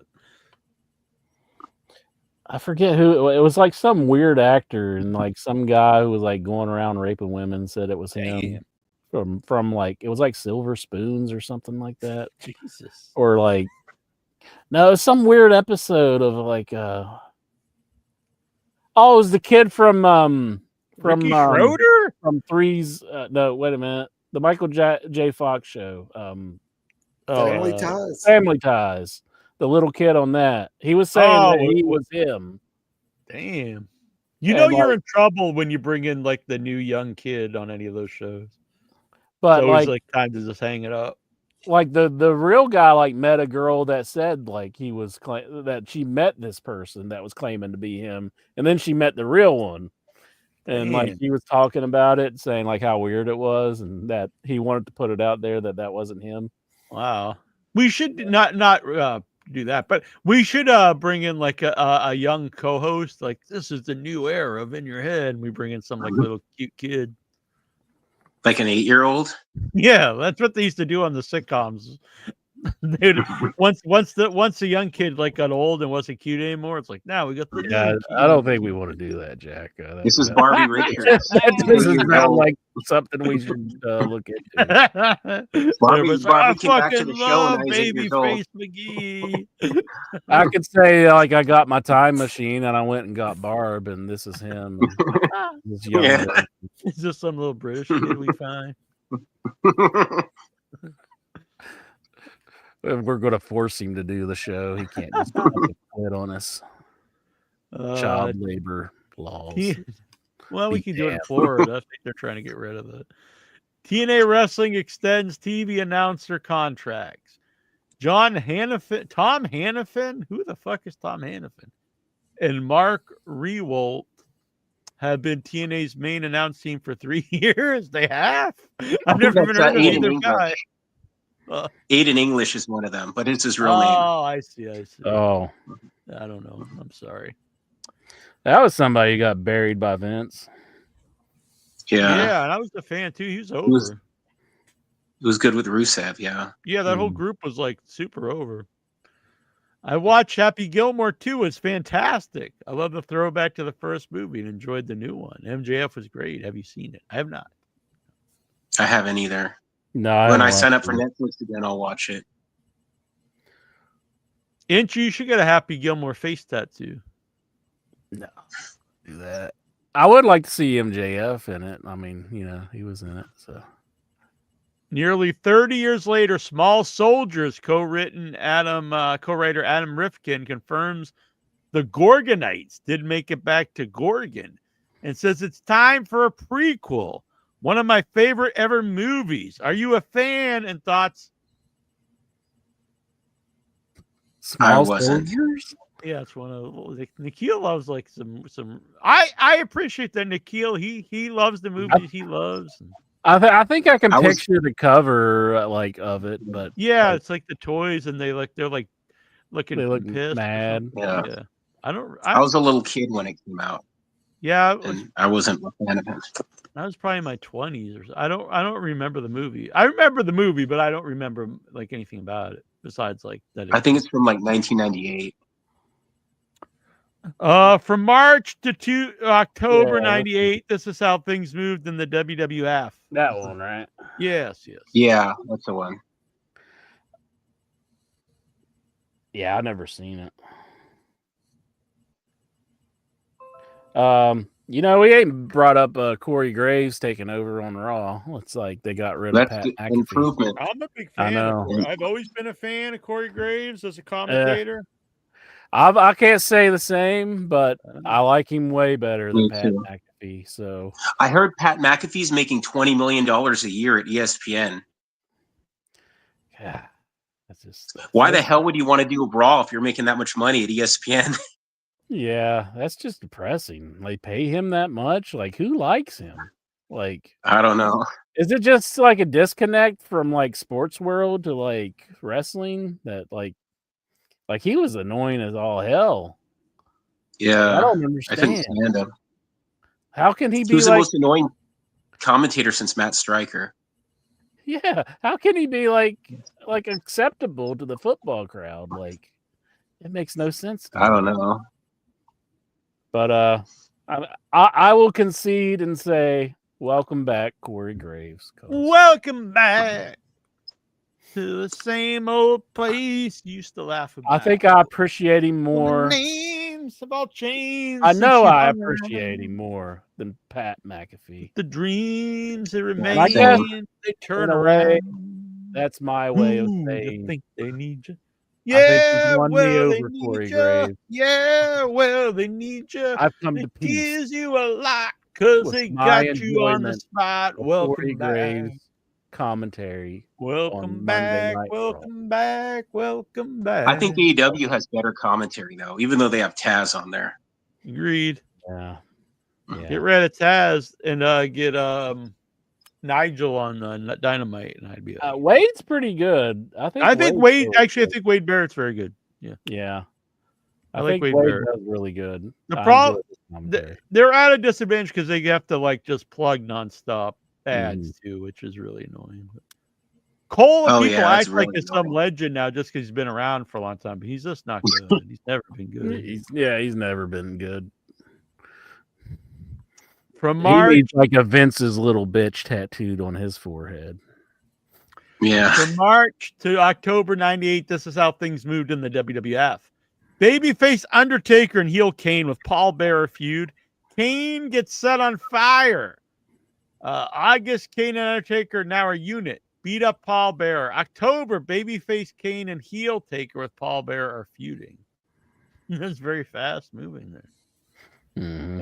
Oh yeah, I definitely have memories of that. I always used to think it would be funny if you like wrote like that as a movie, the whole backstory of Kane and Undertaker, and like, because it's like all over the place. Like one of them thinks the other one's dead. I think Undertaker thinks Kane's dead as a kid, and Paul Bear's really the dad. And I don't know, it's just like that probably would be a big hit. His for face like, wasn't really burned.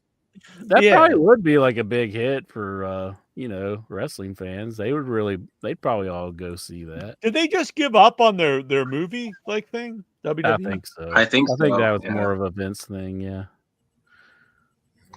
WWE films. My favorite memory of that was them beating the crap out of Vince on Monday Night Raw that time. I thought that was great. Oh, my Undertaker. Tony Khan on the possibility of AEW Dark Elevation ever coming back. I would love to do that. I love doing AEW Dark. I have so many great memories. We've done hundreds of episodes of it. I love it. but across dark and elevation for either or both of them to ever return. I just wanted to make sure it makes sense to bring them back. If we bring AEW Dark back, I just want to make sure that whatever we do makes sense to our great media partners with Warner Brothers Discovery. Mm-hmm. Really Rampage would be better to bring back Rampage. Wasn't Rampage a better show than those? Yeah, honestly, I think they have enough content, to be honest. And I missed the song. It's Rampage, baby. Dude. Yeah. Show that we're original. Main event. This is Rampage, baby. Rumors has it that the Hurt Syndicate, have refused to put people over. MVP has been influenced Bobby and Shelton to say no. MVP has backstage heat with important people. MVP has issues with Speedball Mike Bailey. What a weird person to have issues with. Has time in AEW may be coming to an end. HS, Hurt Syndicate. MJF being removed from Hurt Syndicate. I do think that, like, I think they're talented guys, but the fact that they just destroy everybody for months and months and months, it doesn't make for a really interesting show. Yeah. And I know, isn't MVP not so people are pretty upset with him in WWE? He's not a big fan of Triple H, is he?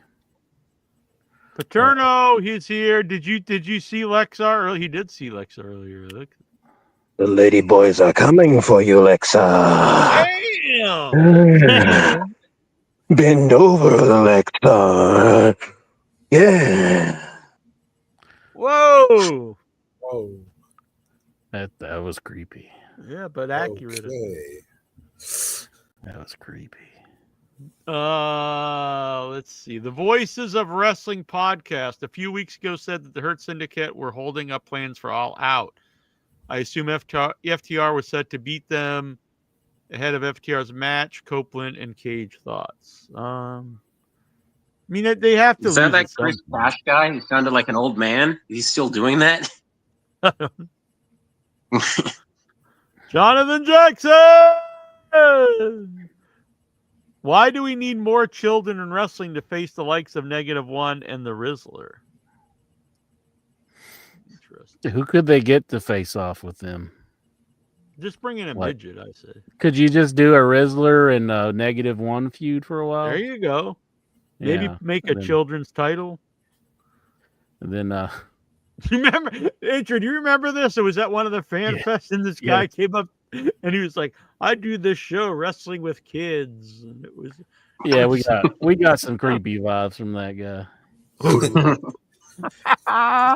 He wanted to come on the show, and it was like, "Oh, we're good, thanks." I wonder what happened to that. That was at the first fan fest I think we went to. And, they were in the corner, and nobody was going up to them. Yeah, exactly. Yeah, they had that booth at the wrestling show. I think they weirded out everybody.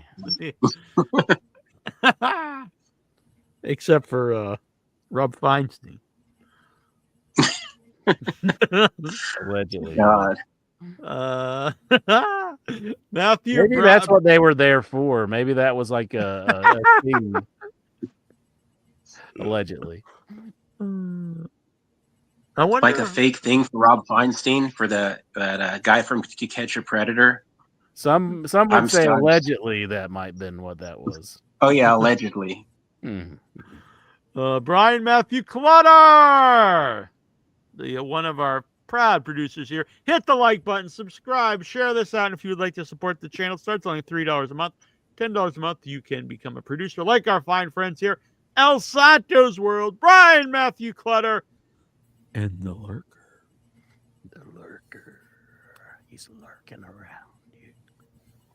What's your favorite way to interrupt people speaking on a podcast? I like to go, no.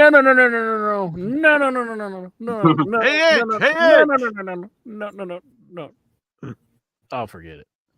Rachel McGee. Rachel McGee.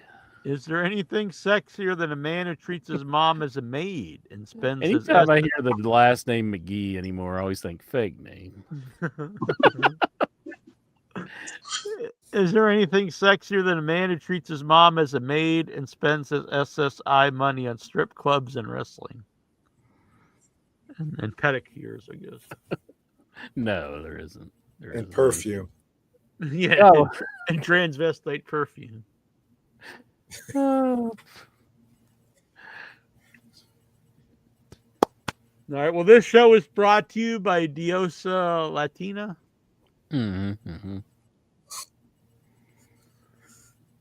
Proud sponsor of In Your Head. So that's like yourself a female god, then, isn't it?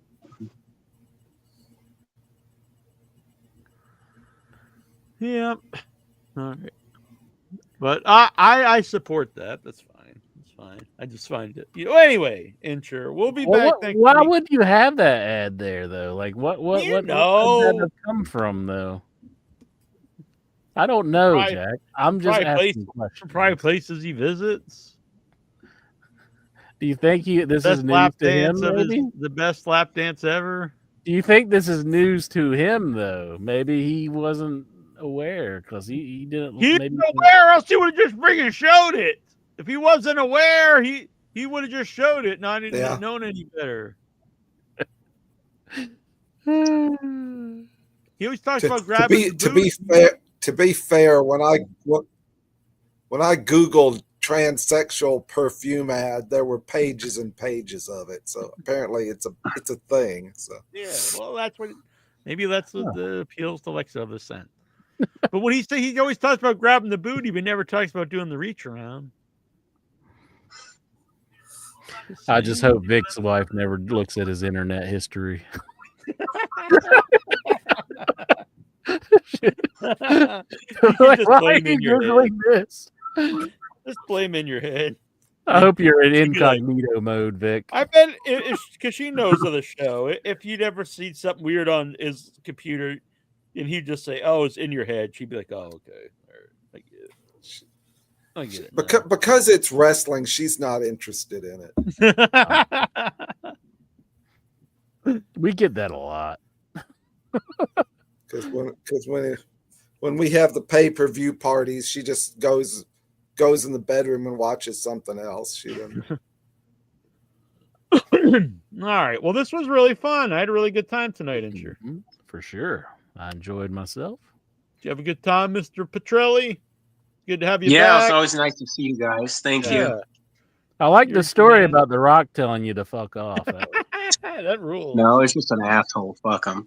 And I like that I have more respect for the coach now. He's like getting, being humiliated, and he's still like. I said when I do that, I should have done that. Now that after I think about that, Probably made sorry, him feel coach. good.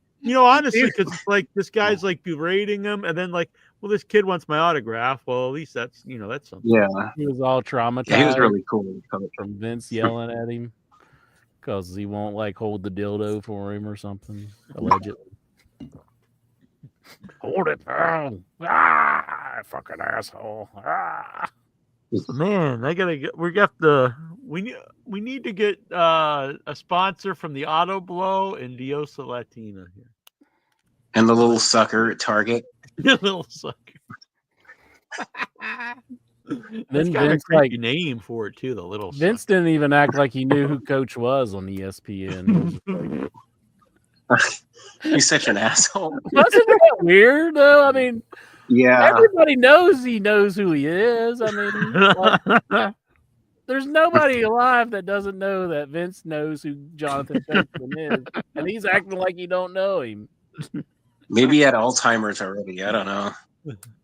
We got some armature wire here, Incher. Ooh, armature wire. This is some heavy gauge armature wire. What are you stick that up your ass, Jack? Is that what Why are you so weird, Incher? Why You you have to put look the more armature wire up your butt. So I'm gonna put it. I like in your the Terry leg. Funk shirt too. That's cool. Yeah, this is a good one. What are you That's boys cool. Double trying to cross do to ranch. me? What are you boys trying to do to me? All right. It Well, sounds kind of creepy when you say it like that. we'll be back next week. Maybe I can make an Incher and Jack puppet if someone buys the supplies. Mm-hmm. You have them. Actually, I don't know about that. That sounds kind of scary now that you mention it. What? Jesus. You're afraid of everything. You're afraid of tattoos. You're afraid of bears. You're afraid I of think it's perfume, justified in this. You're in afraid this, of instance. puppets. I'm not afraid of puppets. I'm afraid of my puppet in your hand. You're like, look what your puppet's doing now, and sure, look at Now it. people really want to buy it. Like, Look hell at- yeah, sign me up. Look at what. I'm just gonna stop. I'm just gonna stop. I'm digging my hole deeper. All right, we'll be back next week. Yes, It'll be good times. Vic, it was good to see you too. Yeah, Vic Schiavone, Right. of course. It's always good to see Vic. I don't He's want to investigating the hard stuff. He's trying to figure out the what's going private on eye with up in your Lexar. head. Mm-hmm. Did we ever get your thoughts on wrestling? I don't know if we did that the entire show.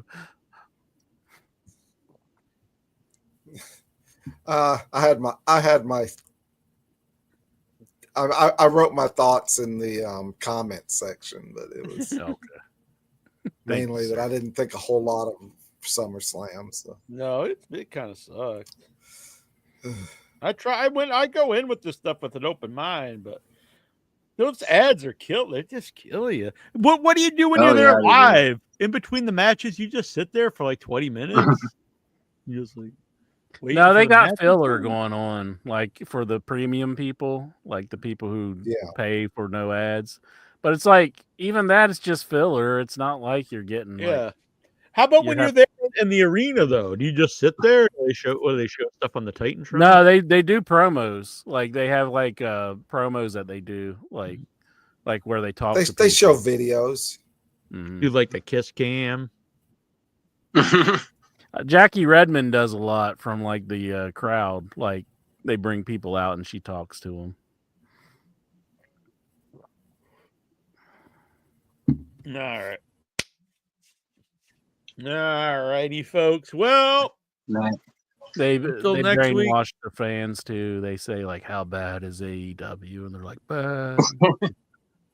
They get into their minds. That's what goes on. Does this scare you when I do this, Incher? Yes. You should pay $40,000 for tickets 2 nights in a row. Bring your whole Give us- family. It's only $250,000. Give us your life savings to watch WrestleMania in the arena. It's Can you worth imagine it. that? It's like what? Like 250 grand, like for your family, for like your family of 4 or whatever. And That'd there's be nice. I don't know. Yeah, it'd be like 500 grand. and there's smiley face Credit hat for the guy. rest of your life. Smiley face hat guy, front and center. You go to one show and you're just in debt for eternity. Yeah. It's like, how does that dude pay for those tickets? There's no way. Yeah, what the hell's he doing? It's gotta be some nefarious dude. Maybe he's behind the Hermosa Auto blow? Latina. Oh, maybe, yeah. That's amazing. All because I thought it was an ID that was sitting on his table. He should have just said yeah. Like, yo, Yeah, if he would have that's just said, my "Oh ID." yeah, that's my mom's ID. I can't show it to you." Yeah. Just no sold it. That's all he had to do. But he was selling like crazy. Yeah, I'm gonna see if I can find any any interaction with like Lexar. Every time Jack talks about my You gotta look at his Twitter.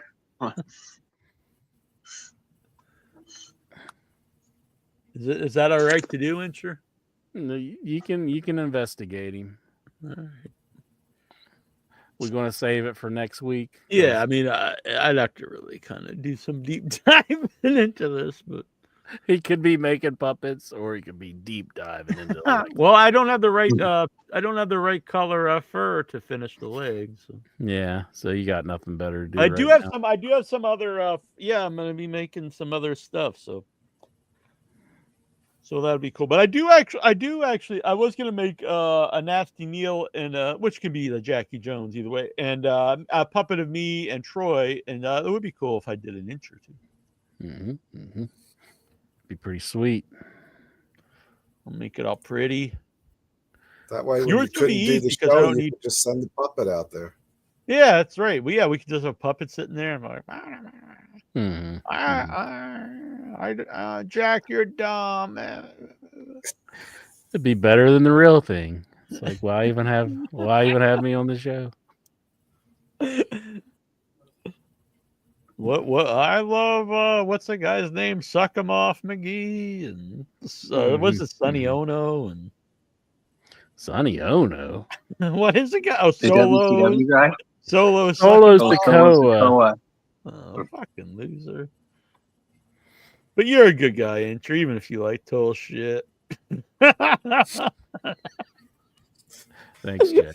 Thanks. I as soon as I didn't really even want that to be mean, but as soon as I was saying it, I was like, this isn't nice. This is a terrible thing that I'm saying. Full speed ahead. It was pretty funny though. I love you, Inch Man. Love you too, bitch.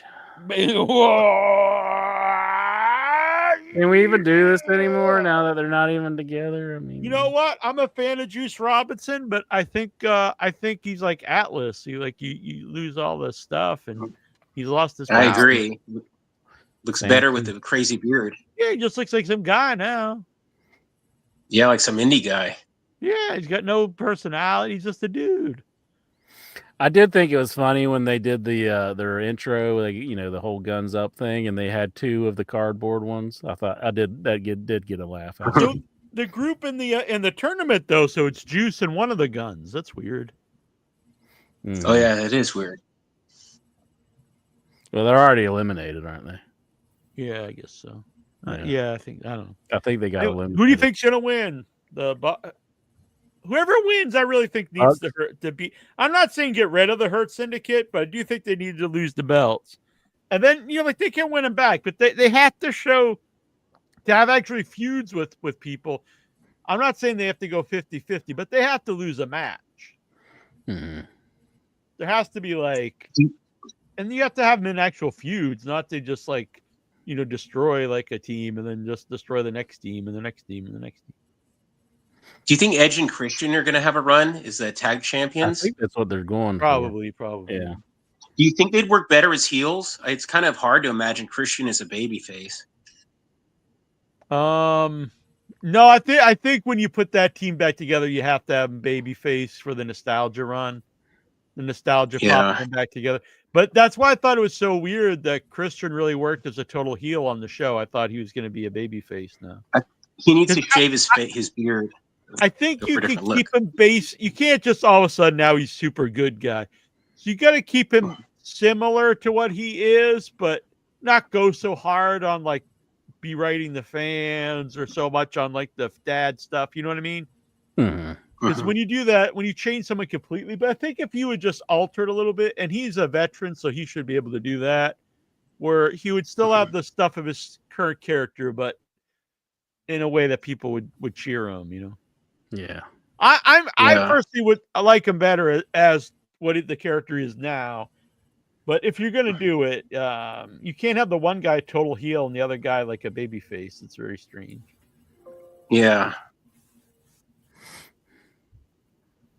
All right. So we're going to get out of here, folks. We appreciate Obastar makes a late run in.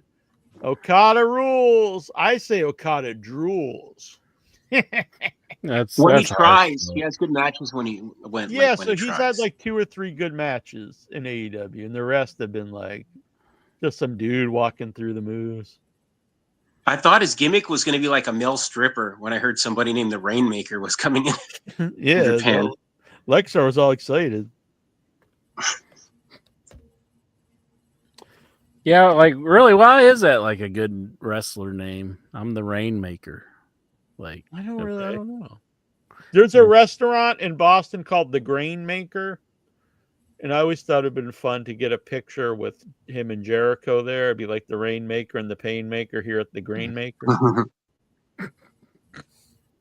Yeah, that's a really dumb thought, Jack.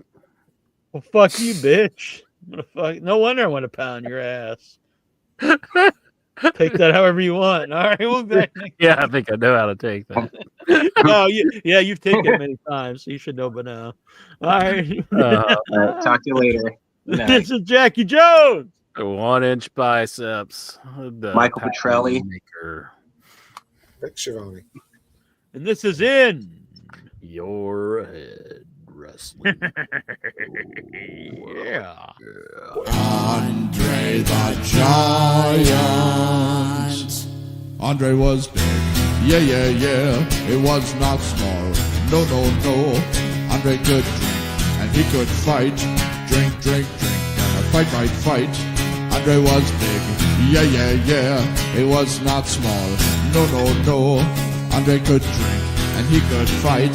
Drink, drink, drink. And fight, fight, fight. Andre the Giant. Andre was big. Yeah, yeah, yeah. It was not small. No, no, no. Andre was great. He was not bad. A great big heart and a great big man. Andre was big. Yeah, yeah, yeah. It was not small. No, no, no. Andre could drink and he could fight. Drink, drink, drink. And fight, fight, fight. Andre the Giant. From Grenoble, France.